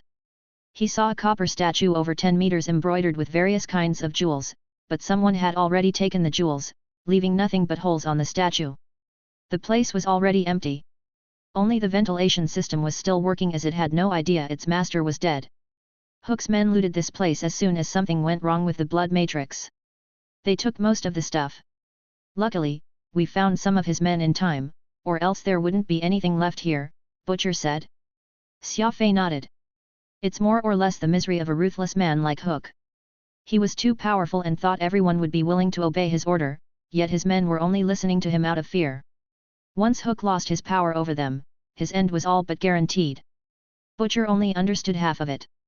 He patted Xia Fei on the shoulder and said, "Here, let me show you what the others agreed to give you." Butcher jumped onto the statue's shoulder and took out a red wooden box from its head before jumping back down. It turned out that the statue's head was hollow and was hiding something inside it. "It's something we found coincidentally. We believe that it's very valuable, considering the effort put in hiding it," Butcher said. Xia Fei put the box away and nodded, "Thank you. Chen Dong and I will be going back." "What are you planning to do?" Butcher replied, "Many among us need some rest. After all, most of us are injured after having been trapped in the blood matrix for so long. Besides, we are trying to contact the Admiralty's headquarters to get rid of this drug-producing base. We don't want more people falling victim to the bliss powder." Xia Fei thought for a second before taking out his notepad and writing his email address on it. He tore the page off and gave it to Butcher. "Here's my contact, I own a company in my hometown. It's not too big, but feel free to contact me if you need any help." Butcher put the paper away and nodded. "Xia Fei, until next time." Xia Fei smiled. "You haven't told me your real name yet." Butcher laughed. "Name is just an identification. You can just call me Butcher like everyone else." "Very well." Xia Fei smiled. "We'll meet again." Chen Dong's Tristan-class frigate flew into space. He left the control room after putting the warship on autopilot and saw Xia Fei brewing tea in the pantry. "It's done. The destination is the capital ring." Hook space is hidden in a unique space. It's impossible to search for it without the specific coordinates. Luckily, I've memorized them. We can leave the area in just 2 warps and will be able to connect to the interplanetary internet by then, Chen Dong said. Xia Fei poured Chen Dong a cup of tea. Get some rest. What are you planning to do when you arrive at the capital ring? Chen Dong said with a grim expression and sighed, there are so many things to do. Do you remember me promising Moonsong to look for those strange things? Xia Fei nodded. I do, but Moonsong is at the capital, too. What is she doing there? Chen Dong asked curiously. Xia Fei replied, apparently, her family is preparing for her marriage with Bai Ye. It's against her wishes obviously, but she can't just turn her family's request down, so she's in a pinch. Bai Ye from the training camp. Yet. Chen Dong shrugged. I already knew that something was up between those two. The way Bai Ye looked at Moonsong has never been normal. I heard the Bai family and planet conglomerate are pretty close. I bet Moonsong isn't afraid of the Bai family but the Li family, instead. Xia Fei said, exactly. The Li family is worse than I thought. Perhaps it's a common issue with the upper class. They think they own everything just because they're wealthy. Chen Dong frowned. What happened? Did they do something to you? No, Xia Fei did not want to involve Chen Dong in his trouble, so he said, instead, I heard it from Moonsong. Chen Dong did not think too much of it. It was unlikely that Xia Fei would have any dealings with the families at the top of the food chain. You did great in the Golden Finger Cup. Maybe I should rest for a while in the capital ring, too. I'll be on my way again after the tournament. I feel exhausted from going between places lately, Chen Dong said. An unyielding man like Chen Dong rarely whined about hardships, but humans were not machines after all. They would feel tired eventually. If Chen Dong said that he was tired, it meant that he was seriously overwhelmed by fatigue. Chen Dong said after a brief silence, I can now relate to you after I've visited many places alone. The truth is, you don't have to carry all the burden yourself. Moonsong is right, her illusion, my ice, and your speed are one of the best combinations. Just say it if you need my help, after all, I've already decided to go around places. I'm not planning to settle down anytime soon. Xia Fei smiled. Sure. He chatted with Chen Dong for a little longer and went back to his room. He was preparing to contact the others. It was already part of the standard procedure. Every time he was back, he would report to Avril first before asking about the company and Qin Meng. There was some time left until the next warp, and right now, the interplanetary internet was still out of range, so Xia Fei decided to check the little box Butcher had given him. There was an old-school combination lock on the box. Xia Fei simply broke the lock since he could not be bothered cracking it. A thick smoke suddenly burst out of the box. It took Xia Fei by surprise. He quickly left the room and activated the ventilation system on the wall to draw the air within the room and cast it into space. What happened? Chen Dong came right away after the alarm went off. Xia Fei said, the box that Butcher gave me contains poisonous gas. Luckily, I was quick enough to leave the room in time, or else I would be poisoned by now. Chen Dong frowned. Did Butcher do it on purpose? Did he give you the box because he knew it's filled with poisonous gas? Xia Fei smiled. You are being overly suspicious. He gave me the box without taking a close look at it. There's no way for him to know that the box is booby-trapped. Besides, he wouldn't even cooperate with me if he had any ulterior motives. He would have set me up when he had had the chance. Why would he wait until now? Chen Dong found Xia Fei's analysis reasonable, so he did not ask any further. The two went back to the control room to monitor the condition of Xia Fei's room through the surveillance system. The warship belonged to Chen Dong's family, so the decorations were more opulent than a commoner's spaceship.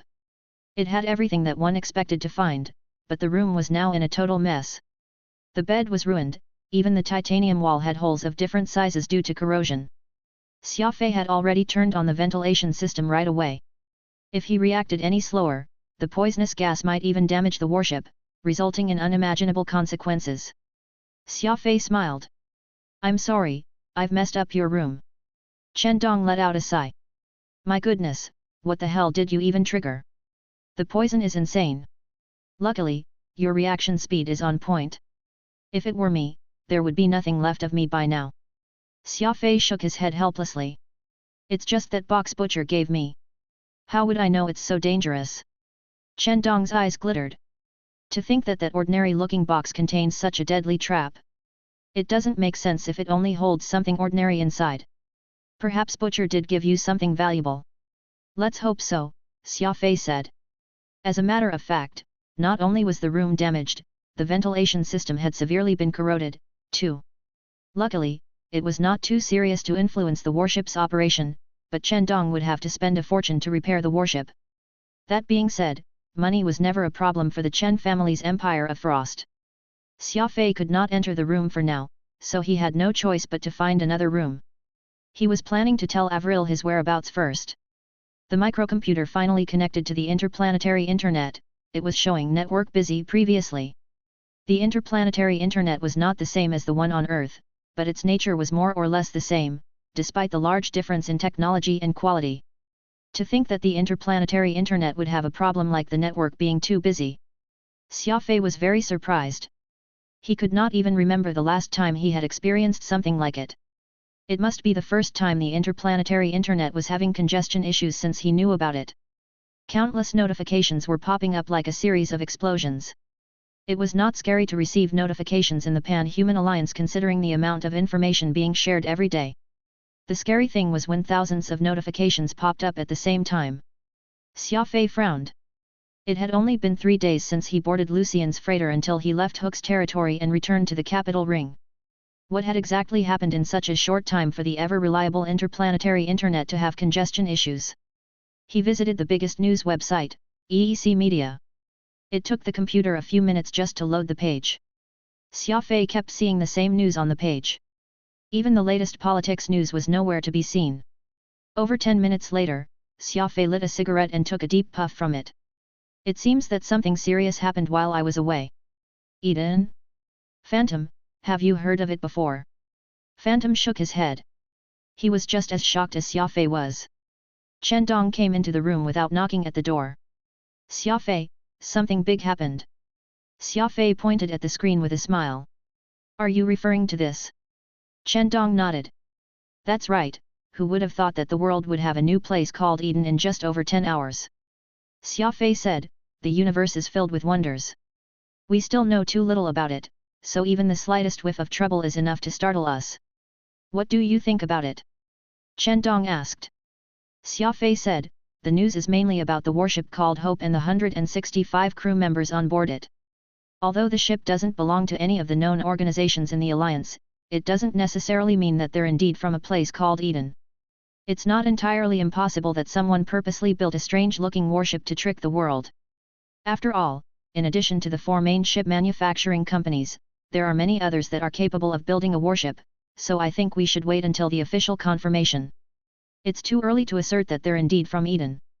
Xia Fei was being rational with his analysis, but Chen Dong was slightly disappointed in it. After all, who would not want to communicate with humans from ancient times directly? The whole incident started when the Omist Star region, which was far away from the capital ring, received a strange SOS signal. The signal was not being transmitted with the usual frequencies, which the Alliance normally used, but consisted of a message asking for help in an entirely different ancient human language. Omist was close to the boundary of the Alliance, so it was stationed with fleets of the Admiralty. The headquarters decided to send a fleet to investigate the signal and look for its source. After searching for a few months, the search team found a strange-looking warship quite a distance away from the Alliance. The ship was in extremely bad shape as if it had gone through some of the harshest conditions. The 165 crew members on board the ship were all humans, communicating in ancient writings and languages. They claimed to have come from Eden. According to them, Eden was mankind's greatest discovery since ancient times. It was a rich and colorful region, a quiet and peaceful place that did not belong to any known space and existed solitarily in the universe. It did not have any known intelligent creatures, so humans immediately became the ruler of the region. Thousands of humans embarked on a journey to Eden, hoping to live a better life, using an unknown wormhole. Unfortunately, good times never lasted long. The wormhole to Eden unexpectedly became unstable and eventually collapsed. The brave migrants and adventurers were stuck in that place forever. Since Eden was a solitary system, there were no routes to it. It was like an enclosed room that existed somewhere in the universe. The people could only navigate with their eyes, yet they could not reach other places other than Eden. A long time had passed since then. The humans on Eden had been living alone in an unknown corner of the universe. They did not go through the period when mankind was rebuilt after it was destroyed by machines. However, the humans in Eden had never forgotten their roots. They formed countless expeditions, trying to find a way back to where they had originated, the venal galaxy, but the distant trip was more difficult than anyone had ever imagined. The efforts of several generations were in vain, and countless lives were lost in every journey. These 165 crew members were the first batch of residents from Eden who had succeeded in reaching the Pan-Human Alliance. The whole alliance burst into an uproar after their arrival and subsequently resulted in Eden entering the limelight. The information we have is too limited. We will have to wait until our alliance's fleet returns with them, but for the time being, I will remain cautiously optimistic, Xia Fei said. Chen Dong was confused. Isn't it a good thing for us? The humans of ancient times have reunited with the humans of today, we should rejoice since we are of a common origin. Xia Fei smiled. First, we still haven't verified if those people are telling the truth. Second, they're saying that Eden is a perfect place with no wars and sins. I only believe that conflicts exist wherever humans are, same with wars and crimes. The more perfect they describe Eden as, the more doubtful I become. Chen Mo said after a brief silence, I can only say that there's seriously something wrong with your way of thinking. You don't believe a perfect world exists. Xia Fei smiled.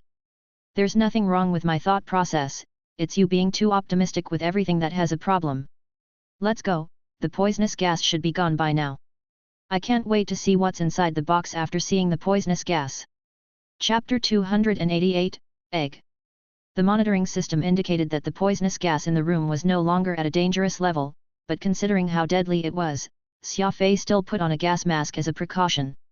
He opened the door. The exhaust fan was operating loudly. A large amount of gas was being released into the universe while fresh air was being pumped into the room. Xia Fei lifted his arm and glanced at the value on the detector before entering the room. The red box was lying sideways on the table with a little crack, from where the poisonous gas was released. The poisonous gas had been fully released, so the box was no longer posing any threat to humans. Xia Fei put the box upright with a thick protective glove, then he took a deep breath and opened the lid. Inside the box was a metal can around the size of a toothpaste. Its delicate mechanical structure was linked to the combination lock. If the right combination was entered, it would not release the poisonous gas. However, if there were more than 3 failed attempts, or if anyone tried to snap the combination lock just like what Xia Fei had done, the box would release the poisonous gas to destroy the surroundings. There was nothing else in it. Xia Fei thought for a moment. He brought the box into the washroom and cleaned it repeatedly with a sanitizer, which he had prepared earlier. He also removed the container of the poisonous gas in the box and cleaned it more than 3 times. The detector indicated that the box no longer had any poisonous substance. He could even use it to drink the 8 treasure kanji if he wanted. It turned out that the deadly poisonous gas was cleansable. The person who designed it was only trying to murder anyone touching the box without permission instead of turning the place where the box was into a barren land. Xia Fei left the room, and the titanium door immediately closed behind him. He took off the gas mask and gloves and brought the box into his new room. What's inside the box? Chen Dong asked Xia Fei curiously when he left the room. He had been observing Xia Fei from the control room all along. Nothing at all. Xia Fei shrugged. Chen Dong was startled. There's nothing inside it despite being booby-trapped with such a deadly gas? Was it a prank? Xia Fei smiled. I don't think so. I doubt anyone would use such a deadly poisonous gas for a prank. The red box was quite delicate. It might not have some fancy embroiderment, but the details of the corners indicated how attentive the crafter was. Xia Fei was reluctant to think that such a valuable box would only be used to store some poisonous gas. Xia Fei played around with the box for a good long time before he finally noticed something unusual. It turned out that the box had a hidden compartment. Its maker had ingeniously used optical illusion to set up a second layer at the bottom of the box, which was impossible to notice with only the naked eyes. The compartment was one with the box and did not have any switch to reveal it. It was only accessible by destroying the box. Xia Fei took out a dagger from his spatial ring and prepared to pry open the box. The box had released a poisonous gas the last time Xia Fei tried to damage it. Chen Dong wanted to stop Xia Fei, yet he too was curious about the box's content. Thus, he went to the door and activated the ventilation system, instead. Chen Dong was not too worried about Xia Fei's safety. Xia Fei already proved that he could run away from any potential danger quicker than him if there was really an accident. Crack! The dagger pried open the red box easily, but it did not release any poisonous gas this time and only revealed an egg. The egg looked extremely weird. Its size was like a cocoon, while its shell was full of glittering golden lines like a glowing landscape painting, with a mesmerizing illustration of a scenery. Xia Fei and Chen Dong curiously magnified the pattern on the egg by a dozen times and displayed it on the screen. They discovered that the pattern was not a landscape painting as they first thought. It was just some natural lines on the egg which resembled a painting. Do you know what it is? Xia Fei asked. Chen Dong shook his head. Xia Fei proceeded to ask Phantom, who shared the same answer. Xia Fei picked up the white egg with golden lines and played around with it. The egg was heavier than it seemed. It was smaller than a thumb, yet it weighed around 1.5 kilograms. Most interestingly, not only was the egg warm when he held it in his hand, it had a soft pulse akin to the weak but rapid heartbeat of an infant. The microcomputer has an ion scanner. Why don't we use it to see what's inside it? Chen Dong proposed. Xia Fei thought for a moment and said, can't do, the egg obviously has a heartbeat. It will be a great loss to us if what's inside is a rare and exotic species and the ion rays end up killing it. Chen Dong frowned. Just let it die, then. It's fine if it's a mild species, but it's going to be trouble if it's a dangerous savage beast. No way. Xia Fei quickly waved his hand. We might be able to earn a fortune with it. It's a waste if it dies. Xia Fei placed the egg in his spatial ring, but he suddenly realized the spatial ring did not have any air. What if the little beast suffocated before it was even born? After some time, Xia Fei decided to wrap the egg with a piece of cloth and put it in his chest pocket. I'll ask someone to have a look at it when we reach the capital, and we'll decide what to do with it, Xia Fei said. Xia Fei's disappearance for a few days did not seem so important compared to the sudden appearance of Eden. It was exactly what Xia Fei wanted, since he had never liked getting so much attention. That being said, his whereabouts was still very important to certain people such as Avril. Chen Dong left to repair his warship. The two agreed to meet at the venue of the Golden Finger Cup tomorrow. Xia Fei also gave Moon Song a call. After all, the three of them were the closest in the training camp. Moon Song was not too surprised to see Chen Dong. She immediately asked the man about the progress of her request. Chen Dong managed to bluff his way through by claiming that he would soon set out to look for the things Moon Song had asked after a quick rest. Xia Fei went to Sunset Villa after he was done settling everything. Pang Xing even sent a car to the airport to pick him up. It was actually unnecessary, considering that Xia Fei's walking speed was quicker than the ride. Promise me that you won't disappear for no reason again. She seriously needs you by her side. Pang Xing's first statement after they met made Xia Fei feel aggrieved. It was not as if everything was under his control when trouble followed him around like his shadow. It was basically his destiny, at least, he knew that he was still a long way away from being able to live a peaceful life. I'll try my best. It was the only response Xia Fei could come up with after failing to think of anything better to say. Pang Xing was a little disappointed. It was obviously not something he was hoping to hear. He preferred Xia Fei to stop running around places and stay at home all the time with Avril so he could take care of her and love her properly. Pang Xing had good intentions, but did he ever wonder if Avril would still like Xia Fei if he became a stay-at-home geek? Her father and grandfather aren't on the friendliest terms with you, so they've arranged for you to wait for Avril at the pavilion by the lake. Dinner will be served there, too. Her etiquette class is ending soon, so please wait for her patiently, Pang Xing said. Avril could no longer sit tight after she heard that Xia Fei was back. Her teacher did not have trouble reading her mind, thus, she was dismissed earlier than scheduled. Avril trotted to the pavilion by the lake and greeted Xia Fei with a strange curtsy. What kind of curtsy is that? It looks very unique, Xia Fei asked. Avril smiled. I just learned it today. It's how the Murphys from the Cobalt region greet one another. Xia Fei nodded. He did not comment any further. Just like usual, no matter how worried Avril was, she would try her best to look joyful whenever they met. How have you been? Avril could not help but ask. Xia Fei smiled. Not too bad, if I didn't leave all of a sudden, I wouldn't be able to meet Xiao Yu. Xiao Yu! Avril exclaimed. She had long heard about Xiao Yu from Xia Fei. It was something that had bothered the man for a long time. Avril was very kind. She would not want anything like it to happen even if Xia Fei did not end up with her. Did you really meet Xiao Yu? How is she? Why didn't she come back with you? Xia Fei shook his head. I did see her, but she's with someone else. I didn't have the chance to talk to her, but she seems to be in good shape. She's grown a little taller, too. Xia Fei briefly described his encounter with Xiao Yu. He of course skipped the part about the blood matrix. He only told her how he had bumped into her coincidentally but had not gotten the chance to talk to her properly. Avril twisted her lips and said, I feel so sorry for Xiao Yu. Xia Fei, you must find her and bring her back. Xia Fei was startled, then he nodded sternly. I will. Xia Fei went to Thuram's office after leaving the Sunset Villa. It was already late at night, but Thuram was still waiting in his office. Why do you want to meet when it's already so late? You may be a night owl, but an old man like me needs his rest, Thuram grumbled. You still went to Avril when you have something urgent to discuss, so I'm not important to you. Xia Fei lit up a cigarette silently. Thuram withdrew his legs, which he had initially placed on the table, and rose to his feet. Come with me, it's been a while since I last trained with someone. We'll talk on the way. Thuram's blonde secretary immediately went to prepare the training room. He was still at the office at such a late time. It was not an easy job being Thuram's secretary. You did well at Hook's base. I heard that the Alliance had sent 2 warships to clean up the rest of Hook's crew. You've done the Alliance a favor, Thuram said. Xia Fei replied, it was just a coincidence. I just hope that there's no follow-up trouble because of it. I already have enough problems to deal with. Thuram patted Xia Fei on the shoulder.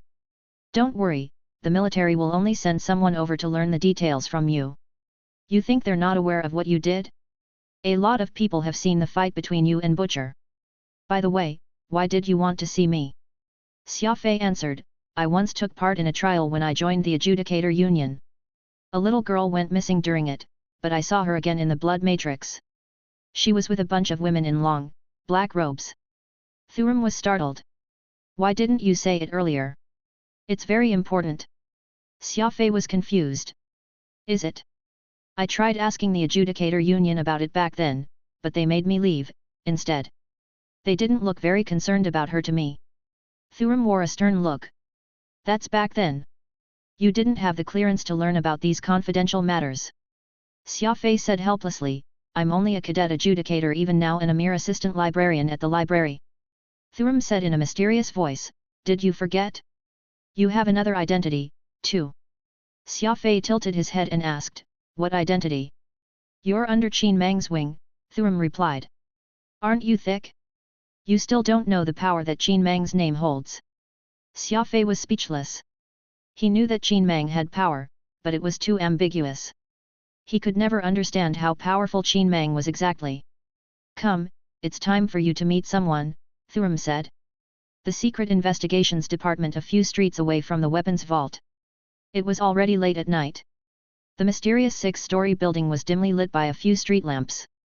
Thuram did not even look at the security guard at the entrance. He strutted inside and the detector started beeping. The screen showed that Thuram was carrying a weapon, yet no one dared to stop him. The blonde secretary whispered to Xia Fei, the head quartermaster has always been like this. He insists on keeping his weapons even when he's attending the highest meeting of the Adjudicator Union. Even the president doesn't dare to say a word. I was told that Mr. Qin Mang was even more impressive. He blatantly kicked the door of the meeting room open and scolded the president in front of a few hundred colleagues. Xia Fei twisted his lips. Qin Mang and Thuram were indeed brothers. Even their styles were the same. The old man Qin Mang was no longer as hot-tempered as he used to be, but Thuram was still the same. Xia Fei met a skinny, old man on the 6th floor. The man had a tattoo of the thorn bird on his face. His skin tone and eyes were a lot different from normal people's. His skinny fingers were like the claws of an eagle, sturdy and sharp. He seemed to be from an ethnic minority in the Alliance. Otherwise, it was unlikely that a department head would be allowed to have tattoos, especially on the face. It must be a part of the tradition of his tribe. The door closed. The tattooed old man rubbed his temples and asked with an anxious look, "What's so important that you have to come and see me today? Don't you know what time it is?" Thuram harumphed and said, "Raksha, it's something urgent. I've brought you some important intel." After some brief introductions, Thuram urged Xia Fei. Tell him everything that you told me. Xia Fei explained Xiao Yu's disappearance and how he had stumbled upon her in the blood matrix to Raksha. The man was more shocked the more he listened. He was no longer feeling tired. What do you think? Your secret investigations department hasn't found anything useful even after so many years. I would have long killed myself as an apology to the world if I were you.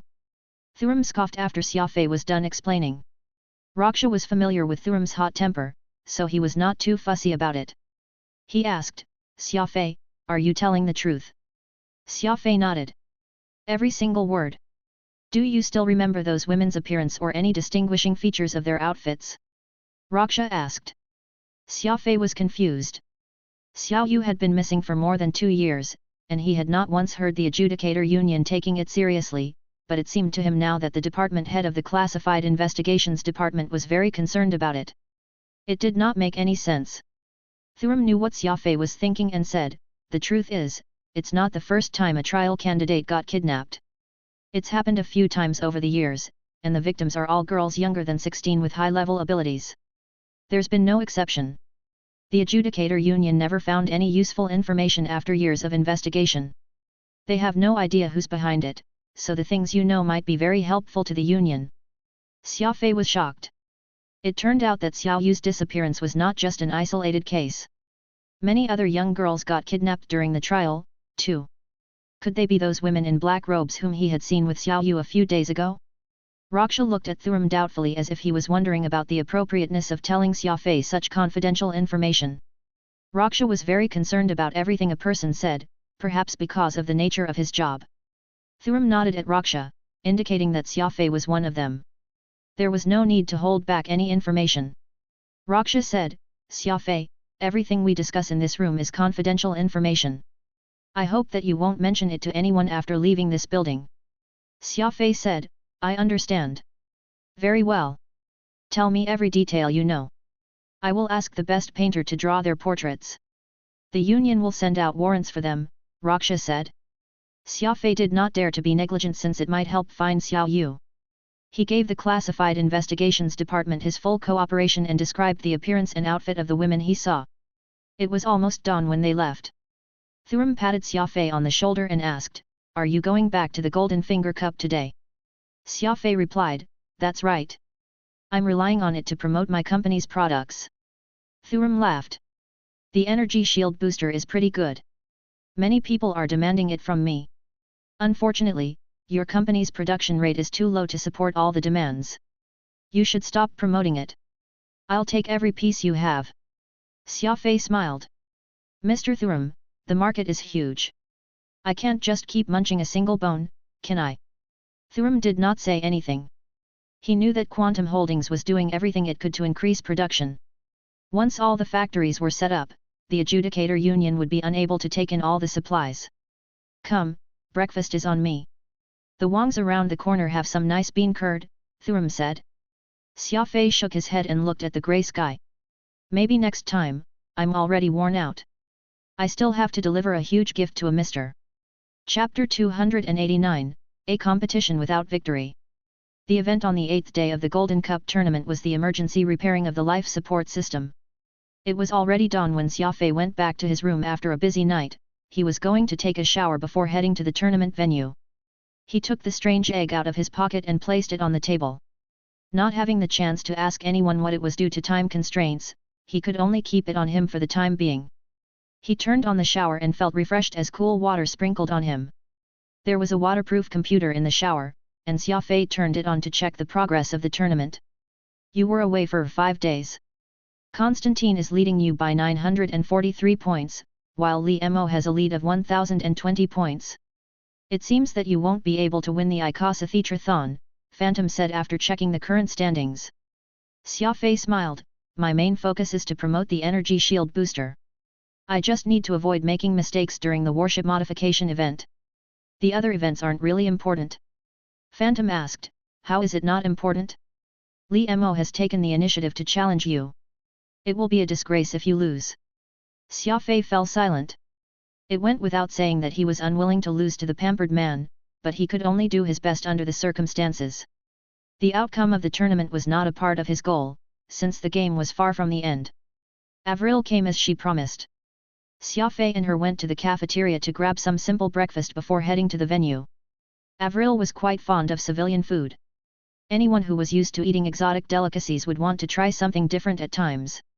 Xia Fei was not fussy, either, since he was never a picky eater. There was an uproar outside the venue, and Xia Fei was surprised to find Chen Dong quarreling with the staff. Xia Fei called Chen Dong from behind, "What's going on here? It's not good for your health to argue with someone early in the morning." Chen Dong snarled, "These guys are stopping me from entering because they say I'm disheveled."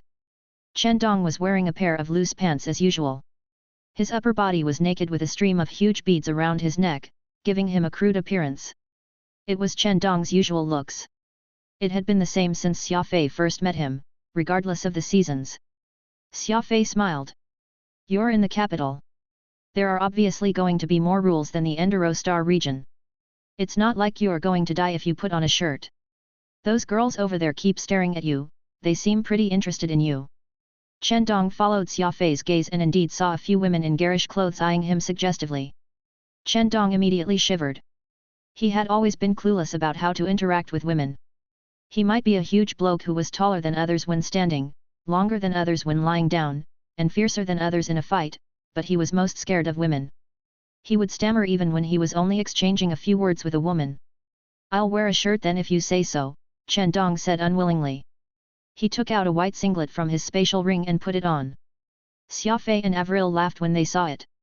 The singlet was too small for him. His 8 pecs were exposed still. It did not make much difference. Most amusingly, there was a giraffe embroidered on the back of the singlet as if it was meant for kids. No human was good at everything.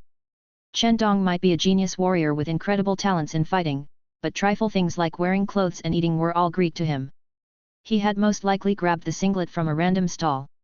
The singlet was obviously meant for kids, yet he could not even tell this. Xia Fei asked, "Where's your uniform?" "We are both affiliated with the Adjudicator Union. It's more appropriate to wear our uniform on a formal occasion."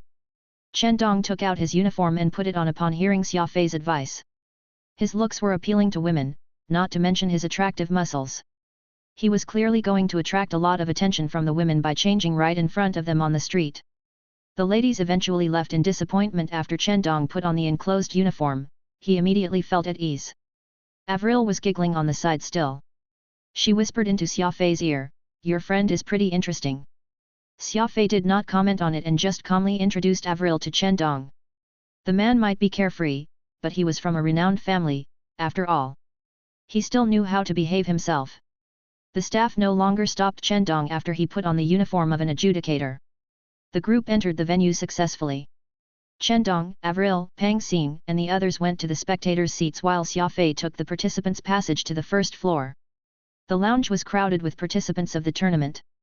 There was still some time left until the next event, so the passage to the venue was not open yet, and the participants could only wait in the lounge. Constantine was standing in a corner. He was having a hard time blending in, and the others were purposely avoiding him, too. Xia Fei hesitated briefly before approaching Constantine. "You seem to be enjoying your peace here." Constantine looked at Xia Fei for a moment and asked, "It's been 5 days. Where have you been? You no longer have the chance to compete with me." Xia Fei smiled. "You weren't doing so well, either. Li Mo is leading you by almost 100 points. Constantine scoffed. "Everyone has their specialty. The events these few days just happened to be outside my area of expertise. The tournament hasn't ended yet. It's still too early to decide the outcome now." "Too early? Why do I think otherwise?" Xia Fei did not turn around. He knew exactly that this voice belonged to Li Mo. "I can get everything I want, but everything I don't want is mine, too. It's quite a pity, the tournament hasn't yet ended, but the outcome has already been decided." Li Mo walked up to Xia Fei and Constantine proudly as he spoke. Li Mo grinned and told Xia Fei, "Such a pity, the guy who scored full points twice is currently ranked last in the tournament. I thought that you are going to be a worthy opponent, but it turns out that you are just a coward. How have you been over the past few days?" Xia Fei smiled. "My well-being is the least of Mr. Li's concern, but may I ask, did you rest well last night?" Li Mo furrowed his brows and harumphed coldly. "It's you? You killed my Lunaneer Belle. Xia Fei spread his arms and said innocently, Mr. Li, I don't understand what you're saying. Lunaneer Belle is a pure-breed female horse I was raising. Someone killed her this morning and threw her head into the pool. Did you do it? Li Mo snarled. Xia Fei replied, Your place has such tight security, I'm afraid I'm not capable of committing the crime, but I must give you a piece of friendly advice, if the person can kill your horse, perhaps they may harm you one day, too. Mr. Li, you should be more careful. After all, it's hard to fathom a person's mind. A noble man who is neatly dressed isn't necessarily a good man. Constantine added, too. Xia Fei is right. If I were the guy, I wouldn't bother killing your horse. I would talk to Mr. Li directly. Xia Fei and Constantine were not acquaintances in the first place, but Li Mo was being too full of himself, so they subconsciously teamed up against a common enemy. Li Mo left with a dark face. He did not say anything reckless, yet the look in his eyes was already saying how much he hated Xia Fei and Constantine. Xia Fei, I already told you that it's unwise to alert the enemy inadvertently. Li Mo is clearly going to be on his guard from now on. It's going to be harder for you to take his life, Phantom said as he watched Li Mo left. Xia Fei asked indifferently, do you think he will be nervous? Phantom said, of course, you killed his horse right under his nose. Anyone in his shoes will feel terrified. I'm pretty sure that he's going to be on his toes for some time. He might even struggle to eat and sleep properly. Xia Fei smiled. That's exactly what I'm hoping for. You'll soon know the reason behind it. Phantom shook his head. Xia Fei was not the kind of person who would act on impulse. He must have a reason for doing so, but intimidating the enemy was not the way of an assassin. Phantom preferred to deal with problems in the cleanest way possible. He was also worried that Li Mo might try to hurt Xia Fei again. The life support system was one of the most important safety mechanisms of a warship. If the air purifying unit failed to provide enough oxygen, humans would struggle to survive in space, let alone going after their enemy. The event in the morning was a scenario where the life support system of a warship suddenly broke down in a desolate region in space. The participants must repair the system within 3 hours, or they would suffocate to death. Constantine was the first to finish the event, followed by Li Mo. In terms of scores, Constantine received 130 points for repairing the system quicker, while Li Mo obtained 112 points. It took Xia Fei 2 hours and 21 minutes to complete the event. He was relatively slow compared to most participants, but he ended up scoring 165 points. He did not just repair the air purifying system but also resolved the potential danger of the gravity regulator and the drinking water system, so the old folks in the committee gave Xia Fei 50 bonus points again. The tournament continued with its fierce competition. Xia Fei put up an outstanding performance and came first 6 times in a row. Li Mo and Constantine had great performances too after they were provoked by Xia Fei's results. Even though their scores were lower, Xia Fei's total score was still too far away from theirs. The tournament had already crossed the halfway point, but Xia Fei was still 700 points or so away from Li Mo and Constantine. The maximum score of an event was 120. Even if Xia Fei scored all the available bonus points from the committee, he still had no chance of making a comeback. However, Xia Fei's outstanding performance had gotten the crowd and the committee's attention. The spectators felt that it was a pity, for Xia Fei had already lost the chance to become the champion of the Golden Finger Cup after missing 10 events. Old Porter's stern face was displayed on the screen in Xia Fei's room. Xia Fei, the warship modification event tomorrow is very important. I know that you want to win the tournament, but you must remember that your priority is to promote the energy shield booster. That's the most important goal. Xia Fei nodded. I understand. Don't you worry, I also heard that the event is giving more points than other events. Porter said, that's exactly why I'm reminding you now. I've watched the events recently and noticed that you're trying to make up for the points you lost when you were gone for 5 days. It's good to be motivated, but you must remember that you should remain level-headed regardless of the circumstances. It's what I've learned over the years. Xia Fei was startled, I got it. Thanks for the reminder. I'll keep it in mind. But, Xia Fei paused before saying with a smile, I'll still fight for the things I ought to fight for. Chapter 290, Kestrel Class. The warship modification event had always been the pinnacle of the Golden Finger Cup, since the participants had to optimize normal warships under certain conditions to maximize their fighting capabilities. It was an all-around test for the participants. The participants must handle the whole modification process on their own. If the participants' skills were not versatile enough, they would be unable to score high in the event. The warship modification was the longest event in the tournament. The participants had 3 days to modify the warships before they took part in a 3-day-long knockout competition. The finals, with only 8 participants remaining, would then take place on the last day. After breakfast, Xia Fei took the hovercar provided by the organizer to the hangar he was allocated to, and a brand new Calderian Kestrel-class frigate was parked inside it. The rich and imposing Calderi was sponsoring every frigate for the warship modification event. Other reputable companies in the alliance were sponsoring some parts for the event, too. The organizers of the Golden Finger Cup only had to arrange the venue and supervise the events, so they did not spend a lot on the tournament. Of course, the companies willing to supply the tournament with expensive warships and spare parts had their own goals. If a warship using their parts came first in the competition, their products would immediately grab a lot of attention and increase the sales significantly. Therefore, many manufacturers were more than willing to sponsor the Golden Finger Cup. Some of the companies would even sign a deal with the most talented participants of the tournament, hoping they would use their products during the warship modification event. As a matter of fact, a few manufacturers had already contacted Xia Fei 2 events ago, hoping to strike a deal with him over using their products, but Xia Fei had rejected all the offers. The warship modification event was the main reason he was participating in the Golden Finger Cup, for he was going to showcase the energy shield booster to the alliance at large and claim a spot for it amid the fierce competition between the manufacturers. If he signed a deal with any of the companies, he would be restricted to using certain parts for the event. In addition to it, Xia Fei mostly relied on his instincts when modifying a warship. Even he did not necessarily have a standard approach. He might change his plan if he came up with a new idea in the process. After thorough considerations, Xia Fei decided to give up on the opportunity of finding a sponsor.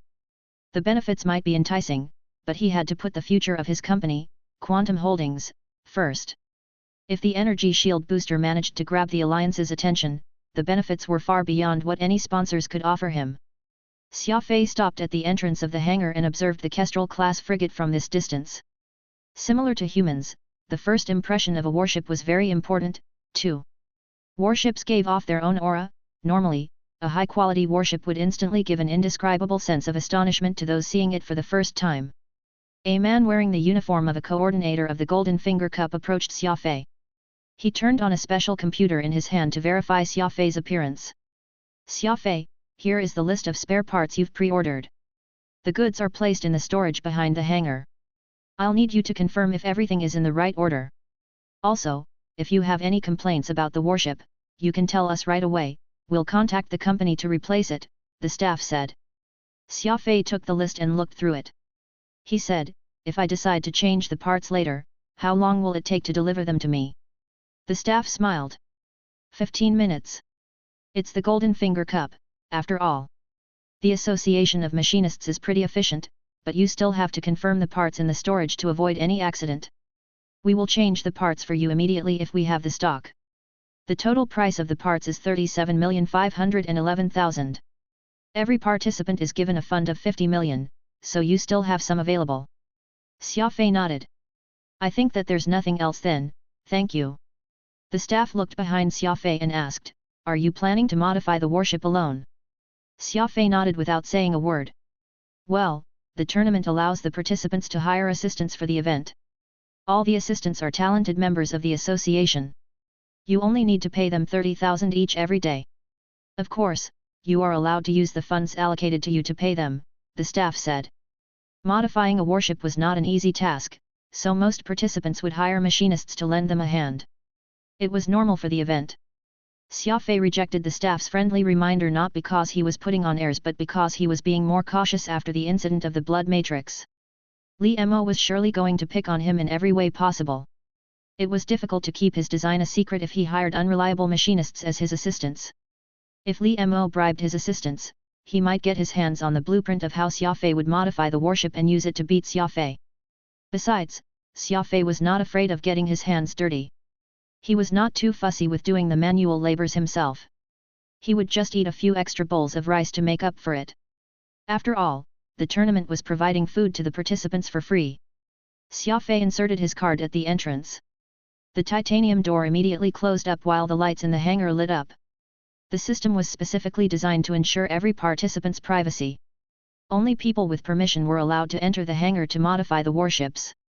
There was another door at the back of the hangar. Boxes of spare parts were placed in order inside the room. There was a tiny hovercar nearby, which the participants could use to move the heavy parts into the hangar. Xia Fei turned on his microcomputer and confirmed the parts on the list while moving them to the warship. He also brought out the needed tools and devices from the sides. The greatest strength of a Kestrel-class frigate is obviously its missile system, but its hull and shield are very weak, plus, it doesn't have any advantage in terms of speed. It's a standard warship with high firepower. How are you planning to modify it? Phantom asked. Xia Fei tapped on the warship's hull. The knocks echoed about. If it's a firepower-focused warship, I'll fully utilize its firepower. As for its defense, I'm planning to set up a dual-energy shield booster array to increase the energy of its shield as much as possible, Xia Fei replied. Phantom said after a brief thought, aren't you going to modify its speed? This warship is pretty slow. Its agility is lacking, too. Xia Fei smiled. There's no need to modify its speed. Every participant's warship is the same. Everyone is going to use its missile system as the main offense, for it has outstanding firepower and precision-guided system. There's no way I'm going to dodge the missiles unless I can push its speed to an extreme level. It's going to be a head-on battle between two Kestrel-class frigates. Little tricks aren't going to make any difference. Phantom nodded. The most obvious weakness of missiles was its long flight time. If the target was a distance away, the missiles would have to cover a long distance before hitting the target, unlike a blaster which could inflict damage on the enemy as soon as it was fired. However, the missile system had its advantages, too. It could swiftly lock down its target. It had 100% accuracy, unless the enemy's warship was able to outfly the missiles. The accuracy of blasters was significantly lower than the missile system. If an enemy slightly increased its speed, a blaster would lose a part of its firepower due to the need of readjustment and the lack of accuracy. Therefore, the duel between warships with missile systems was like a fight between two warriors without any protective measures. The two would take turns to throw punches and kicks at each other. It was a showdown of resistance, since the one less resistant to hits would fall first. The victory would only belong to the one with a greater resistance. As a matter of fact, the nature of the competition was in Xia Fei's favor, since the energy shield booster he invented would significantly improve the defense of his warship. Phantom shook his head. Is it really that simple? It's not like you at all. No way. You must have something else in mind. Xia Fei smiled but remained silent. Ha! You smiled. I knew you were up to something. Hurry up and tell me what your plan is. Phantom exclaimed. The hangar doors were set to close at 6 in the afternoon of Earth's time. The venues were off limits, too. The organizer had allocated 12 hours a day for the participants to modify the warship to ensure that they were in their best shape throughout the event. The participants must leave their hangar when the time given to them was over. Xia Fei left the hangar and stretched. He was worn out physically from working the whole day, but his mind was in great shape. He had done half the modifications in just 12 hours. If everything went smoothly tomorrow, he would be able to finish the modifications and use the third day for testing and some final tweaks. Constantine walked up to Xia Fei. He was unkempt as usual and did not look like a prince at all. Similar to Xia Fei, Constantine was modifying his warship alone. There were 312 participants to the event, but only Xia Fei and Constantine were modifying the warships on their own. The others had hired assistants to reduce the workload. Xia Fei had a quick chat with Constantine. The man told him that he had not only come to take part in the tournament but was also in the capital ring to find himself a wife, since the women in the Blood Candle Kingdom were too ugly and had their flaws. None of them were gentle, too. Xia Fei did not say anything. After all, it was not appropriate for him to comment on personal matters. He reminded Constantine that, as a man, he must retain his dignity at all times. Only then would he be able to win the affection of a woman. Constantine nodded sternly. The story Xia Fei told him had long been implanted in his heart. Since then, he had stopped approaching women shamelessly. Avril was done with her class for the day, too, and was now waiting outside the hangar with Pang Xing. Constantine was envious of the relationship between Xia Fei and Avril. He grudgingly said goodbye and went back to his room alone. Xia Fei, Avril. They could hear Thurum's laughter from a distance away. Xia Fei went up to Thurum and greeted him. Avril politely greeted the elderly man, too. Thuram seemed to be in a great mood, for he complimented Avril on her good manners. The lady immediately blushed embarrassedly. I have something to discuss with you, Thuram said. Does it have something to do Xiao Yu? Xia Fei supposed. Chapter 291, 9 Opponents. The moment Thuram said that there was something he wished to discuss, Xia Fei instantly thought of Xiao Yu. Xia Fei had not forgotten her since that chance meeting of theirs in the blood matrix. Instead, he missed her even more after. Thuram laughed somewhat awkwardly. Sorry. The secret investigations, executive, headhunters, and all other relevant departments have been busy like ants on a hot pan, yet they can't seem to find any trace of those people at all. Xia Fei was slightly disappointed. He lit a cigarette and held it between his lips. When those people left, I noticed that their warship was fitted with a stealth system. The Alliance has strict control over all strategic equipment like stealth systems, so perhaps a look into the sales records of stealth systems from major companies may yield some clues. Thuram replied, We are the Adjudicator Union, not the military. We don't have the right to check the databases of other organizations. At best, we can ask them to hand over their data, and it will depend on them if they're willing to give permission. After all, client data is considered confidential information. Most companies will rarely leak such data. It just isn't that simple.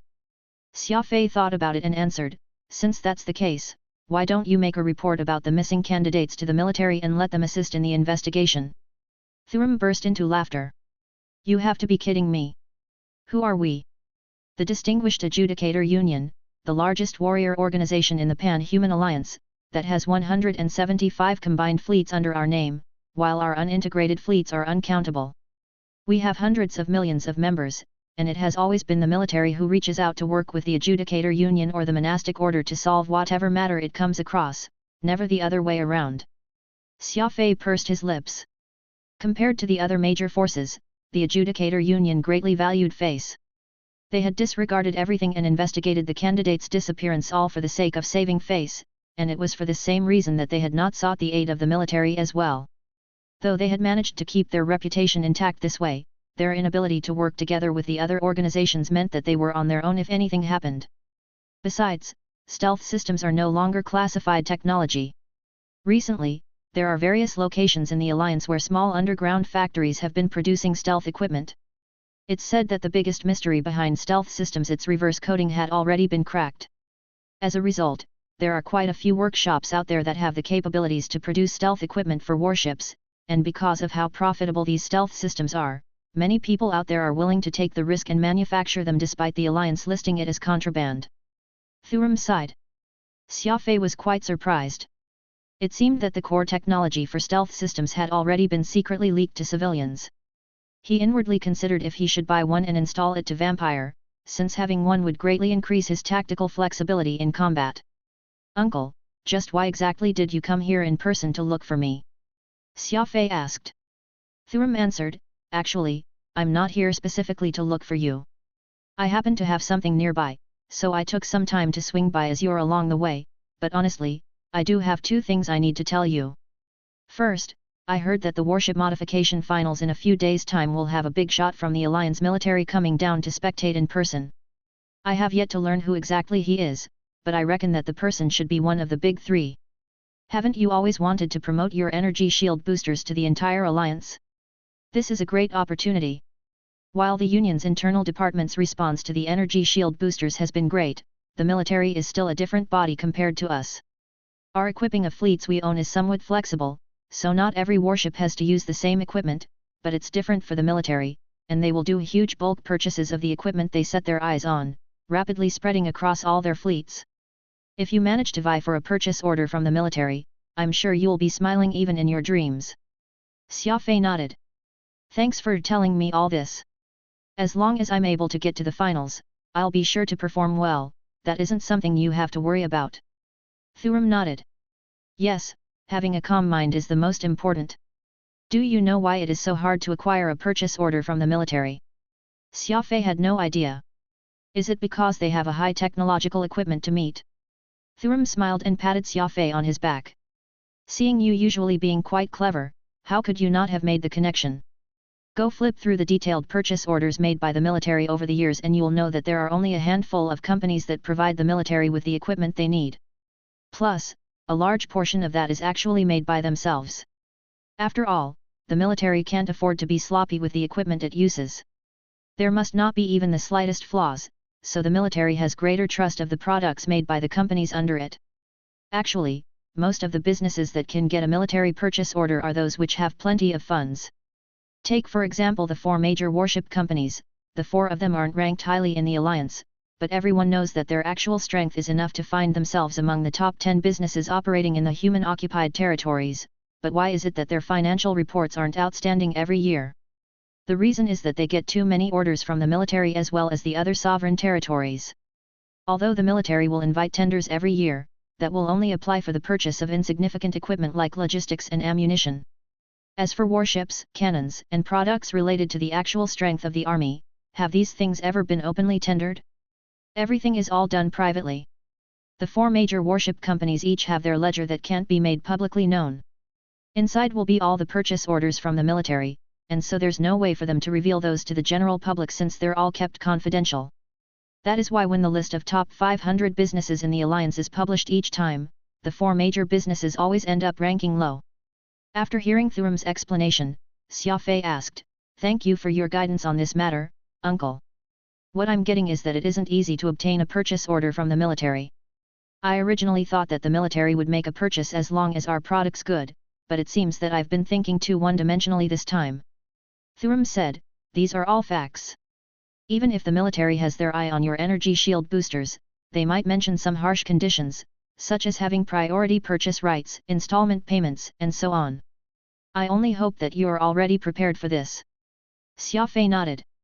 "What is the other thing you want to tell me?" Thurum chuckled. "This second thing will be very beneficial to you. Raksha and I have discussed it and he wishes to transfer you to the Secret Investigations Department, specifically to investigate the case of the missing candidates. This is a good chance for you to gain access to the core of the Union, affording you greater prospects within the organization." Xia Fei knitted his eyebrows. "Normally, Department Head Raksha and I hardly have any connection. Why will he want me to be transferred over to the Secret Investigations Department at this moment?" Thurum answered, "The reason's simple. First, you saw Suruyu with those people, and you're a witness to the abduction back then. Raksha feels that this will be of help to the investigation. Second, your cultivation is still quite a distance away from joining the Union's inner circle, but you've got good prospects, so you barely managed to qualify. Furthermore, given the relationship you share with the old Koot Chin Mang, Raksha of course sees no reason to be against this, doing this on account of Chin Mang. You don't have to give me your response now and can take some time to think about it. I know you dislike being fettered by constraints, but this is indeed a good opportunity for you. I can even reveal a bit to you that Chin Mang has had thoughts of pushing you up Union management all along, and it's only because you are young and don't have any contract with the Union that this hasn't been implemented. Don't doubt Chin Mang's capabilities, even I can't predict the lengths he is able to go." Xia Fei smiled. "Uncle Thurum, I won't treat you as an outsider. I can tell you right now that I've got no interest in joining the Union's upper management. Given the current circumstances, it is in my top priority to expand my own power. It is as the saying goes, better to depend on oneself than on others." Thurum was not at all surprised to hear this. He exchanged a few more words with Xia Fei before leaving so as not to bother Avril and Xia Fei. She had been standing at the side, and upon seeing Thurum leave, she came over and took Xia Fei's arm. "Something on your mind?" Avril curiously wondered. Xia Fei replied, "It's nothing, actually, but I was given a chance to search for Xiao Yu, which I rejected, so I can't help but feel somewhat dejected." Avril was stunned. "Why did you reject it? Isn't finding little sister Xiao Yu and bringing her home something you've always wanted to do?" Xia Fei gazed at the setting sun. "You're not wrong, but I know that there's no way of achieving this with my current power, which is why I need to become stronger as soon as possible. If 1,000 men isn't enough to find her, then I'll employ 10,000 men, even going to 100,000 if 10,000 doesn't work. As long as I have the funds to do so, I'll give it my all to achieve this." Avril leaned her head onto Xia Fei's arm, softly asking, "If I were the one who's gone missing, not Xiao Yu, would you do the same?" Xia Fei answered lightly, "No." Avril was shocked. She did not dare believe his reply, but the words he spoke next made her smile brightly. "If you're the one missing, I'd find you even if I had to turn the entire universe upside down." The 3 days for the warship modification had passed, and every participant's warships were sealed, no longer allowing any further modifications to be made until this event officially began. Every participant was free to choose parts valued under 50 million star coins. Xia Fei had spent a total of 41.22 million star coins toward this end, leaving the rest of his funds in preparation for the final stage of the event. If the warship received damage at that time, he would be able to swap out parts at the last minute, so it was necessary for him to keep some funds in reserve. Because Constantine and Li Mo were ahead in points, they had no need to participate in the ground elimination rounds 2 days prior, while Xia Fei, who was among those who ranked bottom, needed to participate in them. In a sense, Li Mo already held the upper hand even before the event began, whereas Xia Fei had to face a grueling match schedule. Early in the morning, Xia Fei ate his breakfast and made his way to the warehouse. He inspected the warship once before setting off, knowing fully well that while his enmity with Li Mo might be considered over, it was not something that could be so easily resolved. In fact, there was no telling if Li Mo would make another attempt to sabotage him. Unexpectedly, Li Mo had been as quiet as a house cat these past few days, bringing a host of underlings with him as he went about each day. Xia Fei had crossed paths with him several times, yet neither had said a word to the other. Actually, there was nothing much for them to say to each other. Warriors would always be innately aware of their own enemies, and Xia Fei saw Li Mo as his enemy and had never once thought that this would be the end of it. The crowd of bodyguards beside Li Mo actually revealed his unsettled heart, otherwise, there was no need for him to mobilize so many men here in the heavily guarded capital ring. Xia Fei was very satisfied with this, for this was precisely in line with his plan. He did not reveal the reason behind this, but it was Phantom's guess that there was a deeper meaning to what Xia Fei had been doing here. Li Mo was not taking part in the competition today, so he was nowhere to be found in the participant staging point. Surprisingly enough, it was Constantine who was present. Xia Fei chatted with him for a bit, stating that he had no relatives or friends here in the capital ring, so he decided to come and watch today's event so he would have an idea of his opponent. Xia Fei mentioned that he could have done the same by watching it on the interplanetary internet, yet Constantine said that the computer's screen in the living quarters was too small and that it lacked the clarity as compared to watching it live. Constantine and Xia Fei did not really have any deep animosity toward each other. With how much further ahead in points the former was, the latter practically had no chance of overtaking him, so the atmosphere the two men shared became very casual. The elimination round had 10 participants in each group, and they would be thrown into a free-for-all combat, with only the first advancing to the next round. Over 300 participants would be randomly divided into over 30 groups. Xia Fei got the number 7, meaning that he was in Group 7. When it was time, Xia Fei boarded his warship and engaged the autopilot system. This warship event was different from all the other technical events so far. There was a certain level of danger, which was why the venue for this was a warp away in space. The organizers for the tournament had long since prepared the routes out. Over 100 warships ascended into the sky, creating a long line as they sped into the starry space. These were just the participants for today's matches, and the remaining 100 or so were all scheduled for tomorrow's matches. The warships entered their wormholes. 10 flashing beacons were situated in different parts of an empty space, each serving as the starting point for the respective warships, approximately 1,000 kilometers away from one another. There were no safety measures in place in the venue, meaning that participants would have to engage in an emergency escape pod ejection maneuver the moment their ships were heavily damaged, giving up their ships in exchange for their lives. Of course, attacking the escape pods was strictly forbidden in this event. The fire control systems of the warships had already been altered, such that they were unable to lock onto any escape pods. If the enemy's firepower was truly so devastating that it could pierce through the reactor and caused the ship to explode, then the participants should just chalk it up to their misfortune. Every participant had signed an indemnity form before competing in this event, such that the Association of Machinists would bear no responsibility even in the event of a death. The organizers would at most pay a sum to the family of the deceased. Large organizations like the Association of Machinists and the Adjudicator Union were all financial powerhouses, so they did not really have qualms about making such compensations. Xia Fei felt that the reason many viewers enjoyed the warship event was their own bloodlust, wishing that an accident would happen during the fighting such that they could enjoy the spectacle. Humans were innately evil and cruel. This fact could be proven from the popularity of the blood matrix. Superficially, humanity was already a highly cultured civilization, but inner bestial characteristics were hidden in their very bones. It was only with the advancement of civilization that humans had become better and better at disgusting this. All the warships were soon aligned and the instructions from the organizers came. 10 frigates rushed to their respective positions, ready to begin. Xia Fei did not bother looking at the screen. Instead, he stood by his ship's porthole and observed the fight with his own eyes. Because he had cultivated his ocular cognition technique through the Beast Spirit Codex, he was able to see the general activity despite being so far away. There seems to be some flaws to this sort of competition. Xia Fei lit a cigarette and muttered. What flaws? Everything seems to be very fair and impartial, Phantom said. Xia Fei shook his head slightly. It looks to be that way, but what if several people gang up on a single ship? What happens then? The 10 participants are all assigned different starting points. As long as any of them accidentally finds themselves entering a zone of fire, they'll end up having to face the enemy's attacks from all sides. If one wishes to be victorious, it is imperative to ensure their own safety first and not to enter anyone's fire range.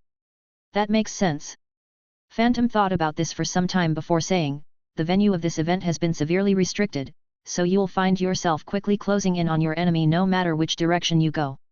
It will indeed be very troubling if you accidentally find yourself caught between 2 or more participants. As they chatted, the first round began. The moment the indicator lights flashed, frigate number 12,553 rushed into the center and became everyone's target. It did not even take 30 seconds for that warship to be incapacitated. The fighting was extremely chaotic.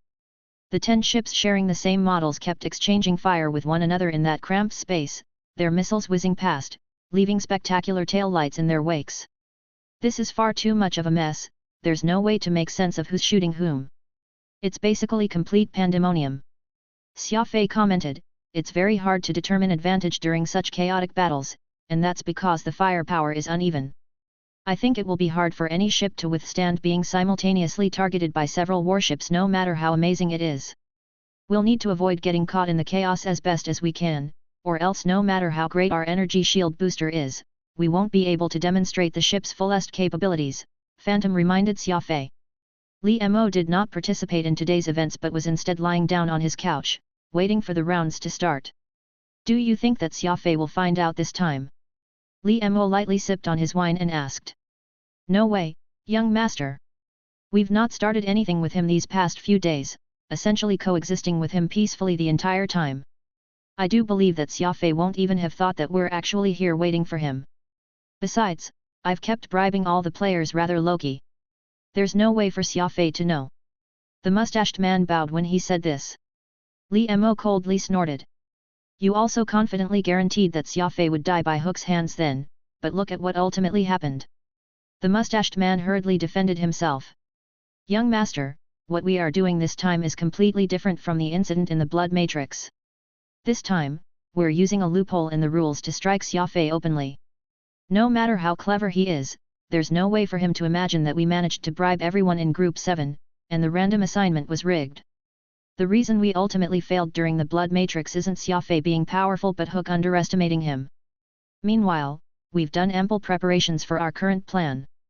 There's no way that Xia Fei can guess that we'll be making a move on him during this event. Li Mo nodded as he coldly stated, hopefully, it is as you said. What I want is results, I don't care how you go about it. If you are still unable to take down Xia Fei this time, you know what you should do. The mustached man could only feel cold sweat gathering on his forehead. It was as the saying went, accompanying a king is like taking a stroll with a tiger. Having followed Li Mo for so many years, doing the young man's many biddings, he had truly made plenty of contributions, but all that was for naught, since all it took was Li Mo's displeasure for him to be punished. Oh, right. How did you solve the problem with the escape pod? If Xia Fei manages to get away in his escape pod, with the other warships failing to target him, he'll be able to slip from our grasp with his life intact again, Li Mo said. The mustached man confidently answered, you can rest at ease on that, young master. Don't forget that the warships for this tournament can have additional weapons beyond missiles, only requiring the overall cost to be calculated under 50 million star coins. While it is true that the missile systems will require the fire control system for targeting, there are still weapons that don't require computer-assisted targeting to attack. In other words, if Xia Fei happens to be subjected to indiscriminate attacks while in his escape pod. Li Mo slapped his thigh with realization, excitedly saying, what you mean to say is. That's right. Be prepared to raise your glass, young master. The rounds proceed far quicker than he had imagined. Frigates hardly had too high a defense rating to begin with, and since the Calderian Kestrel-class frigates were built to sacrifice most of their hull and mobility for greater firepower, they would very easily be brought offline the moment they were caught in a chaotic crossfire, especially considering the fact that the Kestrel class was fitted with missile systems with unmatched precision. A sea of glow could be seen beyond the porthole as several escape pods in the shape of a goose egg floated in the murky expanse of space. Xia Fei pouted, dozens of frigates have been rendered as scrap in such a short time, how much money is that? What a waste! I could form an entirely new frigate fleet for Earth if all these ships were given to me. Phantom laughed. The sponsor is one of the 4 major warship companies, Calderi. Forget about an organization of their size, even the assassin sect will be able to afford such losses. After all, this is a tournament at the alliance level, and these losses are basically nothing worth noting. It isn't the association of machinists being too much of a spendthrift, you're merely too poor.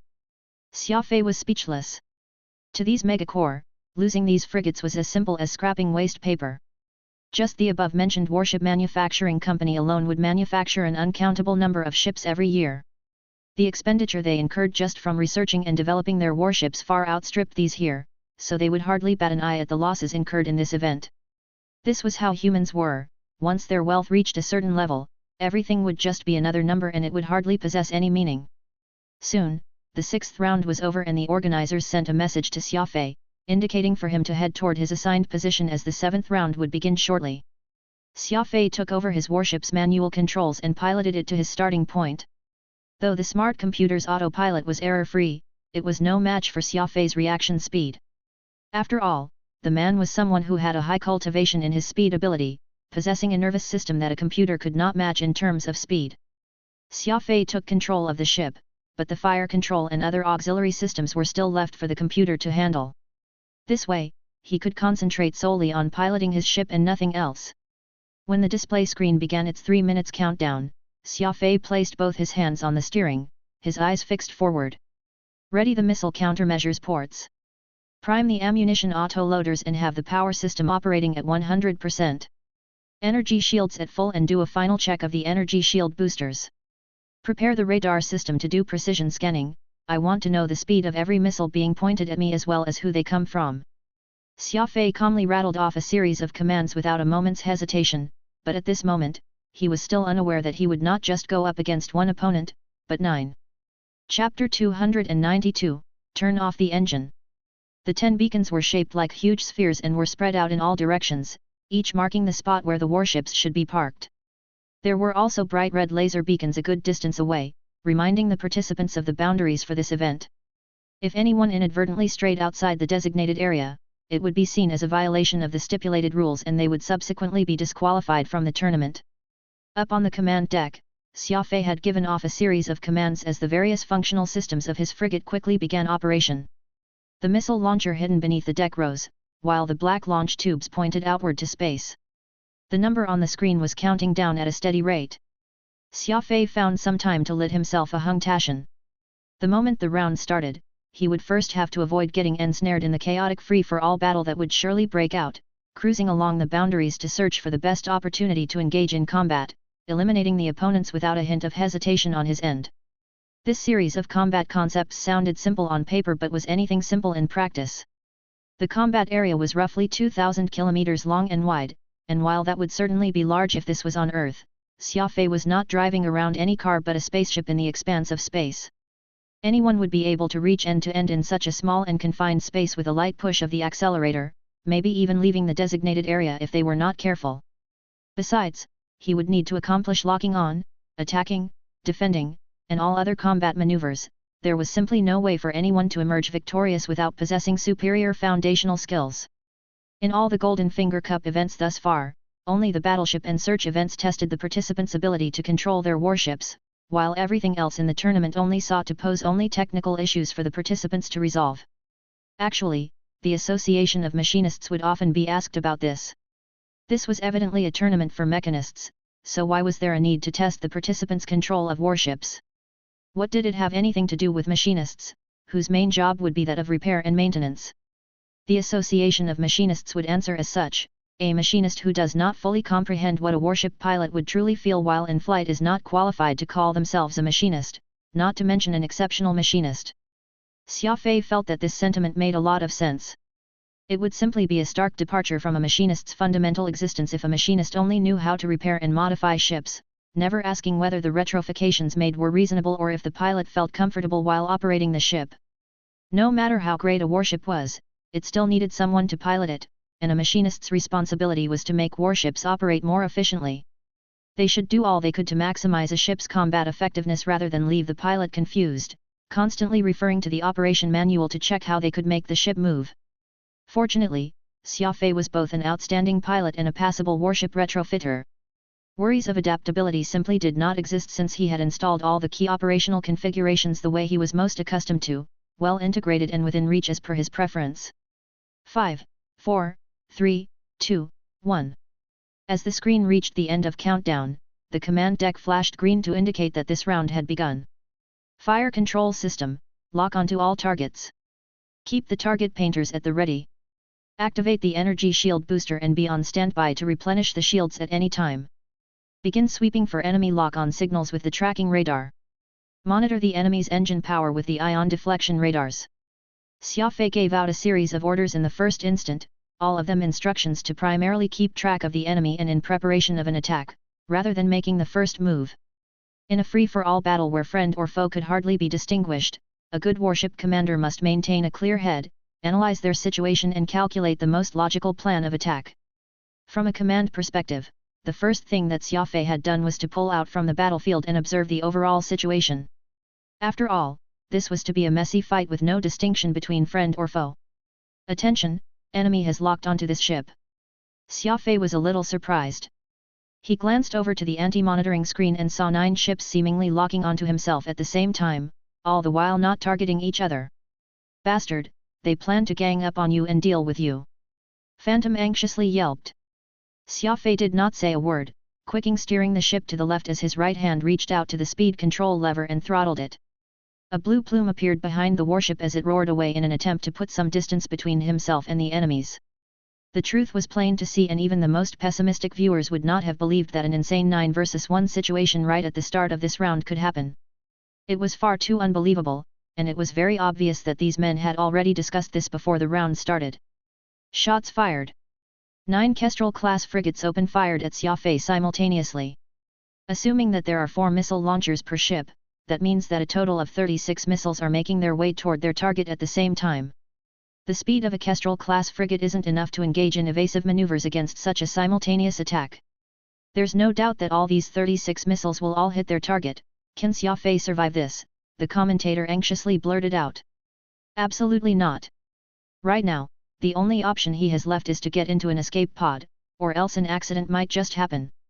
He mustn't try and hang in there. A bespectacled female commentator joined in. The audience was now all standing, anxiously staring at the screen. The 36 missiles seemed to be flying out at a uniform speed against that black space. A 1,000 kilometer distance only needed approximately 10 seconds of flight time for these missiles to cover. The good-hearted people prayed for Xia Fei to escape this crisis, while a greater majority of the audience was hoping to see brilliant fireworks bloom amid the stars. Aim for target number 1 to fire. Xia Fei had immediately begun his counter-attack the moment the enemy's missiles were deployed. Unfortunately, he was only able to fire 4 missiles, and the difference in power between the two sides was immense. Quickly prepare your escape pod. There's no way we can survive a simultaneous assault from 36 missiles. Even if you have the energy shield boosters, there's no way you'll be able to take it all. Phantom nervously yelled. Alas, Xia Fei did not respond. His eyes were as calm as still water. Missiles loading complete, prompted the cool female voice of the onboard smart computer. Fire.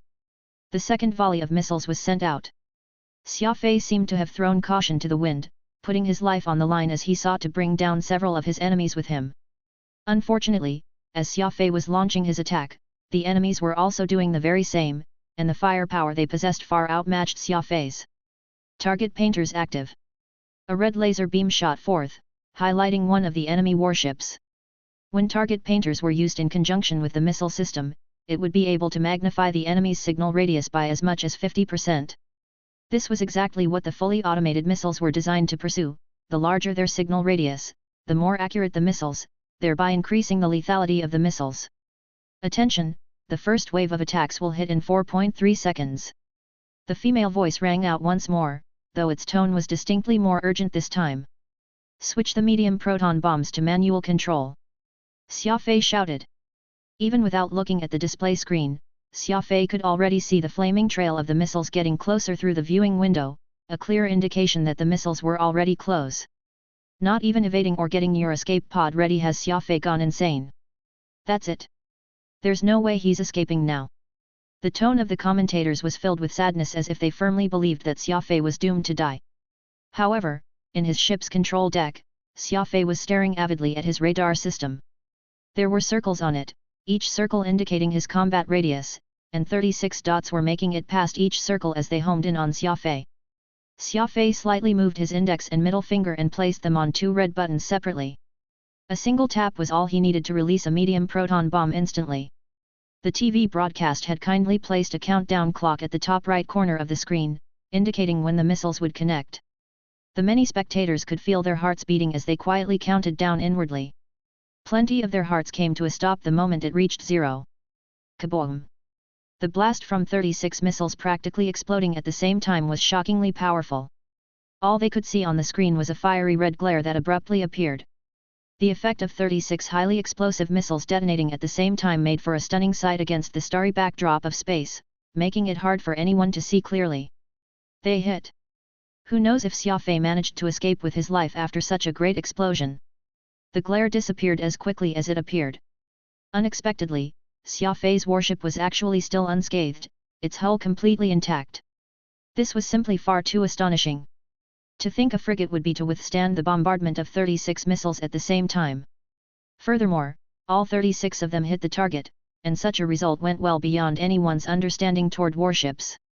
It was still understandable for this to happen if Xia Fei was piloting a cruiser, but he was in a frigate, it was even a frigate known for its subpar defensive performance. Just how did he survive such an intensive offense? Don't stop the missile launchers. Get the target painters onto the next target and keep firing relentlessly. Xia Fei's two eyes were slightly red as he yelled. If you dare to plot against me, you'd best not blame me for being merciless. After firing 2 volleys, making a total of 8 missiles, Xia Fei turned his cannons toward the second target. He fired 4 missiles at the enemy, and due to the target painters supplementing this attack, the effect of the attack achieved spectacular results. That ship struck by the 4 missiles was effectively incapacitated as it lost its firepower and defense.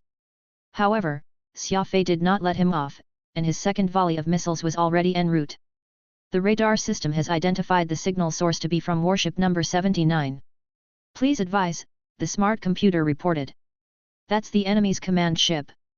As long as we take this one ship down, I'm sure we'll be able to throw the enemy into turmoil. Xia Fei, this is our chance. Phantom anxiously cried. Assign that enemy ship as the final target in our attack sequence, I want him to live till the very end. Xia Fei growled out his command. Don't take this risk. We now have a chance to strike the head of the Hydra and sow some discord amid their ranks. Why are you letting him off? Phantom shouted, impatient and puzzled. Letting him off? Xia Fei coldly snorted. Not a single one of them can think of getting away. With that said, the second wave of enemy missiles was upon him.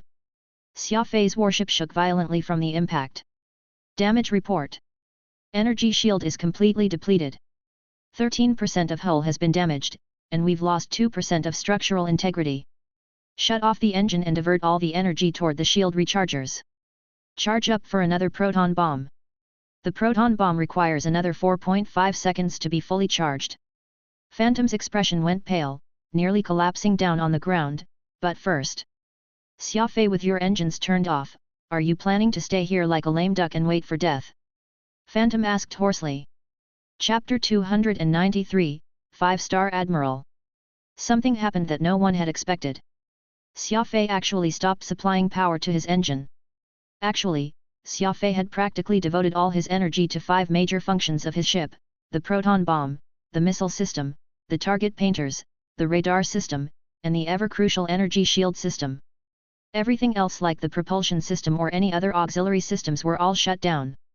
At the moment, Xia Fei's combat strategy was akin to a battle among warriors in medieval times. Neither party was willing to retreat or give up.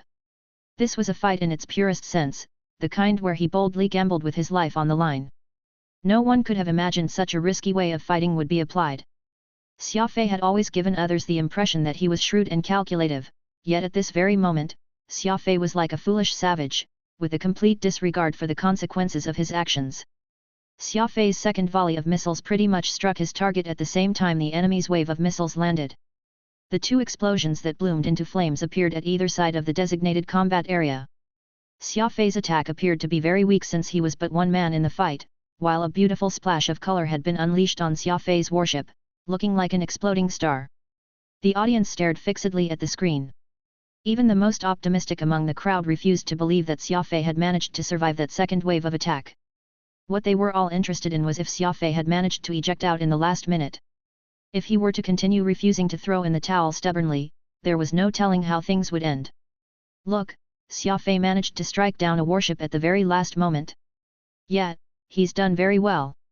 It's lucky that he managed to kill one of the warships when facing 9 enemies. If I were in his shoes, I would probably choose to get in the escape pod instead of retaliating. Why was Xia Fei targeted by everyone the moment the round began? Could the other participants have already discussed this prior? I doubt that's the case. The organizers would disqualify them all if this was premeditated. Having worked so hard to get into the third stage, unless they were offered an amount they could not refuse here, no one would actually be stupid enough to violate the tournament rules. Perhaps Xia Fei's previous performances were simply too outstanding, so he ended up grabbing the attention of all the other participants. The audience of course shared varying opinions, while in Sunset Villa, Avril had already gone completely pale. Even a complete layperson could tell how bad Xia Fei's present predicament was, so what more of Avril, who had stayed up all night learning about machinery. Back on Earth, old Porter was bearing a grim look on his face. As a top machinist, Porter spotted some clues and knew clearly what Xia Fei's strategy was. In his personal experience, anything Xia Fei did would be risky and insane, no matter what he ended up doing. As for how it would end, Porter was not in the least bit confident to make such a call. That was because this sort of unconventional warfare event not only tested the participants based on the modifications they had done on their warships, but also challenged their operation expertise. The more complex the tactics employed, the more refined and precise the warship had to be operated. This round had already gone well beyond the goal of testing the warship's performance and was now a test of Xia Fei's ability to adapt under extreme conditions. Whoosh! While the audience was paying close attention to Xia Fei's fate, his Kestrel-class frigate came blazing out from the sea of flames to where the enemy warships were. Heavens! Xia Fei managed to survive that second wave of attack. He's really done it this time. That's impossible. How could a Kestrel-class frigate be able to survive such an attack twice? If the first time was sheer luck, then what was the second time? Look, he's accelerating in the direction of the enemy ships. Could he still be risking his life? His hull has clearly been damaged, yet Xia Fei is still on the attack? Does he really think that he's kissed by Lady Luck or something? He's practically committing suicide. Everyone was reeling once again. The enemy ships were down to 8 from the original 9, meanwhile these ships were now sparsely packed together after Xia Fei had lured them for some distance, and he was rushing forward to close the gap between them. The pilot for warship number 79 was a middle-aged man with the nickname of Baldy. His pate sported short, brown hair, and though he was not too old, the signs of defeat were already obvious to all. It would not be long before this man became completely bald like his father. These 9 participants had all taken Li Mo's money, and Baldy was the one who had the most experience among them, having participated in the 3 Golden Finger Cups prior, which was why he had been elected as the commander at the last minute. He already knew that he lacked the strength and capability to win in this intense tournament, something he had very clearly known after working so hard for so many years. That was why he had decided to abandon all hope this time, choosing instead to take the money Li Mo offered, which would ensure that he would not have to worry about his living expenses for his entire life. Even if he could not attain glory, he would at least have a mansion and a woman to call his own, as well as anything else he could dream of. The world hustled for profit, and dangling such huge benefits would surely move quite a lot of people. Li Mo managed to convince all these men, for they were motivated by greed, into doing his bidding without much effort at all. If the Association of Machinists were to ever learn of all this, they would permanently lose their right to participate in future tournaments, but so what? They had all already gotten paid, so why would they care if they could be a machinist after? Besides, even if they killed Xia Fei, none of them would be handed over the authorities and dealt with. Every participant had already signed the indemnity clause, so their fate was left to the gods. In any case, it was very common for people to end up dead in such events. There was no evidence that could clearly point Baldi as the culprit.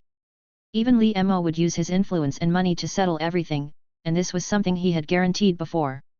Baldi, who had truly not expected Xia Fei to survive that second wave of attacks from them, had already given the command for everyone to resume the free-for-all after. Everyone had done exactly as instructed so as to not arouse suspicions from any spectators. After all, 9 participants ganging up on a single participant was hardly glorious. If they started to fire at one another after taking down Xia Fei's warship, that would also be too obvious, and even a fool would be able to tell that there was something afoot. Continue to attack and keep it up. Make sure we take him down. Spread out, don't gather together. We are too close together and might very well accidentally damage one another, barked Baldi these orders. Their communication signal was being transmitted over an encrypted channel that the organizers would be unable to listen in on. This was also considered one of the loopholes for this event that they were exploiting. The organizers had provided the participants with plenty of freedom, so the usage of an encrypted channel was not considered going against the rules. Spread out? It was already too late for them to do that. Xia Fei had been waiting for this moment the entire time, and there was no way that he would let them get away successfully. The hull has sustained 41% damage, structural integrity dropped by 9%. This ship is now in code orange, the cool female voice reported. Have the energy system operate at full capacity and immediately replenish the energy shield system and the power of the proton bomb, Xia Fei ordered. He had completely disregarded the orange warning lights flashing on the control deck. Phantom already knew that there was no way to stop Xia Fei once his madness took over, so he decided to just shut up and silently pray to the spirits for protection and such. Xia Fei was giving his all at this moment, and trying to get in a word edgewise to him now would just interfere with the young man's judgment. Phantom figured that it was better to keep his mouth shut and quietly watch the situation unfold, for he believed that even though Xia Fei was someone who took plenty of risks, he was not a fool who did not know his limits. He must have his reasons for everything he just did. The greatest disadvantage a missile attack had was the need to reload after every volley fired. Furthermore, there was the substantial flight time required. Baldi assumed that there was no way Xia Fei could evade their attack, which was why he had given the order for the other participants to lock onto one another after. This was all so they could give off the illusion of chaos, so by the time Baldi realized that Xia Fei had survived and moved to issue another attack order, with the fire control system and the target lock-on requiring a few seconds to make the necessary adjustments, Xia Fei had already piloted his ship to them and was now in their midst. Don't attack as you wish. If he's carrying a disruptor bomb, it will instantly scramble your lock-on system. Baldi anxiously relayed these orders when he saw that Xia Fei was already right before their eyes. His worry was not unfounded. A disruptor bomb emitting out a signal shock could throw all missile locking systems into disarray. Though the missiles were able to repair themselves after suffering from such a shock, it would require more time, and given the proximity they shared, these missiles might not have the time to accomplish their adjustment before they ended up exploding on their warships. He wanted for them to attack only after they managed to increase the distance between themselves and Xia Fei so that their side could avoid any losses. Baldi and his pack did not attack, but Xia Fei did not let such a chance slip by. 2 volleys of missiles were successfully fired, ruining another ship with the help of the target painters.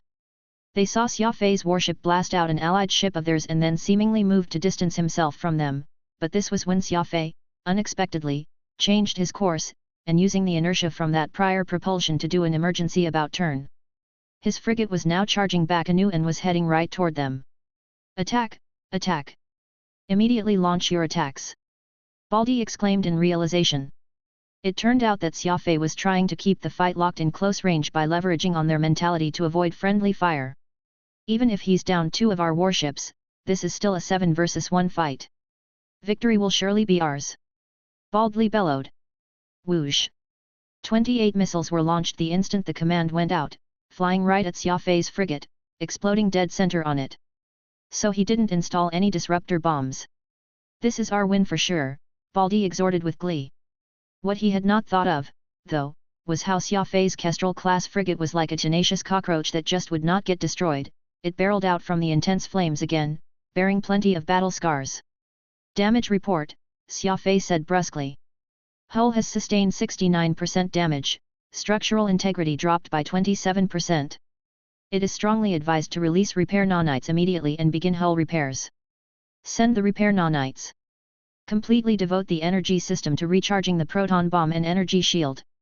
The emergency lights on board the ship had already turned from orange to red, an indication that the ship was already nearing the limits of catastrophic failure. The spectators were going wild. Xia Fei was going up against his enemies in a 1 versus 9 scenario, destroying a third ship after evading 5 waves of missile fire from the enemies. Even if the match were to end here, Xia Fei had already set a remarkable record that perhaps no one would be able to top in the years to come. Xia Fei did not seem to be willing to just end it there, though, for he was still preparing a renewed assault. Aside from shock and excitement, what these people wanted to know the most was how Xia Fei had been able to evade the wave after wave of attacks. No one could even imagine how a Kestrel-class frigate was able to demonstrate a defensive capability that could rival that of a cruiser. Could Xia Fei have installed some super equipment? The battle situation began to develop in a direction that Baldy had never expected it to. Xia Fei's warship had suffered substantial damage by the time he took down the fourth warship. Black smoke could be seen billowing from his frigate, accompanied by the occasional fiery glow. Baldy was greatly encouraged by this. Though he had not exactly won this battle gloriously, what mattered was that it was ending. Since he had already accepted Li Mo's bribe, why would he still care about his face? Face was something that needed not be considered when there was no need to have it around. Alas, he was mistaken. He was still unable to penetrate Xia Fei's defenses even after sending wave after wave of attacks. To be precise, he simply was unable to penetrate through Xia Fei's energy shield. The firepower of 5 people was completely incomparable to that of 9. It was almost less than half. In this first wave of missiles, Xia Fei's energy shield got reduced until it was under 5%, and Xia Fei retaliated by taking down one of their comrades, so they were now down to 4. The second wave had him losing 79% of his energy shield, and Baldy again lost yet another fellow participant. When all that was left on the battlefield among his allies was Baldy alone, the firepower he possessed was no longer enough to cause any substantive damage to Xia Fei. It was as if Xia Fei's energy shield was an ocean that could never be drained, only requiring a handful of seconds to recuperate back to full after suffering damage. Focus everything on firepower, I want to blast this man mercilessly to smithereens. Xia Fei rumbled in a deep voice. At this point, the control deck had already been completely engulfed in smoke, and a good portion of his onboard equipment had already given out, his air filtration system was ruined, and the breathable air in deck was starting to become frighteningly scarce. A volley of missiles accurately homed in on Baldy's warship number 79. Meanwhile, the man was still going about his ineffectual retaliation. It was not that he did not want to retreat, he had already failed, so if he were to make a last-minute attempt to flee, what he would face was not just the loss of his right to participate in the tournament in the future but also Li Mo's wrath. Another volley. Whoosh! Another set of missiles found their target. Due to the target painter on Xia Fei's ship having already been destroyed, Xia Fei needed 3 consecutive volleys before he managed to destroy Baldy's warship. Baldy lightly pushed the ejection button and his escape pod shot out, leaving the soon-to-explode warship behind. I've fought till my warship's completely destroyed, surely, Prince Li couldn't blame me, right? Baldy had just lost, yet he acted as relieved as if he had just been granted amnesty. Holding out for that long had long since left him feeling mentally exhausted. His escape pod was like a round sphere, the distress light on the top of it flashing repeatedly as he drifted in space. Baldy squinted his eyes and looked from the small porthole, and in that instant, his entire face went pale. He saw that Xia Fei's warship was accelerating at high speeds for his escape pod, a long plume of flames trailing behind the frigate. Baldy did not even manage to let out a scream as Xia Fei's warship crashed into his escape pod. His escape pod was of course not made of thick plating as what a warship would have, and it was of a small size as well. This ramming from Xia Fei caused Baldy's escape pod to shatter upon impact, much like a chicken egg that had come into contact with a hard rock. Whoosh! Another escape pod was ejected out. Xia Fei was seated in this pod, glancing out into the starry sky as he lit himself a cigarette. Baldy was dead, no more than a few scattered lumps of flesh drifting out in space after that collision. Several minutes later, a spaceship from the Association of Machinists came to collect Xia Fei's escape pod, heading straight back to the tournament's chief referee office. With a participant dying in this round, there was no choice but to put the tournament on hold. Everything would only resume after a thorough investigation was made. The Alliance military, the high-ranking Chief of Staff Pine Williams ignored the commentator's commentary. He shut off the screen and stood up, taking out a notepad from his office desk and used a pencil to jot down some lines before he lightly chewed on one end with his mouth as he read what he wrote. Many people would do some inexplicably minute actions when deep in thought. It seemed that this was a common trait humans innately shared. Some would massage their temples, while others would habitually light a cigarette and slowly let it burn. Meanwhile, Chief of Staff Williams had the habit of using his teeth to bite the head of a pencil. This was an old habit of his, and the amount of pencils he had chewed on from young until now might even fill more than his office's space. In any case, the Chief of Staff was always in deep thought. It was an open secret that he would break several pencils a day as a result of his chewing, and the more cheeky men had even given him the nickname Pencil Killer. Williams's head sported short, red hair, which was unique to his family. The fiery and bright color was akin to a lit flame in a dark night. His forehead had a tight set of 17 wrinkles, each of incredible depth and texture, as if they had all been carved prominently by a sculptor. The last name Williams had a long history in the Alliance. From way back, the Williams family had been known to produce very resourceful and wise military commanders. They mostly served the military as staff officers or fleet commanders, and this had already gone on for many dozens generations. It was said that the Williams family all had the unique features of red hair and forehead full of stress lines. The more forehead lines, and the brighter their hair color, the higher their IQ. According to historical records, the person who had the most stress lines in the Williams family was the great-grandfather, Denton Williams. The man had a shocking 29 stress lines on his forehead, and his hair was redder than the midday sun. Unfortunately, it seemed that this Denton Williams had been too clever and had become disillusioned with life early on, so he chose to fly a dilapidated warship into a black hole, ending his life at the tender age of 27. Though Pine Williams did not have as many lines on his forehead like his ancestor, and his hair was not overly explosive, either, the achievements that he had attained would leave plenty of his ancestors embarrassed. He was the Chief of Staff for the Alliance military, calling him a high-ranking powerhouse of the military triumvirate would not be inaccurate. His importance in the military scene could be better described as all-encompassing, influencing well beyond the confines of Alliance Army. Furthermore, he was only 53 years old, the youngest in the military triumvirate with a limitless future ahead. Jotted down on his notepad was an analysis of the tournament. This was also a habit of his, writing down what he thought whenever he felt that he was faced with something he had trouble analyzing so that he could break it down one by one, slowly eliminating the uncertainties until he derived a final answer. The tip of his pencil scratched upon paper once more, quickly, and as the words lessened, a clearer image gradually came into his mind before a smug smile appeared on Pine Williams' face. That was when the clear beeping of his communicator sounded. Williams picked up the call and saw that the call had come from the other member of the military triumvirate, the Chief of Navy, Admiral Leighton. "Have you gotten your conclusion?" Leighton asked.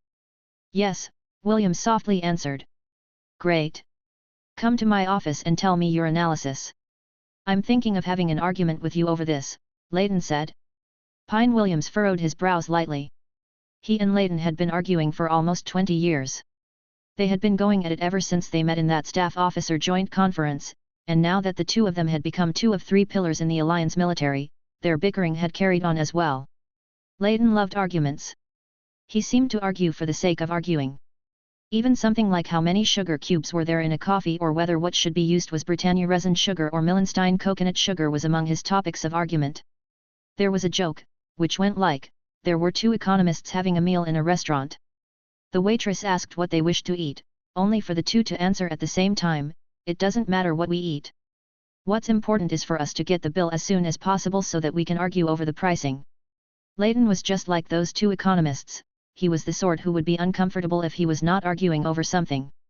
"The last time you won an argument was 749 days, 15 hours and 22 minutes ago.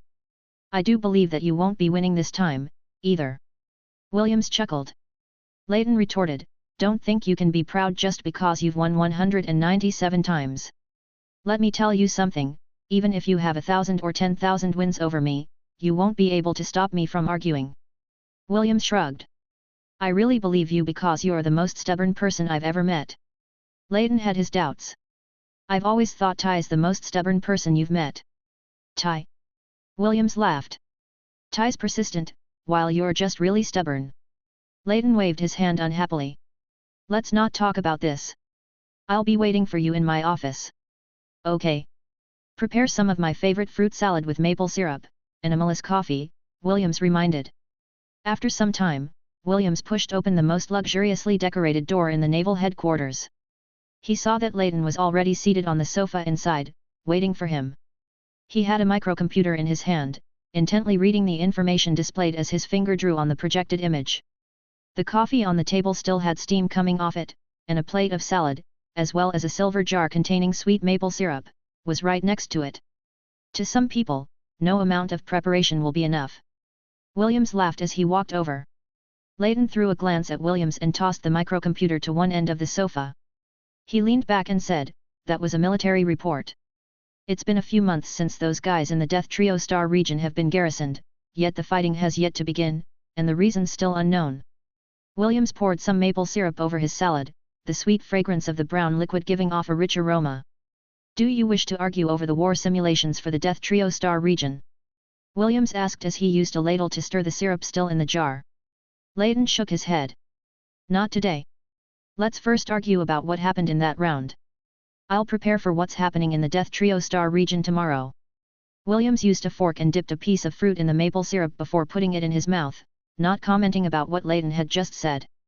Leighton could feel his stomach churning when he saw how Williams ate his syrup-covered fruit. He frowned. "Williams, that syrup is ridiculously sweet, upsetting your stomach when you eat it. Why do you like to eat what kids enjoy eating?" Williams chuckled. "The human brain is the most important organ that we humans can't do without. Aside from protein, the brain uses plenty of sugar to keep it functional, so people who use their head a lot enjoy eating sweet things. This is normal." Leighton had already heard Williams say this many times, and he had no wish to continue discussing it. That was because the truth had already been proven that Williams had thousands of reasons as to why he enjoyed sugar so much, and there was no way he could win an argument with him over it. Thus, Leighton turned the topic back onto the issue that he was most concerned with today. "So? What do you think of the warship duel in the Golden Finger Cup that I sent you?" Leighton asked. Williams nodded. "I'm usually not the type to watch any warship events organized by the Association of Machinists because those participating in it aren't really combat experts, but this particular match you sent me had gone well beyond my expectations. The course of events was very exciting, with an equally spectacular finish as well." Leighton burst into a raucous laughter. "All right, then. Tell me, how did Xia Fei win the round despite the power disparity?" Williams laughed. "You're the one who wants to argue about it, so you ought to start first." Leighton was no hypocrite, so he immediately started. "Then, I'll tell you, it's because Xia Fei used 2 medium proton bombs. Proton bombs are unable to generate powerful pulse waves within a 60-kilometer radius, and participants in the Golden Finger Cup's warship event were using frigates. That's why they've all been outfitted with light missiles, and the speed and range of such light missiles are fine, but their lethality and plating aren't worth mentioning. Meanwhile, the pulse waves from Xia Fei's proton bombs have been enough to destroy the defensive plating of those missiles, causing all the missiles to explode. Due to the speed of the explosion being too quick and how concentrated it was, it's hard to tell whether the missiles were actually detonated by the proton bombs or they exploded while still a distance away from his ship as opposed to directly landing hits on its hull. I had it checked, and Xia Fei is a speed ability user who has cultivated until the Advanced Star River rank. The reaction time of speed ability users far outstrips that of a common man, and that's how he was able to detonate his proton bombs with perfect timing," Leighton explained without leaving a single fact out. Williams nodded as he sent an orange wedge soaked in maple syrup into his mouth. "I agree with that as well. We have no arguments here. Carry on." Leighton shook his head helplessly. This was the nature of arguments, he had to find a difference in perspective and then propose their opinions accordingly. There was no need to argue if the two parties agree with each other. Drinking some coffee, Leighton continued, "After being subjected to the 2 waves of attacks, Xia Fei suddenly shut off his engine to divert all the power toward restoring his energy shield and the charging of the proton bomb. That's because the Kestrel-class frigate does not possess enough top speed, it would be futile even if he were to attempt increasing his distance just to evade the enemy's attacks. After all, he couldn't dodge the missiles if he's too slow, and that means he wouldn't be able to get rid of their pursuit. That's why Xia Fei had his power system concentrate on his defensive systems, taking advantage of that moment when his proton bomb exploded to accomplish a tactical turn while in the ensuing conflagration, diving right into the midst of his enemies. Leighton looked at Williams's reaction once he was done, only to see the redhead still taking large bites of fruits soaked in syrup, completely unresponsive. This meant that Williams also agreed with his assessment of the combat maneuvers employed, and they had yet to find a point of contention. "Okay, it's your turn, I'm taking a break," Leighton said. Williams nodded, wiping his mouth clean with a handkerchief as he took a sip of the quality coffee. The reason Xia Fei's missiles could take down an enemy ship in 2 volleys is the installation of a target painter on his ship. He also made certain modifications on the equipment itself, or else it would be impossible for him to take down a Kestrel-class frigate with merely 8 Spitfire light missiles, given their lethality. As for how he modified them, it's my guess that he installed a signal positioning component in his target painters, increasing not only the enemy's signal radius, but also the accuracy of his missile strikes. That's a clear indication that he has knowledge of precision positioning, or else he wouldn't have been able to make his missiles strike their targets with such fidelity. Leighton nodded. Agreed. Continue. Williams gave it some thought before saying, "We're wasting far too much time doing it like this. How about I just posit a bold hypothesis of mine? We'll surely find our point of contention this time." With a point of contention, that meant they could begin their argument. Leighton eagerly nodded, perking up as he got ready to argue with Williams. It was funny, others would often promote friendship after finding commonality with each other, yet these two big hots in the Alliance military were desperate to find differences in perspective so that they could argue with each other. "Do you recall that escape pod which Xia Fei destroyed in the end?" Williams asked. "Of course, I do." Williams gave a mysterious chuckle. "I think Xia Fei did that on purpose. What I mean is, he intentionally created the impression that he had lost control of his ship and killed that man." Leighton slapped his thigh. "You think so, too?" "I could tell that Xia Fei had intentionally not targeted that warship number 79 throughout the fight. There were several instances when that ship was clearly the most suitable target of his attacks, yet Xia Fei simply chose to attack others, and with the decent piloting skills he demonstrated then, he's surely capable of controlling his ship from smashing into that escape pod."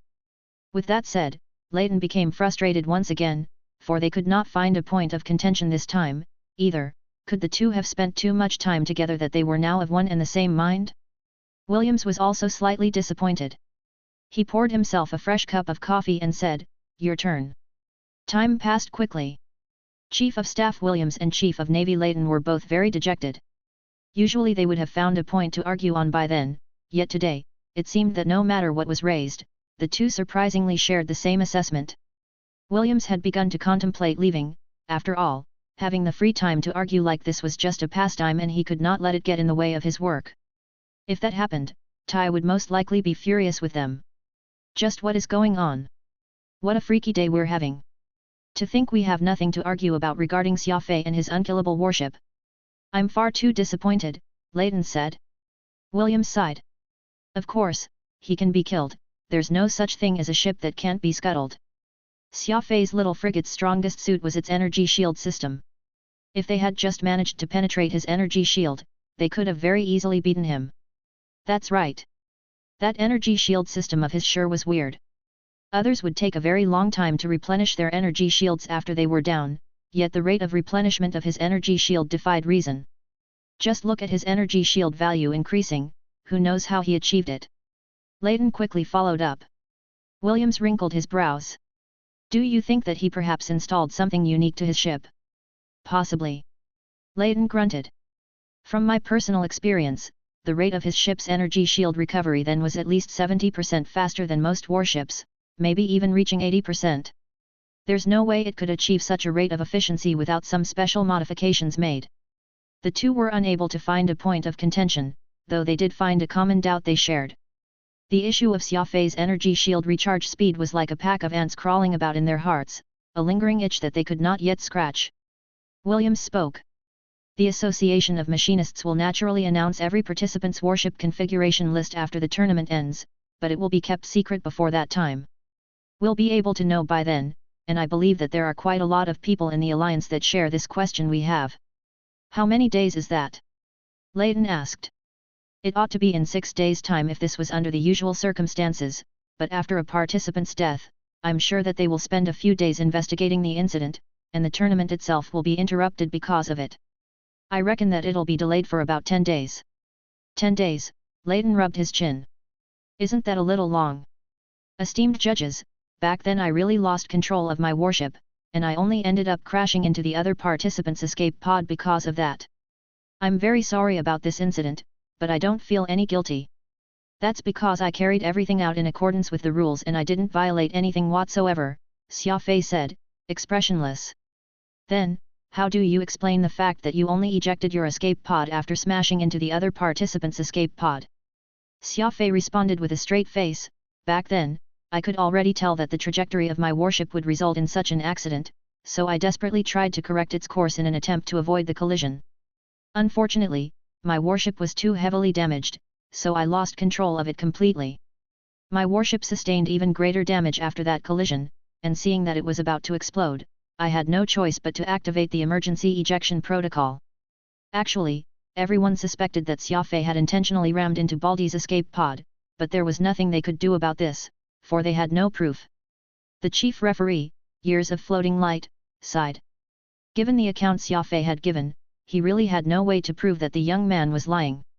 Are there any other questions? If none, this inquiry will come to a close here, and the results of this investigation will be announced to the public, Years of Floating Light said. Nobody had any questions to raise. Years of Floating Light then called Xia Fei over. There's a messenger from the Alliance military outside waiting for you.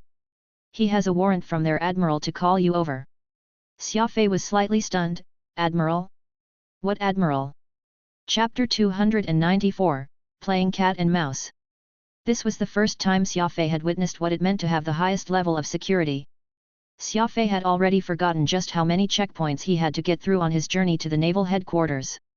All he remembered was that the ever-present guards on both sides at every gentry along with the hidden bunkers in the mountain calls, the armored vehicles in the dense forest, and the different warships constantly flying overhead. Just the hover vehicle used to escort Xia Fei, for example, looked quite boring, with its standard military green appearance, which any fashionable young man would find repulsive, looking so ordinary that it exuded not a hint of elegance and could even be seen as unwieldy. Only the people sitting in the car could understand that the armor on this vehicle was actually thicker than an A-13 Army APC. It had two BL-54 engines, which gave it a massive propulsion, and had over a dozen green communicators, each connected to a different encryption channel of the army. Xia Fei could vaguely feel his heart beating. After all, it was not every day that anyone could gain entry to the most important military fortress in the Alliance and face its highest level of military security systems in place. Any average person would feel shocked just experiencing it all. Fortunately, Xia Fei was able to maintain quite a steely temperament. Phantom was convinced that even if Xia Fei were to face the president of the whole Pan-Human Alliance, the young man would be able to chat freely and would not be frightened just from the other person's reputation. A good while later, Xia Fei was wedged between the protective escort of 4 military guards as they came to Admiral Layton's office. Before this, he went through a complete body check, where his spatial ring, microcomputer, and everything else he had on him had all been confiscated by the guards at the security office. Reporting to the chief, "I've brought Xia Fei as requested," reported the officer with the rank of major when he pushed open the door and saluted. Layton responded, "Quickly bring him in. You guys are so slow." The guard beside Xia Fei gave him a shove, and Xia Fei absorbed the inertia from the push and stepped into the office. The guard behind him immediately shut the door behind him, not making a sound throughout. Actually, they're fairly efficient. It's just that we wasted a bit of time by the security office. Xia Fei chuckled as he quipped. Layton had the air of an admiral about him. He glared coldly at Xia Fei, while Williams acted a lot friendlier, cracking a smile at Xia Fei as he gestured for him to sit on the couch opposite of him. This is the Navy headquarters, after all, so it's only natural for them to be stringent with the security work. Actually, Admiral Layton already gave the word to forego the first 2 security checks, or else you would have taken more than 2 hours to get here. Williams corrected him. Xia Fei sat on the couch that Williams had indicated, and the slightly soft cushions caused him to sink slightly when he rested his weight down, making him appear a bit shorter. Layton said gravely, "Let's get straight to the point. This isn't an official inquiry from the military, so you don't have to be too nervous. General Williams and I here have some questions we wish to ask you and hope that you'll answer them truthfully." Xia Fei did not comment. Though they had said that this was not an official inquiry, the fact remained that he did not have a choice to reject this now that he was here in the Navy headquarters. Everything they had said was simply useless pleasantries and courtesy. "We are very happy about your performance in that warship event today," but just how did your warship withstand so many salvos of missiles like that? Aside from your use of the proton bomb, I'm afraid you also made modifications to other systems. Do you mind elaborating on what are some of these changes you made to the defensive systems or what special equipment you installed? Williams asked. Xia Fei was quite taken aback. The biggest reason for his participation in the tournament was nothing more than to promote his energy shield booster by letting the whole alliance know. The military of course had the most warships, and they were precisely the largest client that Xia Fei was trying to acquire. Now that a 5-star general and a 5-star admiral, Williams and Leighton respectively, were expressing interest in his defensive configuration, he was of course more than happy to oblige. A thought quickly came to Xia Fei and he said, according to the rules of the tournament, I don't have the right to reveal the details of my modifications and the equipment I used, so I'm very sorry about that. You can rest assured telling us. We can guarantee that we won't reveal what you share here with us, Leighton said. Xia Fei flashed him a smile. You are both important figures in the alliance, of course I believe what you are both saying, but I am bound under the agreement and will risk disqualification once I divulge this. Williams chewed on an apple and smiled. Your warship's already heavily damaged. According to the rules, though you won this last round, you already lost the qualifications to participate in the tournament finals. I think that being disqualified should not be your ultimate reason. Leighton followed up closely with a nod. That's right. There are 2 more rounds to the Golden Finger Cup. You're already so many points behind and continued participation is meaningless to you. Are you worried about something else? Xia Fei sternly answered, Distinguished General and Admiral, though I am well versed in machinery, I am also a warrior and a businessman. Since I've already signed an agreement and essentially given my word not to reveal the information to my ship on my own, I will have to keep it. If I were someone who couldn't even keep my word, how would my comrades trust me? Or if I were to be a businessman who's untrustworthy and couldn't keep to an agreement, why would my business partners want to collaborate with me? A man has no leg to stand on if he can't be trusted, so I hope the esteemed General and Admiral can understand the difficulties I face regarding your request. Even if you force me at gunpoint, my answer will still be the same. I'm helpless since I'm bound by the agreement. Xia Fei said this calmly, which promptly surprised Williams and Leighton greatly. They were surprised to learn that an insignificant person like Xia Fei would actually value integrity so much. Had it been anyone else, they would have most likely spilled the beans already. Even a fool would know what it meant to establish a good relationship with these 2 among the military triumvirate, so a few simple words would be enough to do a favor for these 2 army bigs hots, which meant that it would be that much easier to get their help if something were to crop up in the future. This was a transaction that was akin to being given a free lunch, yet Xia Fei had actually rejected it. Leighton could feel frustration accumulating inside him, yet there was no way for him to release it. After all, Xia Fei was not doing anything wrong by keeping to his agreement. Next to him sat Williams, who was now laughing happily. He got up and said, The young man is trustworthy and honest, not wanting to lose sight of his true colors as a warrior. That's very much commendable. Since that's the case, we shan't press you. I've still got one thing that I want to be certain of before you leave, though. Did you really accidentally crash into that escape pod? Admit that he had killed Baldy? Xia Fei was not going to do such a foolish thing. He categorically denied it, emphasizing on the fact that he had already lost control of his warship by that point, and while he tried all he could to change the trajectory of the ship, he was helpless to prevent the accident from occurring. Williams was of course not about to press for answers on an incident where there was no evidence pertaining to the circumstances surrounding the death. He called for guards to send Xia Fei back and did not continue his line of inquiry. Xia Fei, are you insane? Those 2 are 5-star generals. You've always wanted to sell your energy shield boosters to the military, so why did you start talking about integrity at such a crucial moment? It's not like you can eat that, Phantom complained, somewhat annoyed. Xia Fei asked, What, do I not have integrity? Phantom pouted. All I know is that you're unreasonable a lot of the time and not at all a man with integrity. Xia Fei chuckled. While I don't care about integrity per se, I'm very interested in the business opportunity that integrity provides. Thuram already warned me that it's no simple task to try and sell something to the historically demanding military, so what I need are such hooks. So you're telling me that you purposely didn't tell him about your energy shield boosters? Phantom asked. Xia Fei nodded. Precisely. Given the power those 2 men in the room possess, all they need to do is dig a little and find out about my relationship with Quantum Holdings, and then they'll very easily learn about the existence of the energy shield boosters in that manner. Right now, it's as if they've stumbled upon a puzzle, and from how they called me out here to conduct this inquiry secretly, it isn't hard to tell that they're very interested in getting to the bottom of the riddle. For example, if you were to encounter a problem, which has been troubling you for some time, that you're very interested in, would you hope for someone else to solve it for you or would do it yourself? Phantom pondered for a moment.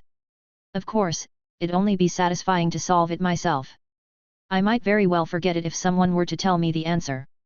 I see now, you're intentionally creating this mystery in order to arouse their interest even greater. By the time they discover the energy shield boosters, they'll have studied it even more carefully. If you tell them right away about the features of the energy shield booster, they will just listen and not bother investigating it as eagerly as they're now.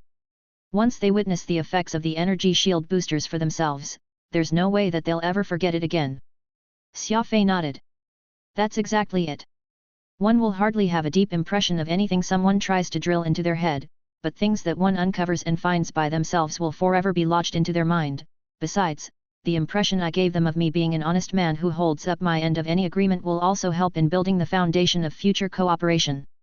Those people aren't the common folks, not the sort who will buy whatever they're being advertised. They're very clever men, so there's no way to impress them without putting slightly more effort in it. Phantom nodded his head repeatedly in agreement. Isn't this one of the 36 stratagems, cat and mouse? I was actually thinking that you'd gone mad just then. Something good just might come out of this. If the military does indeed decide on utilizing the energy shield boosters, even Avril's father or grandfather won't underestimate you again, especially after you get rich. Xia Fei did not say a word to it.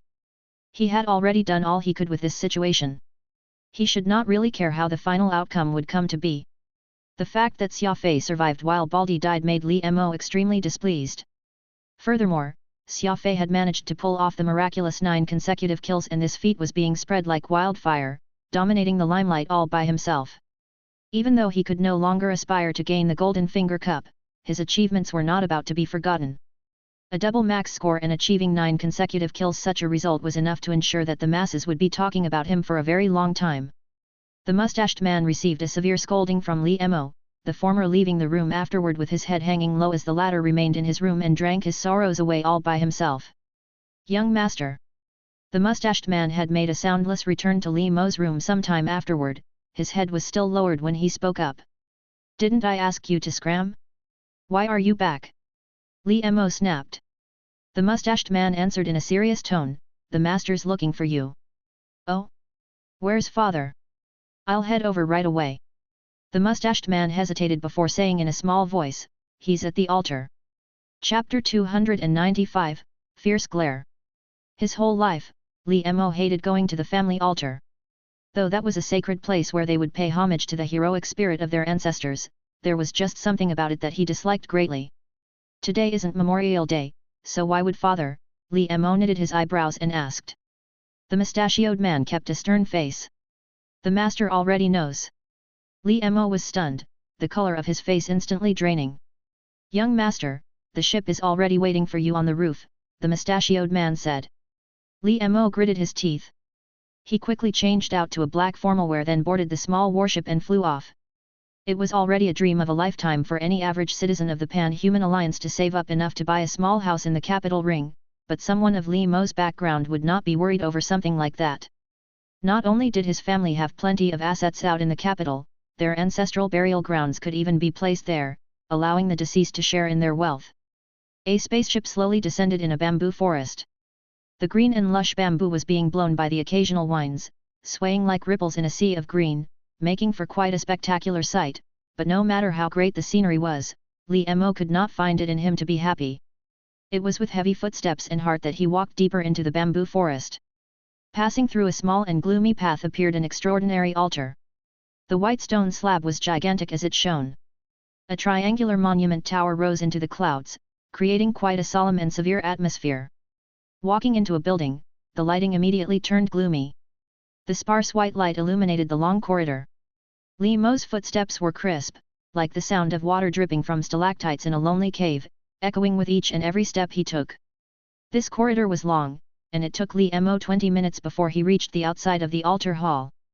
2 bodyguards wearing shades opened the heavy door and let Li Mo in. Sha sha sha. A very strange sound could be heard coming from the main hall. All he saw was the 3 antelope carcasses placed upon the central altar, with 2 of the 3 already skinned, revealing their red flesh beneath. Most of the blood had already flowed down and away through the drain around that stone altar, but some had solidified atop the altar. Li Guan was holding a half a palm-size semicircular knife, very deftly skinning that 3rd antelope. Anyone who was well versed in alliance history would be able to tell that this semicircular knife that he was holding was a specialized tool that butchers had relied on a long time ago. The knife did not look pretty in its appearance, and it was hardly as handy as a double-edged knife when used, but the advantages of this knife would very gradually show after training for a long time with it. Not only could it very quickly skin animals, it was also able to avoid stabbing into the skin, so the fur of an animal could be kept completely intact when it was used. Li Guan was wearing a leather apron often used by butchers. His expensive leather shoes were completely drenched in blood. He had rolled up his sleeves high and was sweating profusely as he worked on the carcass. With deft skills, that knife in his hand made beautiful arcs as he dexterously parted skin from flesh, not at all damaging the meat or fur in the process. In the technologically advanced Pan-Human Alliance, they had already successfully come up with an automated deskinner, and the profession of butchery had long since become a lost art. Nobody would have imagined that one of the richest men in the Alliance, Li Guan, could actually skin with such professionalism, and from the look of determination he showed, it was not hard to tell that he really enjoyed doing this work. The smell of spilt blood made Li Mo queasy. He pursed his lips as he used his hand to cover his nose and mouth, bearing a look of derision as he watched. Clank! Li Guan dropped the knife on the stone altar, stopping what he was doing to turn and stare at his son icily. He casually picked up a piece of blood-soaked cloth from the stone altar to wipe his hand with as he asked, "What? Do you have so much disdain for the skills that your ancestors have passed down to us?" Li Mo avoided his father's gaze, not answering the question. "Get your goddamn hand off your face and smell the blood!" Li Guan shouted out loud. Li Mo very unwillingly moved his palm from his mouth and released his fingers, pinching his nose. "You must forever remember that, though our Li family is no longer a household of butchers who survived by slaughtering animals back in the day, it is with our ancestors walking the streets to help people skin and butcher meat, scrimping every penny that birthed our family's business. Don't think that just because we had switched over to finance and obtained such levels of wealth that we could forget about our ancestors' hard work. Let me tell you, even if we do become the top in the whole alliance, we can't forget our roots," Li Guan lectured as he glared at his son. "Have you failed yet again?" Li Mo nodded, mute. "Humph. While it is true that our ancestral precept reads, 'Return the favor tenfold after suffering a loss,' who told you to fail twice in a row? Don't think I was unaware, I was merely seeing how you'd go about doing the deed. What a shame that I'd still overestimated you." Li Mo wanted to try and explain, but he did not know just how to do so. He had not been shoddy with what he had originally planned, keeping it tightly under wraps and with the appropriate level of viciousness to boot, yet Xia Fei had managed to escape twice. Li Mo was left scratching his head, wondering just what could be the reason. "From the start till now, there hasn't been a need for you to intervene. You ought to have just run along and fulfilled your leisurely hobby and be done with this." Li Guan turned his back away and continued to skin that antelope, his tone bearing a measure of disappointment. "Father, this has all been an accident. You need to believe me, I will surely be able to succeed." Li Mo anxiously cried out. He bore a deep hatred for Xia Fei, and asking him to just let this go at this point was not something Li Mo could tolerate. "I really wish I can believe you, but I can't. You may still be my good son when we're outside, but I can't lie in front of our ancestors here before the ancestral altar," Li Guan said coldly. Li Mo's face paled. He was unable to control his shaking fists as he gritted his clenched teeth. "Father, I will surely succeed this time." Li Guan once more stopped what he was doing. He strode over to the left side of the hall and carried an antelope over. The animal had already been tightly bound, its mouths already tape-sealed. Animals all had an innate sensitivity, knowing fully well that death was inevitable, yet it continued to struggle. The fear it felt could be seen in its eyes. Li Guan tossed that antelope, which weighed over 100 catties, onto the stone altar and then threw the semicircular knife to Li Mo. "Show me." The sharp skinning knife came flying toward Li Mo. The young man did not dare to grab it with his own hands, so he could only dodge to the side and let it fly off. Clink clank. The knife struck the wall before landing inertly on the ground, metallic sound echoing in that hall. Li Mo hesitated for a good while before his hatred for Xia Fei won over his fear of killing an animal. With tightened jaws, he picked up that bloody silver knife and angrily walked over to the stone altar. He took off his coat and threw it to the ground spitefully. With a still shaking hand, he raised the knife. His eyes were filled with killing intent. A second. 2. 3 seconds. 5 seconds passed, yet Li Mo had yet to strike down with the knife. The shaking of his arms had also intensified. Let me teach you. There was a flash, and a cut sliced across the arteries and throat of that antelope. Fresh blood came spurting out, splashing over Li Mo's face. Li Mo could only feel his vision go red, feeling a warm liquid wash over his face. The smell of blood incited his stomach as he stood there completely frozen. Remember, our ancestors were all butchers during that savage era. Not only did they eat animals, they would also eat humans if the need arose. Anyone who dares challenge the Li family must be returned the favor, tenfold. Li Guan's eyes shone ominously. Chapter 296, The Calm Before the Storm. Xia Fei received a call from Pang Xing when he left the Admiralty's headquarters, saying that he should head to the Sunset Villa without telling him a reason. The lieutenant responsible for escorting Xia Fei back was kind enough to send him to his destination. Xia Fei immediately saw Pang Xing pacing back and forth anxiously when he arrived. What's going on? Xia Fei asked with a smile. Pang Xing rubbed his hands and asked, were you disqualified from the warship event? Xia Fei replied, well, my warship is completely destroyed, so even though I won the last event, I lost the qualification to take part in the next round, but I still can participate in the upcoming search event and the final round. Pang Xing let out a sigh. I don't know which servant went and told the young lady about it, but she's extremely sad because of it. She was already on edge when she saw you being flanked by 9 people, so she couldn't accept it when she learned that you got disqualified even though you won the event. She's in the study now. You should cheer her up, I know that you can do it. Xia Fei nodded and followed Pang Xing up the mountain. They bumped into Avril's father, Newman, at the main hall as soon as they stepped out of the lift. He seemed to be in a hurry. His secretary was behind him with his briefcase while he was on a phone call. Newman was startled. He told the person on the phone to hold on for a second, then took the initiative to approach Xia Fei and greeted him. Xia Fei greeted back politely, too. The procedures were as uniform as computational code. It was neither surprising nor disappointing, as if they were just mere strangers. After watching Newman leave, Pang Xing said awkwardly, he's always been busy, but he doesn't dislike you. Xia Fei nodded indifferently. The same awkward situation was going to happen again in the future. He must get used to it. He could not blame Newman, either. After all, he had killed the man's brother, even though he had only done it to protect Avril. It was obviously going to leave a huge scar in his heart still. Phantom once asked Xia Fei, what would you do if Avril's father were hurting her? Xia Fei responded with a gesture. It was a common gesture for all humans, the gesture to kill. Avril was writing and drawing in the study in a serious manner, with a hand holding her cheek. She seemed to be in deep thoughts. Xia Fei went up to her with a smile. What are you writing? Avril subconsciously hid the notepad with her hand to stop the person from looking at it, but she smiled when she realized that the person was Xia Fei.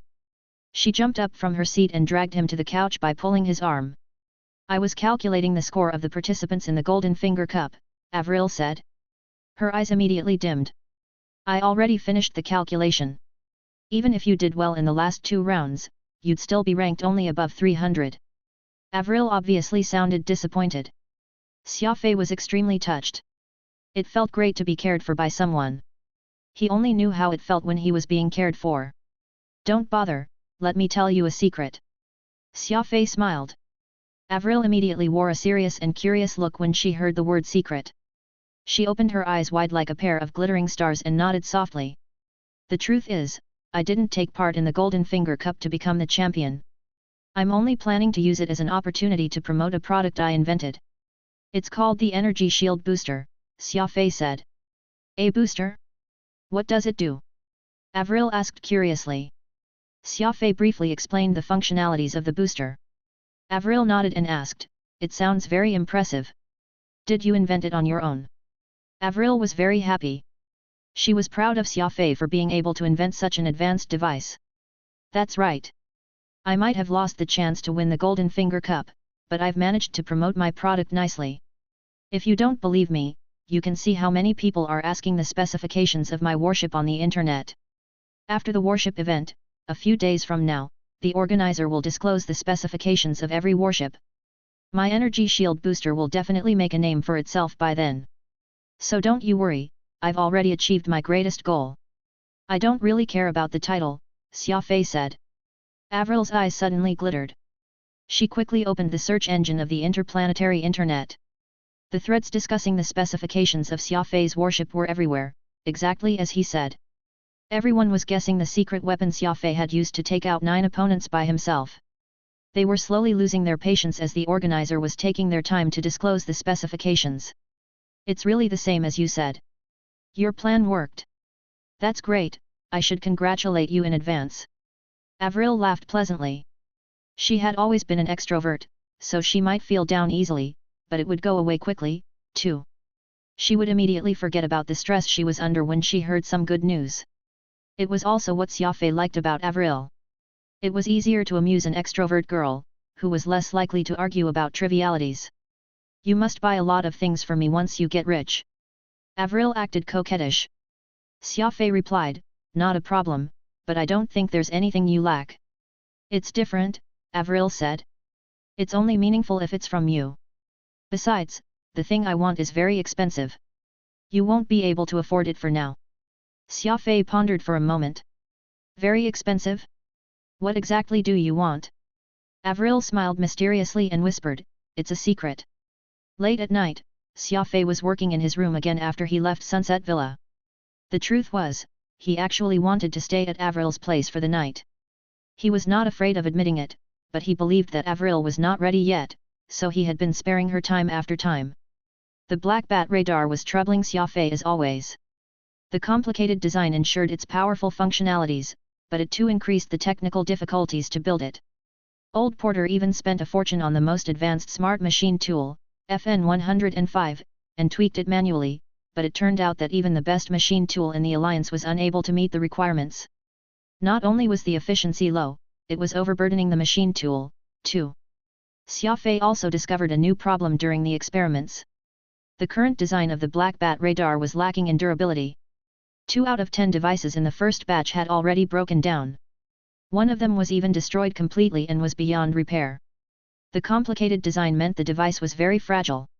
If they did proceed to mass-produce the product, Xia Fei was clearly going to go bankrupt. Just compensating the losses was going to cost him his life. Imagine if the radar suddenly broke down when the warship was in a battle and every person on board died as a consequence, or if they ended up losing the battle, Xia Fei would even be taken to the military tribunal and lose his life. Either way, the radar was at most a concept idea. It was not ready to be released as a product, unless Xia Fei could significantly reduce the difficulty in producing the radar system and increase its durability. Otherwise, it would only be a mere decoration in the lab. Xia Fei suddenly realized that producing a warship like Titan was a lot more difficult endeavor than he imagined. He was already in misery trying to design the radar system, it was only a part of that super warship. However, Xia Fei was looking forward to it, too. If he did succeed in producing such an insane warship one day, his enemy would not even stand a chance against him. It was going to be an ultimate weapon of destruction. Xia Fei received a call from Thuram in the middle of the night. Old man, what do you want, calling me so late at night? Xia Fei asked. Thuram answered, do you know General Pine Williams? Xia Fei replied, not really, I only met him once. Thuram nodded. He asked me a lot of questions about you today. He even took 6 energy shield boosters from me. Xia Fei was startled. He murmured, that's quick. Thuram was intrigued by Xia Fei's response, so the latter proceeded to explain what had happened today. Thuram burst out laughing after Xia Fei finished talking. I think General Williams is very interested in the energy shield boosters. I'm afraid that he will immediately conduct experiments on them.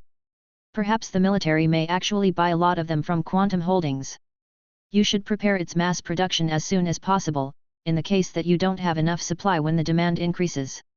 Xia Fei said, that won't be a problem. We only accept orders based on our production rate. Besides, the military hasn't decided yet. We should wait and see. Xia Fei was living a carefree life when he was not participating in any events. He would hang out with Avril, practice his abilities, research on how he could improve the Black Bat radar's design, and enjoy the sunlight of the capital ring. The military did not show up again after taking a few energy shield boosters from Thurum. Thurum did inform Xia Fei that they were carrying out some experiments in their secret laboratory. The requirements of the military were different from ordinary people. They had their protocol when testing a product, and any device with the military as its target audience would go through a long evaluation period. Not only were they going to test the product, they had to consider the safety factors regarding the factories and the workers that were responsible for producing the product. Charlie gave Xia Fei a call, telling him that the military had sent representatives to Quantum Holdings to inspect the factories producing the energy shield boosters and their environment. Charlie was slightly nervous since the military was one of the highest authorities in the alliance. Xia Fei told him to keep his cool and treat the military as a normal client. Xia Fei also reminded Charlie to give the military's representative some gifts. It did not have to be valuable. The local produce on Earth was a great choice, something delicious and interesting. Charlie was worried that it might affect the first impression of their company, but Xia Fei thought otherwise. It turned out that the soldiers were quite fond of the tea leaves and local snacks given to them. They did not turn the gifts down when they heard that it was part of the social custom on Earth. After all, it was expected for a guest to suit the convenience of the host. Besides, the gifts were not valuable, so it was not a bribe, either. The representatives spent 2 days on Earth. They inspected Quantum Holdings factories and had a technical discussion with the technical director, Porter. Who did they take Porter as? Even those who were in charge of technology in the military were incomparable to him.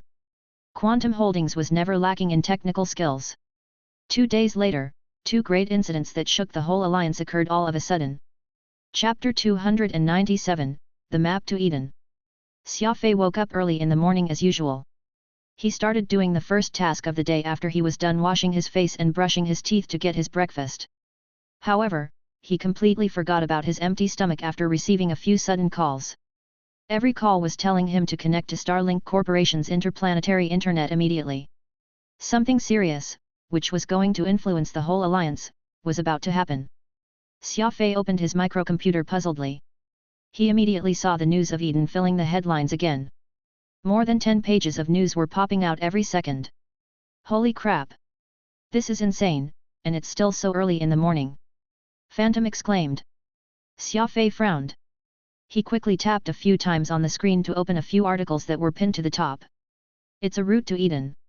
Phantom exclaimed after swallowing. We'll be able to follow the map to the legendary Eden, the warless, peaceful space. Xia Fei remained silent. He read a dozen articles thoroughly to check every detail they had, then he closed the screen and went to grab his breakfast afterward, but since it was already close to noon, it should be called his lunch. Why don't you seem excited at all? The map is the way to a brand new space, where humans like us live. Aren't you curious at all? Phantom asked. Xia Fei replied, I'm curious, but I still don't believe everything. My instinct is telling me that something doesn't feel right. Phantom twisted his lips. I know that you've always been suspicious of everything, and your instincts have been on point most of the time, but the experts are all vouching for the authenticity of the map by 90%. Xia Fei shrugged. 90% is still not 100%. Besides, experts aren't always right. It's only their speculations by comparing the position of the stars on the map with the stars they saw with a super telescope. It doesn't really prove it's where Eden is located. Besides, I've been wondering if Eden really exists in the first place. A place without war and violence? It's definitely the biggest joke I've heard in my life. There were not many people in the cafeteria. Even the number of staff was a lot lesser. Xia Fei brewed some coffee after having his breakfast. He sat on a chair and lit a cigarette before telling Phantom, I'll analyze the situation from the start for you, so you will understand where I'm coming from. Phantom agreed.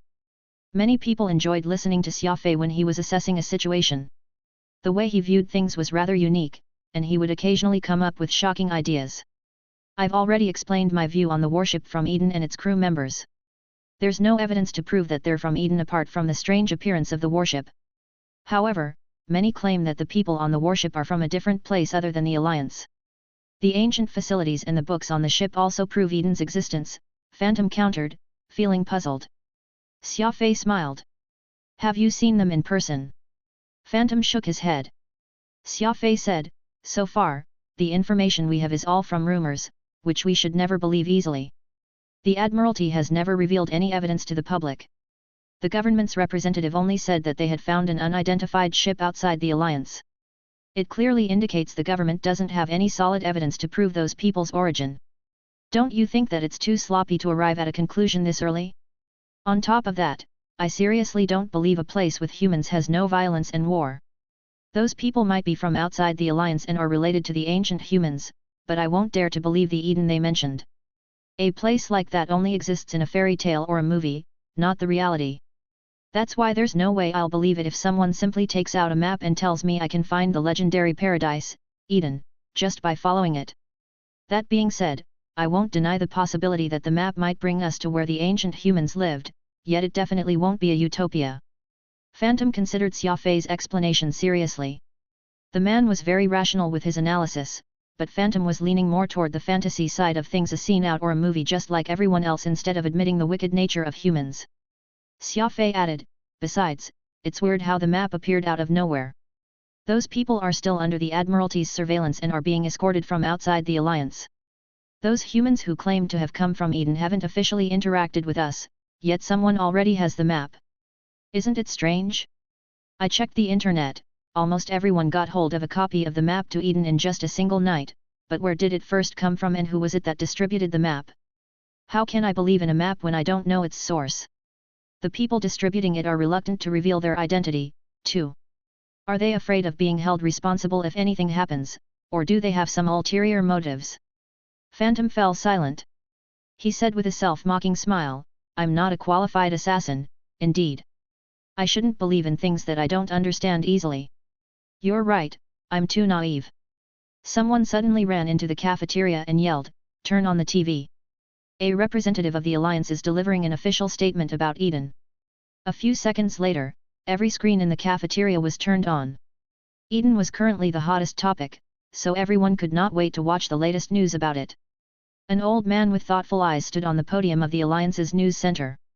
He cleared his throat and said in a deep voice, Citizens of the Pan-Human Alliance, greetings, I'm Nai Piwan, the Minister of News. The government, council, and military have appointed me to explain everything that happened a few hours ago regarding the incident related to Eden. The whole cafeteria fell silent. Everyone's eyes had widened while they gathered their focus on listening to the announcement. They wanted to know if the man could really guide them to the legendary Eden, the idealistic and war-free region. Nai Piwan paused briefly before he said, according to the outcome of the investigation conducted by the military and the Admiralty, the map was originally in the possession of the Admiralty's Special Ops Fleet, but due to some technical difficulties, the map was sent to a few commoners' computers when it was meant to be sent to the Admiralty's headquarters. These people then uploaded the map to the interplanetary internet, resulting in the chaos from morning to noon, venal time today. What did he mean by that? Phantom asked after failing to understand the government official's cliché speech. Xia Fei explained, he's saying that the map was from the people who claimed that they're from Eden. Which means the map is legit. Phantom exclaimed. Chapter 298, Scramble for Territory. So the star map is legit? Phantom exclaimed. Xia Fei did not say anything. He was hinting at Phantom to stay put and keep listening to the news. According to the data provided by the Admiralty's technical department, we strongly believe that the cause of the technical malfunction was our fleet's super long-distance transmission radar system being disrupted by an unknown signal in the universe. The signal was diverted from its original channel and somehow entered the one the normal citizens use. In addition to this, the Electronic Experiment Center of the Alliance's Institute of Science claimed this is an isolated incident and won't affect normal communications of the military, so rest assured that it is still capable of guaranteeing the Alliance's safety as usual. Xia Fei frowned. The official statements from the government were always so cliché. They always sounded like the typical imperial edict. As Xia Fei expected, some impatient reporters immediately rose to their feet and asked about the authenticity of the map. Nai Piwan wiped the sweat on his forehead with his handkerchief and replied with a lack of confidence, so far, we only know that map is from the humans with unknown identities, who claimed themselves to be from Eden. The Alliance Geographic Society is still investigating its authenticity. Phantom seemed quite excited, while Xia Fei fell into deep thoughts while holding his chin with one hand. The press conference was in a mess. Many people kept asking questions. The scene almost went out of control. The cafeteria, which Xia Fei was eating, burst into an uproar, too. It was as if the man could really lead them to the legendary Lost Land. The owner even brought out a whole carton of beer to celebrate the news with the crowd. Xia Fei was not fond of the noise, nor did he like to believe in something blindly. He rose to his feet and was about to leave. Constantine happened to walk into the cafeteria. He seemed to be in deep thoughts. He nodded at Xia Fei and asked, "Where are you going?" "I'm going back," Xia Fei answered. Constantine smiled. "Wait a little longer. Perhaps it might have something you are interested in." Xia Fei said with a puzzled look, "I'm indeed interested in Eden, but I already know what I wanted to know. There's no point in staying here." Constantine indifferently took a bottle of beer and handed it to him. "Believe me, you will find it intriguing." The press conference suddenly ended. The screen was switched back to the news agency's broadcasting room. A middle-aged woman in her 30s was reading the script she had just received in astonishment. She seemed to be in a panic. She was only wearing a single earring. Her makeup was not done properly, either. It was obvious that she had been called impromptu to the broadcasting room. The people in the cafeteria expressed their discontent. They were displeased by the sudden interruption to the press conference. The news reporter took a deep breath and spoke sternly. "Here's an emergency news brought to you by SSNB station. According to the information we have just received, the Death Trio Star region has entered a state of war at 6 minutes past 11, Venal time, this morning." Xia Fei was startled. The Death Trio Star region had been on the brink of confrontation for a few months. He was surprised that the war had broken out at about the same time as the incident of Eden. He glanced at Constantine. The man merely adjusted his glasses with a calm expression and did not look surprised at all. So this is the news he was referring to, but how did he know it beforehand? Did he have the ability to predict the future? Xia Fei was confused. The news reporter swallowed and tried her best to sound calm as she spoke. "Based on the latest update we have just received from the reporters at the front line, the battle did not develop according to what we had expected. The military assumed the war would be chaotic with the three regions fighting one another, but the truth is, the Terminus Star region has teamed up with the evil Gulf Stream Star region to fight against the Black Abyss Star region. On top of that, the leaders of the two aforementioned regions declared that they will go independent from the Pan-Human Alliance and form the New Human Alliance. They will no longer be under the jurisdiction of the Pan-Human Alliance, but we still don't know if Black Abyss will proclaim independence, too. The information we have now is still very limited. We'll immediately report any latest updates through live broadcast. The emergency broadcast has ended, and we'll now switch it back to the press conference." The cafeteria fell silent. Everything was so sudden. First, the map of Eden had placed the entire humanity in chaos. A few hours later, the war in the Death Trio Star region had gathered the people's attention to the desolated region. The two pieces of news had surfaced within 12 hours and gave the people a huge shock. Some could not help but ask, what exactly was going on? The Pan-Human Alliance's press conference was even more chaotic than before. The reporters demanded the government to verify the information about the war involving the Death Trio Star region and the government's thoughts on it, but a few reporters were still asking about Eden's map. The situation soon went out of control. A large troop of armed soldiers went into the hall and stopped the most chaotic press conference in history. Constantine shrugged. He rose to his feet and left the cafeteria. Xia Fei lit a cigarette and followed him. The corridor outside the cafeteria was empty. Everyone was busy reading the latest news in their room. "Why do I feel like you already knew about it?" Xia Fei asked with a frown. Constantine shook his head with a smile. "Even though my kingdom is close to the Death Trio Star region, there's no way they can contact me from so far away. To be honest, I've only known about it now, just like you." "He's lying. It's so obvious he's already known about it. Otherwise, he wouldn't bother asking you to stay for a little longer," Phantom told Xia Fei. Xia Fei said calmly, "I don't believe it." Constantine burst out laughing. "You have the right not to believe it. I don't feel like explaining myself, either." Constantine left carefree, leaving Xia Fei behind with a puzzled look. Xia Fei received a call from Qin Mang when he went back to his room. "Old man, I can see you are recovering nicely. You have reclaimed your vigor." Xia Fei smiled. Qin Mang grinned. "You think I don't know what you're trying to say? You're saying that I'm getting fat. I've only eaten a few months' worth of food provided by you. I will pay you back later." Xia Fei explained himself, "Please don't misunderstand. I don't really mean that. It's good to know that you are enjoying yourself on Earth. I can still afford the little expense. I can pay for you to stay on Earth for a few hundred years if you are willing. Qin Mang pointed at Xia Fei and said, "Kid, enough with your smooth talk. A few hundred years? Do you take me as an old monster or what? Seriously, what did you think about the two incidents today?" Qin Mang's tone switched when he asked Xia Fei for his opinions. Qin Mang would ask Xia Fei to analyze some situations every now and then as if he was checking whether Xia Fei had done his homework properly or not. This had been the way since Xia Fei knew the old man, so he was quite used to it already. "I don't really believe the map is going to lead us to Eden. It feels like someone is pulling the strings from behind the scenes.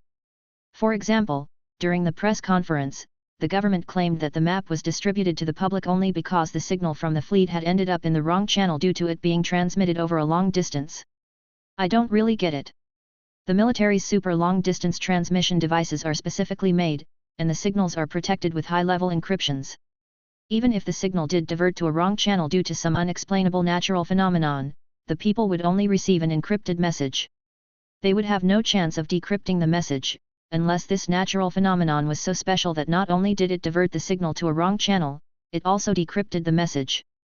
Otherwise, how could the people see the map and distribute it on the interplanetary internet? Even if we assume that it has something to do with a mysterious natural power, which we still don't understand, it should have other information from the military apart from the map, too. Besides, I've already searched around the internet, but I couldn't find the time when the map was first released and its source. The whole internet is full of news about the map in a minute. It's different from the explanation that the Alliance gave." Qin Mang nodded. He seemed very satisfied with Xia Fei's analysis. He asked, "What do you think about the war involving the Death Trio Star region then?"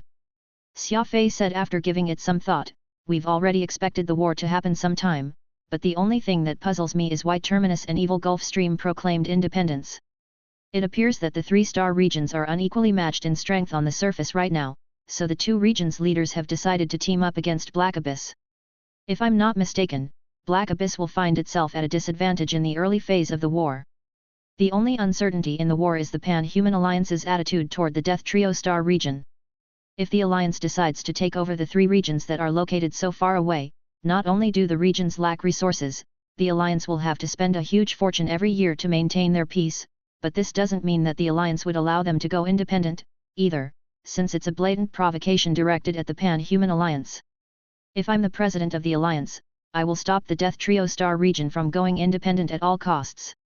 Therefore, I believe that it's a really bad idea for Terminus and the Evil Gulf Stream to team up and form the new Human Alliance. Even if they do manage to defeat Black Abyss, they will have to suffer the wrath of the Pan-Human Alliance, too. In comparison, the leaders of the Black Abyss are a lot smarter. They are betting their hope on the fact that the Alliance won't allow any of the Death Trio Star region to go independent. Once the Alliance's fleets crossed the no-man's zone to invade the Death Trio Star region, the rebel army in the Death Trio Star region will not stand a chance against the Alliance's military might. The Alliance has no intention of strictly controlling the Death Trio Star region as long as the three regions don't go independent, so it might end up placing Black Abyss's leaders in charge of the reformation of the Death Trio Star region. That way, the Black Abyss will be able to secure the power to rule over the three regions without needing to do anything. They are no different from local tyrants, though they are technically still under the Pan-Human Alliance. Qin Mang smiled. Very well, you managed to foresee the future of the Death Trio Star region despite the war only breaking out. From what I know, your Quantum Holdings has been setting up a new factory every 2 weeks and will modify an old factory every 3 weeks. The production rate of your company is no longer the same as before, yet you still haven't fully utilized the factories. Otherwise, you will be able to produce at least 5,000 energy shield boosters in every 24 hours. Xia Fei nodded. You're right. I've been preparing the factories for the future. Those factories are only a minor part of my plan. In the future, I'll increase the daily production rate of the energy shield boosters to 30,000 and above. Qin Mang said, you already have the production rate, so all you need left are the demands and clients. If I'm guessing it right, the war will finally trigger an upgrade to the Alliance's military hardware. If the military decides to use your energy shield boosters, the Quantum Holdings' current production rate won't be enough to fulfill the demands. Xia Fei smiled. Old man, I've always known how clever you are with your schemes. You're right, the war is a great opportunity for me. It's my key to success. Do you have any connections you can introduce me to? Qin Mang shook his head. I have no plans to intervene with the military for now. They have their own independent system. Even my power in the Adjudicator Union won't be able to influence the military by much. Xia Fei suddenly asked, Old man, how reliable is your disciple Yai at the Death Trio Star region? He does have some influence in Black Abyss. I believe I can make a fortune by selling my energy shield boosters to them. Qin Mang was startled. He fixed his eyes on Xia Fei. The alliance has yet to proclaim their attitude toward the war. Aren't you afraid of the risks involved if you act too quickly? Xia Fei explained honestly, with high risks come high rewards. From what I can tell, the leaders of the Black Abyss are going to claim the final victory of the war, so I must seize this opportunity before the alliance decides to help them. As the saying goes, it's easy to throw stones at someone who falls down a well but difficult to provide help in their hour of need. I shall establish a friendly relationship with them first before the alliance reveals their attitude. Qin Mang burst out laughing. He shook his head and said, I knew you are the kind to only do things with purpose, but I bet you're not just thinking of earning a small amount since you show willingness to take this huge risk of smuggling weapons to the Death Trio Star region. I can help you contact Yai. I also know a few of the Black Abyss leaders, but you must tell me everything first. Xia Fei said in a deep voice, I've always been thinking about something. If the energy shield boosters do catch the military's eyes, the money I'll earn from it is beyond what I can ever imagine, but what's the point of earning so much money? Haven't I been aiming to improve my strength and influence in the first place? When will I think I'm strong enough? By having enough money or by having enough warships? Qin Mang's eyes glittered. He had guessed Xia Fei's thoughts, yet he found it hard to believe that Xia Fei would have such a wild ambition. In addition to money and warships, I need territory, too, Xia Fei said. Qin Mang was startled. It's not going to be easy to secure a territory in the Death Trio Star region. How are you planning to achieve that? Xia Fei said, according to my speculation, the Black Abyss is going to win in the end, while Terminus and Evil Gulf Stream will be taken out by the Admiralty. Due to obvious reasons, the Alliance isn't willing to waste any money on the three desolate regions.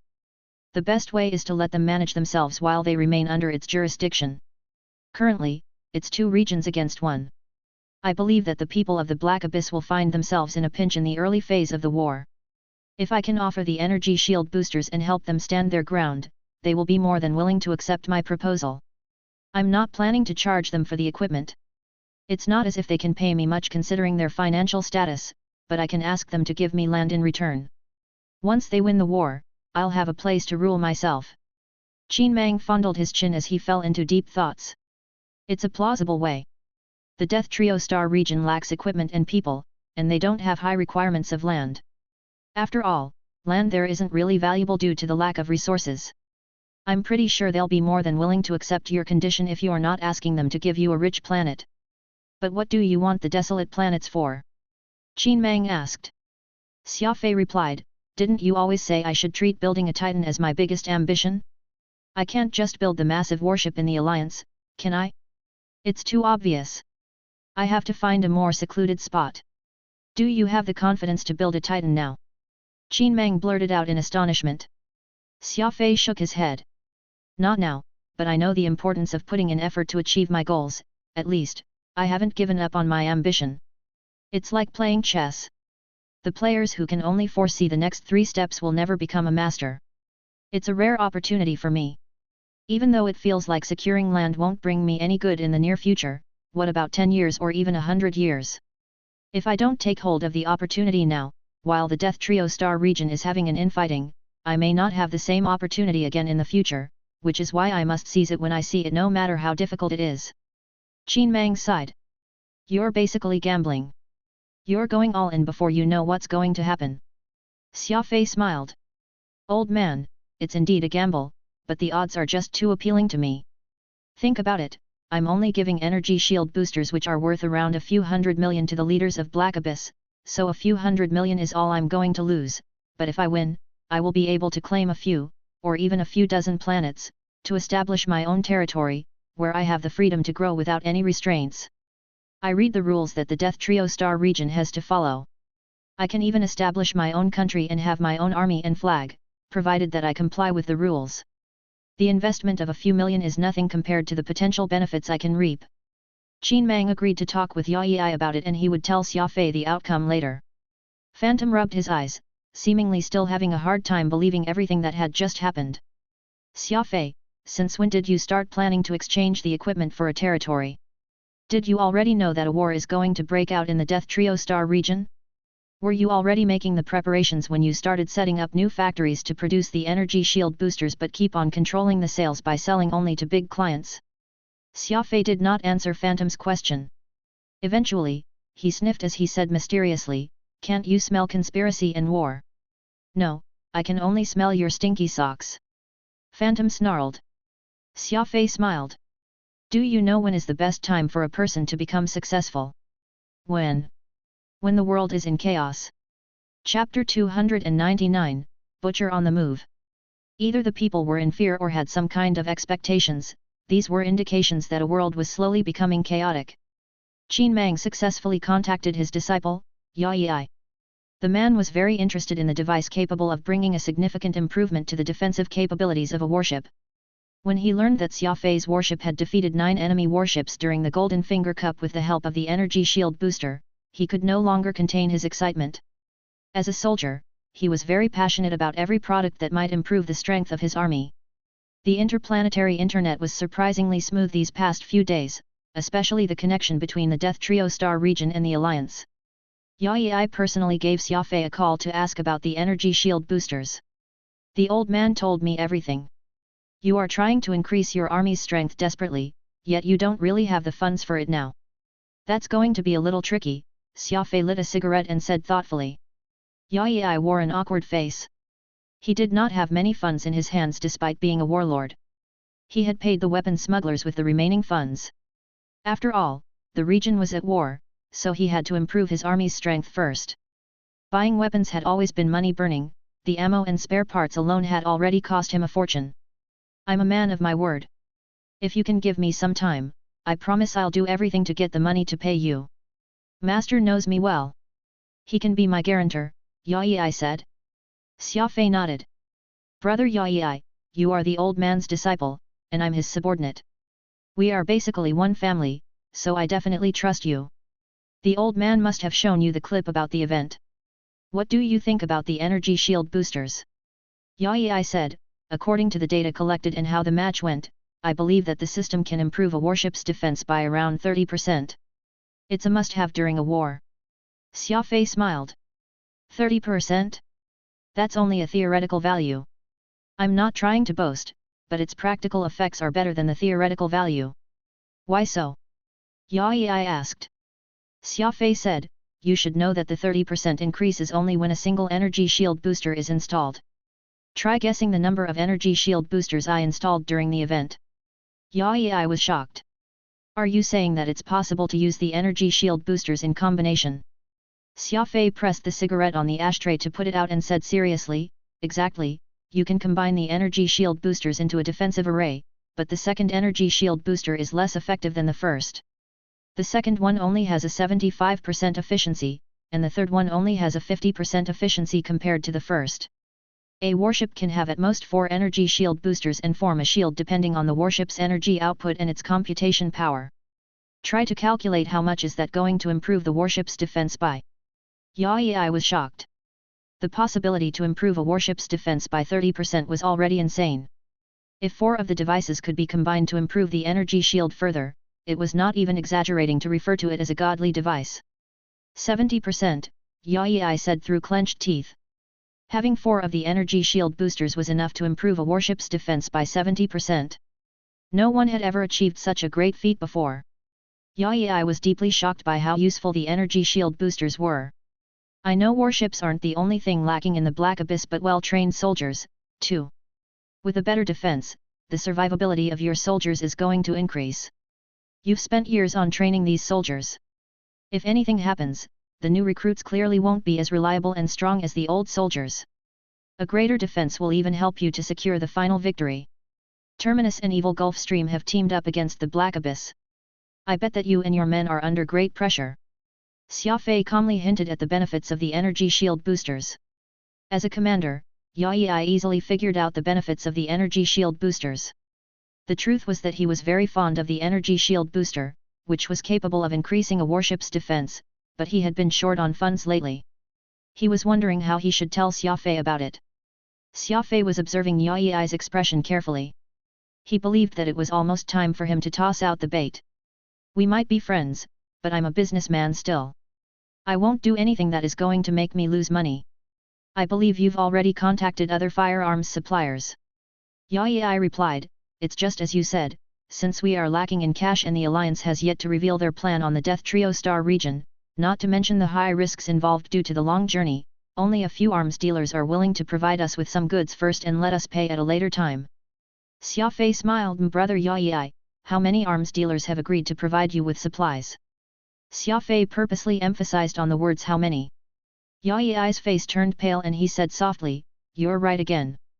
No arms dealer is willing to supply us apart from the smugglers.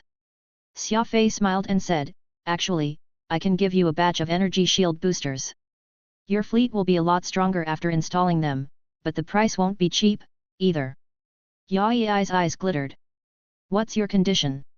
Our army is currently under huge pressure. We can negotiate if you are willing to give us the supply first. Xia Fei shook his head. He let out a sigh. Brother Yai, it's only valid if the Black Abyss is going to win the war at the end. You won't be able to fulfill any condition if you lose the war, right? Everyone knows that the two regions have teamed up against yours, placing you at a disadvantage. The people don't even need to think to realize that evil Gulfstream Star and Terminus have the upper hands in the war. I believe it's part of the reasons why the arms dealers aren't willing to make a deal with you. The other reason is they don't trust you. It's obviously more profitable for me to sell my goods to your enemy. Do you really think I'm helping you because of the benefits you can promise me? I'm only doing this because of the old man and your help in the past. I am a grateful person. I will definitely repay the kindness I owe you and the old man, so I'm willing to take the risks, even if I will go bankrupt because of it. Phantom was giggling at the side. It was quite amusing to hear Xia Fei giving such a righteous speech.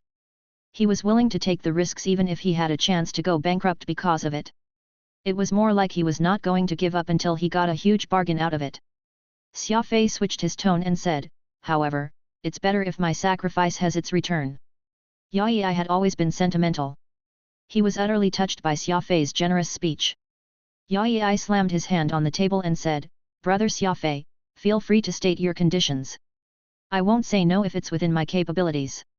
Xia Fei said, if you say so, I shall cut to the chase then. My home planet Earth has a high population but is very small. It's already overpopulated, and you know how difficult it is to find a habitable planet in the Alliance. However, Earth is my hometown, so I feel obliged to think for my people. Phantom could not stand it any longer. Did Xia Fei really just bring up the welfare of the people on Earth? He had just arranged his good friend Wu Long to be the president of the Earth Federation, and now he was claiming to be looking for a new habitable planet for the people on Earth? Such a high-sounding excuse he came up with. Yai was so far away from Earth. How could he possibly know the exact situation on the planet? He did not even doubt Xia Fei's words.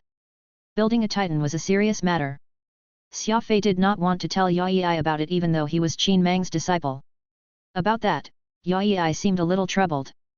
The whole Death Trio Star region only had a few habitable planets in good condition. Xia Fei would seriously be asking a lot if these planets were good enough for the Death Trio Star region to fight one another over them. Xia Fei said, I know the Death Trio Star region doesn't have a lot of habitable planets. I'm not asking for a delicate planet with elegant sceneries. I'm happy with planets that humans can barely live on. The people on Earth are better at enduring hardships than you think. Yai let out a relieved sigh. It was still possible if Xia Fei was not asking for those green planets. He would not mind giving away the planets with terrible weather conditions. There were a whole lot of them in the Death Trio Star region, anyway. Not only did those planets lack any benefits, they were a burden to look after, too. That's doable, but I alone can't make the call. I will have to discuss it with the other factions, but how many planets are we talking about? Yai asked. Xia Fei said, the more the better, of course, the humans on Earth reproduce very quickly. I would like to save some land for my future generations, too.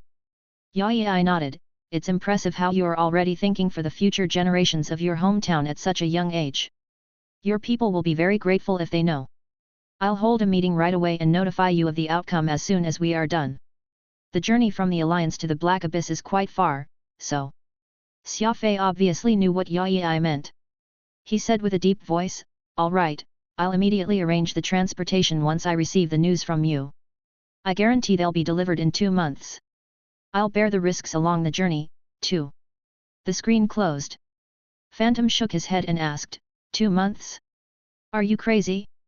We've been to the Death Trio Star region. There's no way the journey will take less than 3 months. Xia Fei smiled. He gave Charlie a call. "Charlie, are you done with the energy shield boosters which I asked you to handle close to the capital ring?"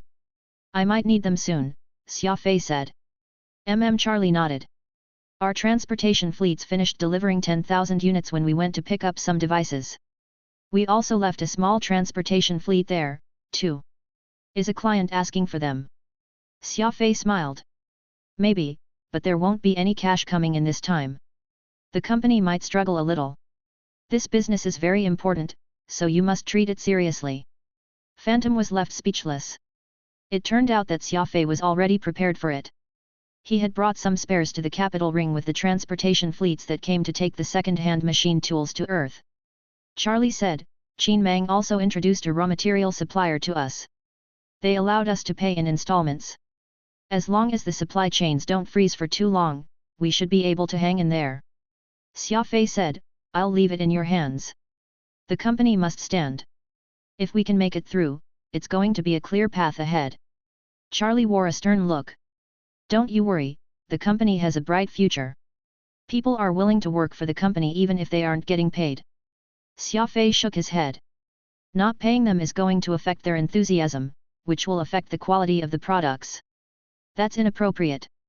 We should think of other ways to preserve the funds and control where we spend them." Charlie smiled. He pointed at his head and said, "Brother Xia Fei, believe me, my ability is related to maths.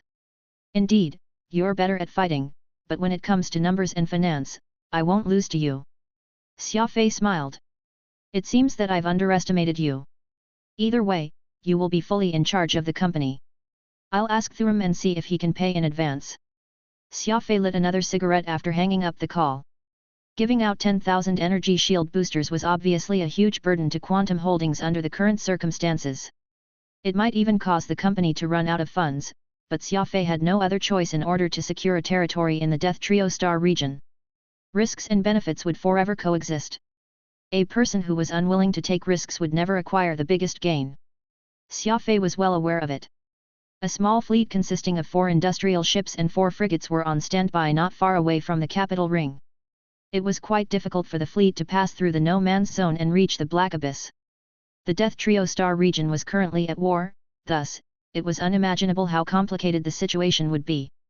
They might need a more reliable fleet to protect the goods. After giving it some consideration, Xia Fei called another person. It was a backup plan he had prepared beforehand, but he was not too sure if it was going to work. "Butcher, it's been a while," Xia Fei said with a smile. Butcher was currently in a nightclub. He was hugging 2 alluring women while drinking. Butcher embarrassedly dismissed the 2 women beside him. He found a quiet room and locked it from inside. Butcher's face seemed more energetic after some days. He seemed to be in a good mood, probably because of the alcohol or having been in debauchery. "How have you been these days?" Xia Fei asked. Butcher scratched his head. "Not too bad. Those brothers have been miserable for so many years. They finally had a chance to relax, so we've been indulging in our pleasures for the past few days." Xia Fei frowned. "Brothers?" Butcher said, "Basically, half of the people who escaped the blood matrix went home, but a few dozens of us, who no longer have a home to go back to, chose to stay. We have developed a certain level of trust between us after being locked up for so long. Even though we did fight one another in the past, it's all in the past, anyway, so there's no point dwelling on it. We found some of Hook's money, so we split a part of it among us and keep the rest as the funds to jumpstart some business we are planning to do together. We can't just do nothing all day, can we?" Xia Fei smiled. "That's wonderful. I'll ask someone to send some gifts over to congratulate you."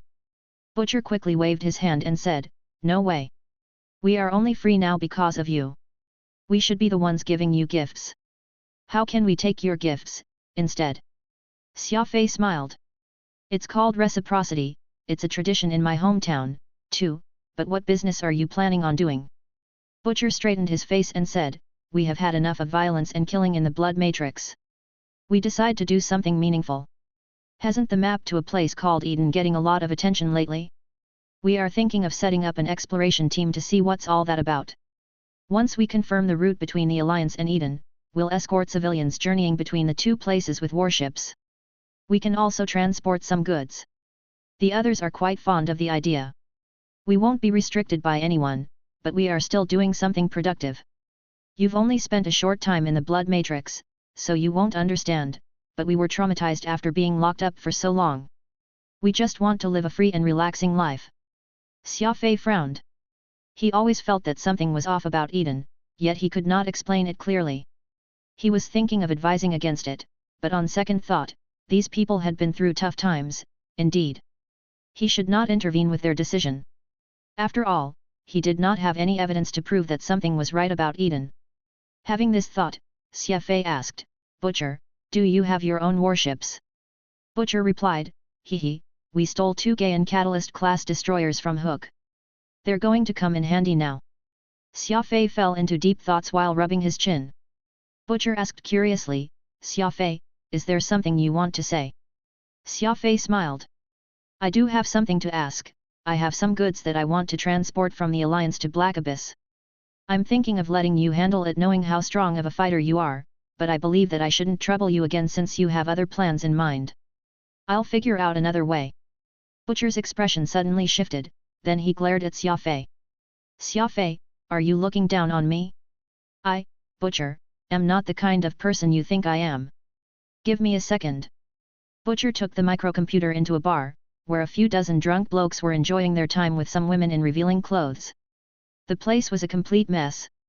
Butcher jumped onto the bar and yelled, Everyone, be quiet. Butcher projected the screen of the microcomputer onto the screen in the bar to put Xia Fei's face up.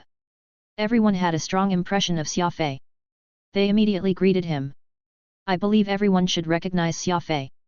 If not for him, we'd still be stuck in that cage right now, Butcher said.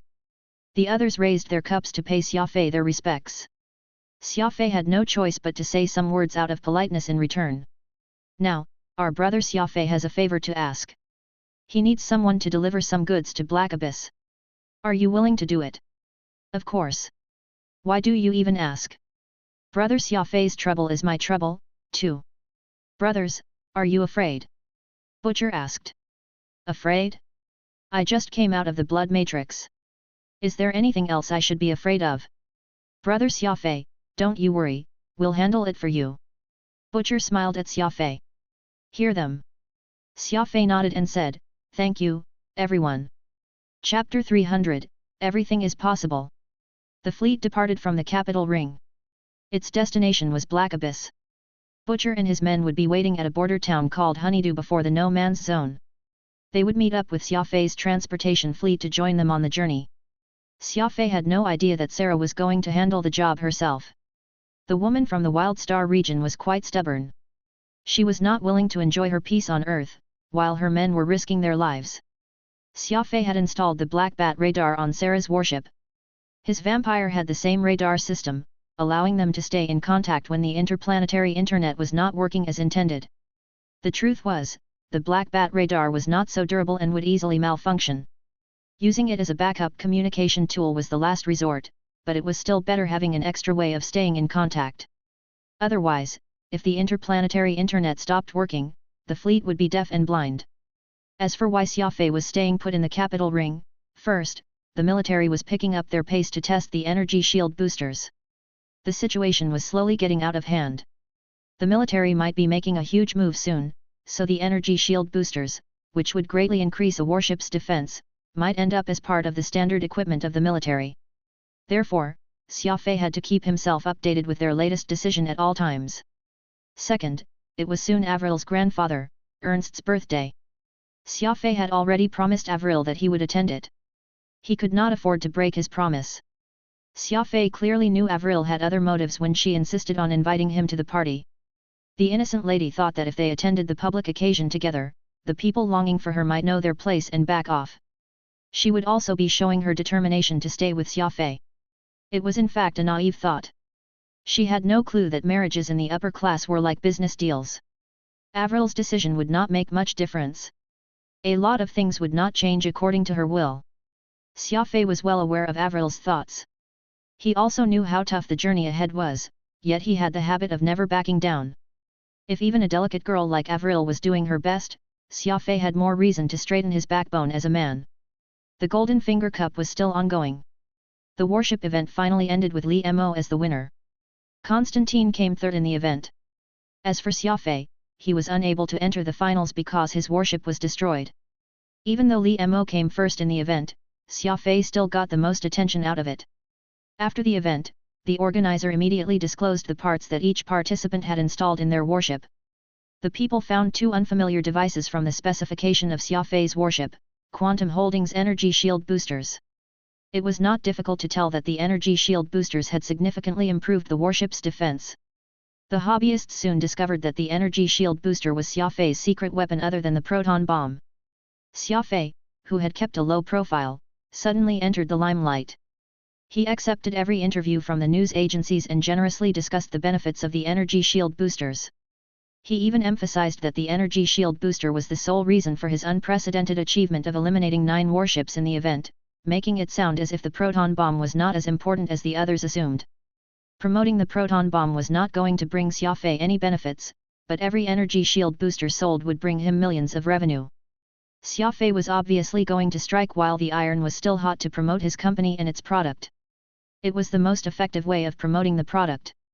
The energy shield boosters were immediately considered godly equipment under the influence of the news agencies. Quantum Holdings was completely exhausted after Xia Fei took the interviews. They received countless calls from hobbyists and dealers every minute asking about the energy shield boosters and trying to reach a deal with them. The company had no choice but to allocate a few thousand workers just to accept the calls. Several hotlines were registered for the same purpose. Xia Fei made a surprising decision amid the fanatical hype over the energy shield boosters. He would auction 50 units of the energy shield booster on the biggest online marketplace in the alliance every day. Those with the highest bids would take them home. The businesses, which were asking for huge supplies, were told that stocks were limited for now, so they could only order in smaller quantities. Charlie did not understand what Xia Fei was thinking. Why did he not take the opportunity right in front of him? Quantum Holdings had already increased their product rate significantly. There was no longer the need to limit the quantities for the new orders. However, Charlie still stuck to Xia Fei's instructions out of trust. He would only sell a third of the energy shield boosters produced every month to ensure that the company had enough funds for its operations. The rest of their stocks were kept in storage. For the second last event of the Golden Finger Cup, the extreme modding event, Xia Fei came first with a slight margin with Li Mo right on his tail. However, Constantine only scored 81 out of everyone's expectation. Xia Fei was ranked 7th from the bottom on the ranking while Constantine and Li Mo took turns to occupy the first place. However, Constantine's poor performance in the second last round had widened the gap between him and Li Mo to 106 points. The only way for him to become the champion was to have a superb performance in the last round. Otherwise, he was most likely going to come second or even third in the tournament. The last event was the search event. It was a new event that was added to the Golden Finger Cup this year. In the past, the participants' mastery of the radar system was only tested by asking the participants to repair a radar system. However, the new event not only required the participant to modify their radar system, they had to search for certain objects in the galaxy, too. It was an indication that the Golden Finger Cup was slowly evolving from a tournament, which only focused on a participant's repairing and modding skills, to a more all-around warship tournament. It was difficult to win the tournament without being skilled enough in every field. There were not many spectators today. First of all, Li Mo already had a huge lead over Constantine in the second place, so the event was less thrilling and unpredictable. Second, the event was going to take place in the galaxy, thus, the spectators would only be watching the event from a huge screen at the venue. They could easily watch the event while lying comfortably and enjoying soda at home instead of paying the expensive entrance fee to watch it at the venue. Most spectators at the venue were passionate hobbyists of the Golden Finger Cup. The event was not their primary concern, since they were more interested in the ceremony after the event. Planet Conglomerate had organized a group of more than 30,000 people to watch the event. They were ready to cheer for their Prince Li Mo as he became the champion. Even the chairman, Li Mo's father, Li Guan, was among them. The people with him were the reputable figures of various fields. Everyone knew they were not only here to watch the event. It was the Li family's way of showing off. The Li family had never treated the Golden Finger Cup too seriously, but it was still a championship at the alliance level. It was a great opportunity for Li Mo, who did not really have any experience, to enter the bigger stage of the alliance's upper class. Father. Li Mo went up to his old man after putting on his outfit. Li Guan was having a pleasant chat with a few of his old friends. He introduced his son to his friends with a smile. Everyone immediately uttered their praises to flatter the young man. It's quite an impressive achievement now that you've won the Golden Finger Cup, but you shouldn't lower your guard in this event since many people are watching. Make sure you don't bring any shame to our family, Li Guan said. Li Mo nodded. He seemed to be in low spirits. The unpleasant memory at the altar was still bothering him. He understood that he was still a long way from reaching his father's expectations. In other words, the scent of blood on him was nowhere strong enough. Li Mo's guts crunched when he recalled his father covered in blood with that semicircular knife in his hand. He said a few words of politeness and came up with an excuse to run away from his father. Li Guan's friends immediately went forward to congratulate Li Guan with some high-sounding words. The truth was, these people preferred to see the Li family in defeat, but none of them would dare to say it in front of others. Only true friends would give out sincere blessings. There were never any friends when businesses were involved, there were only benefits. Li Mo caught a glimpse of Xia Fei in the corner of his eye. He approached Xia Fei with a grin. No matter how bad of a situation he was in, he could still find some comfort from Xia Fei. After all, Xia Fei was currently ranked at the bottom. The man was basically thousands of miles away from him. I didn't expect you to show up. I wouldn't have the perseverance if I were you. Being ranked 7th from the bottom would be a great humiliation to me. Our Li family has always been the best in everything. Of course, you might already feel proud of your rank. After all, you did make it to the last event, Li Mo said mockingly. Xia Fei did not seem bothered at all. He was laughing instead, as if he was having a pleasant experience. Li Mo was confused. Why would Xia Fei be laughing at a time like this? Was he already shameless to such an extent? Mr. Li, since we are acquaintances, I have some advice for you. What is it? Everything is possible. Xia Fei left after finishing the sentence as if he was the final victor despite his current rank. Li Mo was furious. No one was allowed to act so proudly in front of him, not even Xia Fei. He already decided to perform perfectly in the event as a way to celebrate his first time of becoming an alliance champion. Young master, he's just envious of you. You happened to stab him right at the place where it hurts the most, so he could only pretend to be carefree despite the grudge in his heart. You shouldn't let him mess with your mind. You will be falling for his tricks, the mustachioed man said softly. Li Mo nodded. He clenched his teeth and said, I don't care what he's up to, the victory will be mine still. I just can't stand his attitude. Humph, such a pavo. Li Mo left in anger. Phantom said with a wry face, I told you not to take part in the event, but you insisted on coming, instead. Do you seriously think you can score 1,000 points in the event to make a comeback? Avril is watching you. You should think about her, too. If she sees you in the 7th last place and Li Mo came first, will she be happy about it? Xia Fei turned to Phantom and smiled. I have some advice for you, too. What advice? Everything is possible.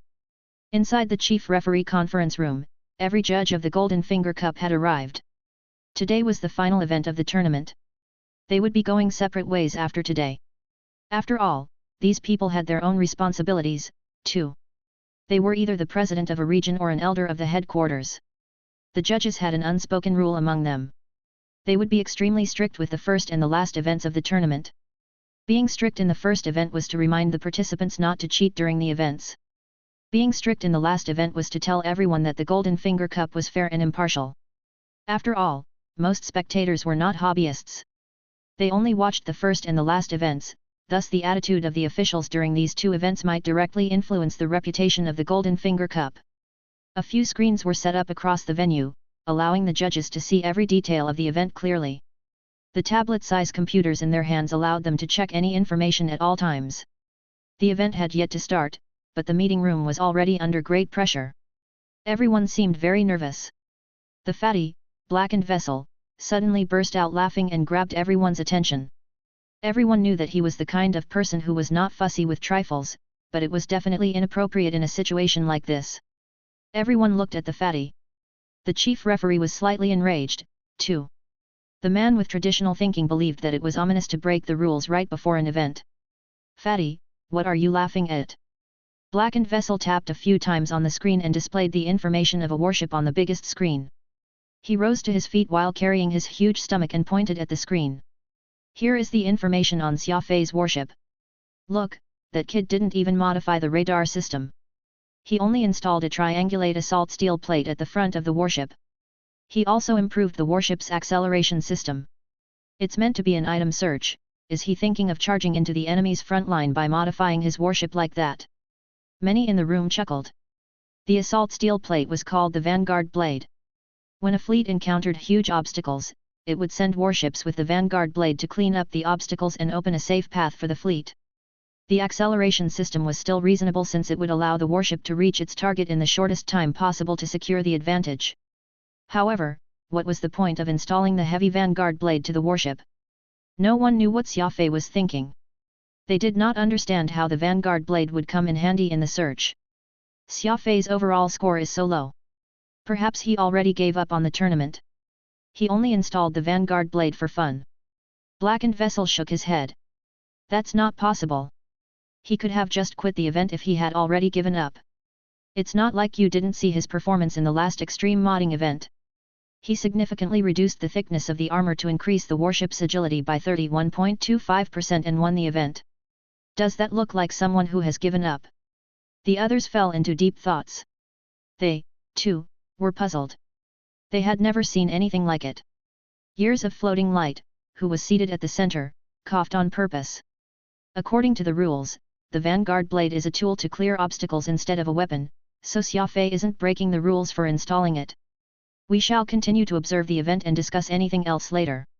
The reputation of our Association of Machinists is at stake, so not only will you be harsh with the punishment on those who break the rules, you must be precise with your calls, too. We shouldn't let a trivial matter like that distract us. A few hundred Calderian Kestrel-class frigates were parked at the airstrip at the center of the venue. Li Mo lifted his gaze and waved at Avril. He was proud and aloof as if he had already won. Avril twisted her lips, turned away and ignored him. She seemed a little down. She was not too fussy with Xia Fei's rank. Everyone knew that Xia Fei had missed 10 of the events. Otherwise, he would surely be a strong contender in the tournament. However, she was not feeling comfortable knowing that Li Mo would win the tournament, and she disliked him even more because of it. "Miss, isn't it better if we watch the event at home? It's unlikely Xia Fei's rank is going to change. He won't have a spot on the stage during the ceremony later," Pang Xing said with a hint of pity. He hated seeing Avril in a bad mood. Avril said, "I'm here to cheer for Xia Fei. I want to tell him that, no matter what his final rank is, he is still my Xia Fei." Avril proclaimed her determination with her immature voice. Pang Xing was startled. He took a step back and thought, when did the lady become so tough? Was it because of him? Every participant had received a map, which had the rules of the event in detail and the area where the items were placed. The rules were very simple, there were 12 items in total. Whoever found them and used the towing beam to retrieve them would win the event. These items would be emitting a faint signal. The participants must pick up the signals first before using their radar systems to determine their exact locations. The most up-to-date noves are published on Fruitnoelo. The event was not too difficult. It basically came down to how long the participants had used to pick up the signals. Their radar system would also need to carry out complicated calculations. Whoever with the most sensitive and accurate radar system had the highest chance of winning the event. Xia Fei put the map away without looking at it. He activated the warship's ignition system and slowly adjusted its force and control. Phantom was puzzled. Shouldn't you be looking at the map while you still have the time now? It's going to be a race once the event starts. Xia Fei smiled. He simply ignored Phantom and continued to tweak his warship as if he was not concerned about the event at all. I remember you mentioning that you can accept losing a competition but not by a huge margin. Avril is still watching you. Aren't you going to try your best at least? Phantom asked. Xia Fei said, maybe, maybe not. Following a clear beep from the main control system, the warships immediately set off, striving to get a head start over the others. Xia Fei fixed his eyes on Li Mo's warship in the distance. He maximized the energy output of the engine and waited. Li Mo's battleship took off rapidly. Xia Fei immediately pushed the level and followed him. Xia Fei caught up to Li Mo and intentionally positioned his warship right behind Li Mo's warship. The bow of Xia Fei's warship was facing Li Mo's stern while maintaining a distance of around 15,000 meters. Alert! The warship has been locked on, the main control system warned. Li Mo glanced at the radar with a frown. The event did not allow the use of weapons. Who would even bother to target his warship now? It's Xia Fei! Li Mo exclaimed. He recognized it right away as he remembered the serial number of Xia Fei's warship. Xia Fei's warship suddenly accelerated and went right at Li Mo's warship. Xia Fei had modified the acceleration system, so Li Mo's warship was no match against its speed. Alert! A collision will occur in 5 seconds. Please brace yourself, the main control system warned. Li Mo glanced at Xia Fei's warship on the screen. The vanguard blade at the front was glittering murderously. Li Mo finally realized what Xia Fei was truly referring to with his advice. Everything is possible. It turned out Xia Fei had long been planning it. Xia Fei was going to unhorse him even if it meant disqualifying himself. How vicious of him! His father and friends were still waiting to see him being crowned the champion on the stage. What should I do? What should I do?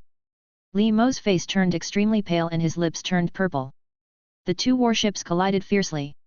The vanguard blade cut through Li Mo's ship like it was some fruit or vegetable. Sparks instantly soared into the sky. Xia Fei smiled. His lips curled upward in an eerie angle. Whoever wants to mess with me, I'll mess with them, too.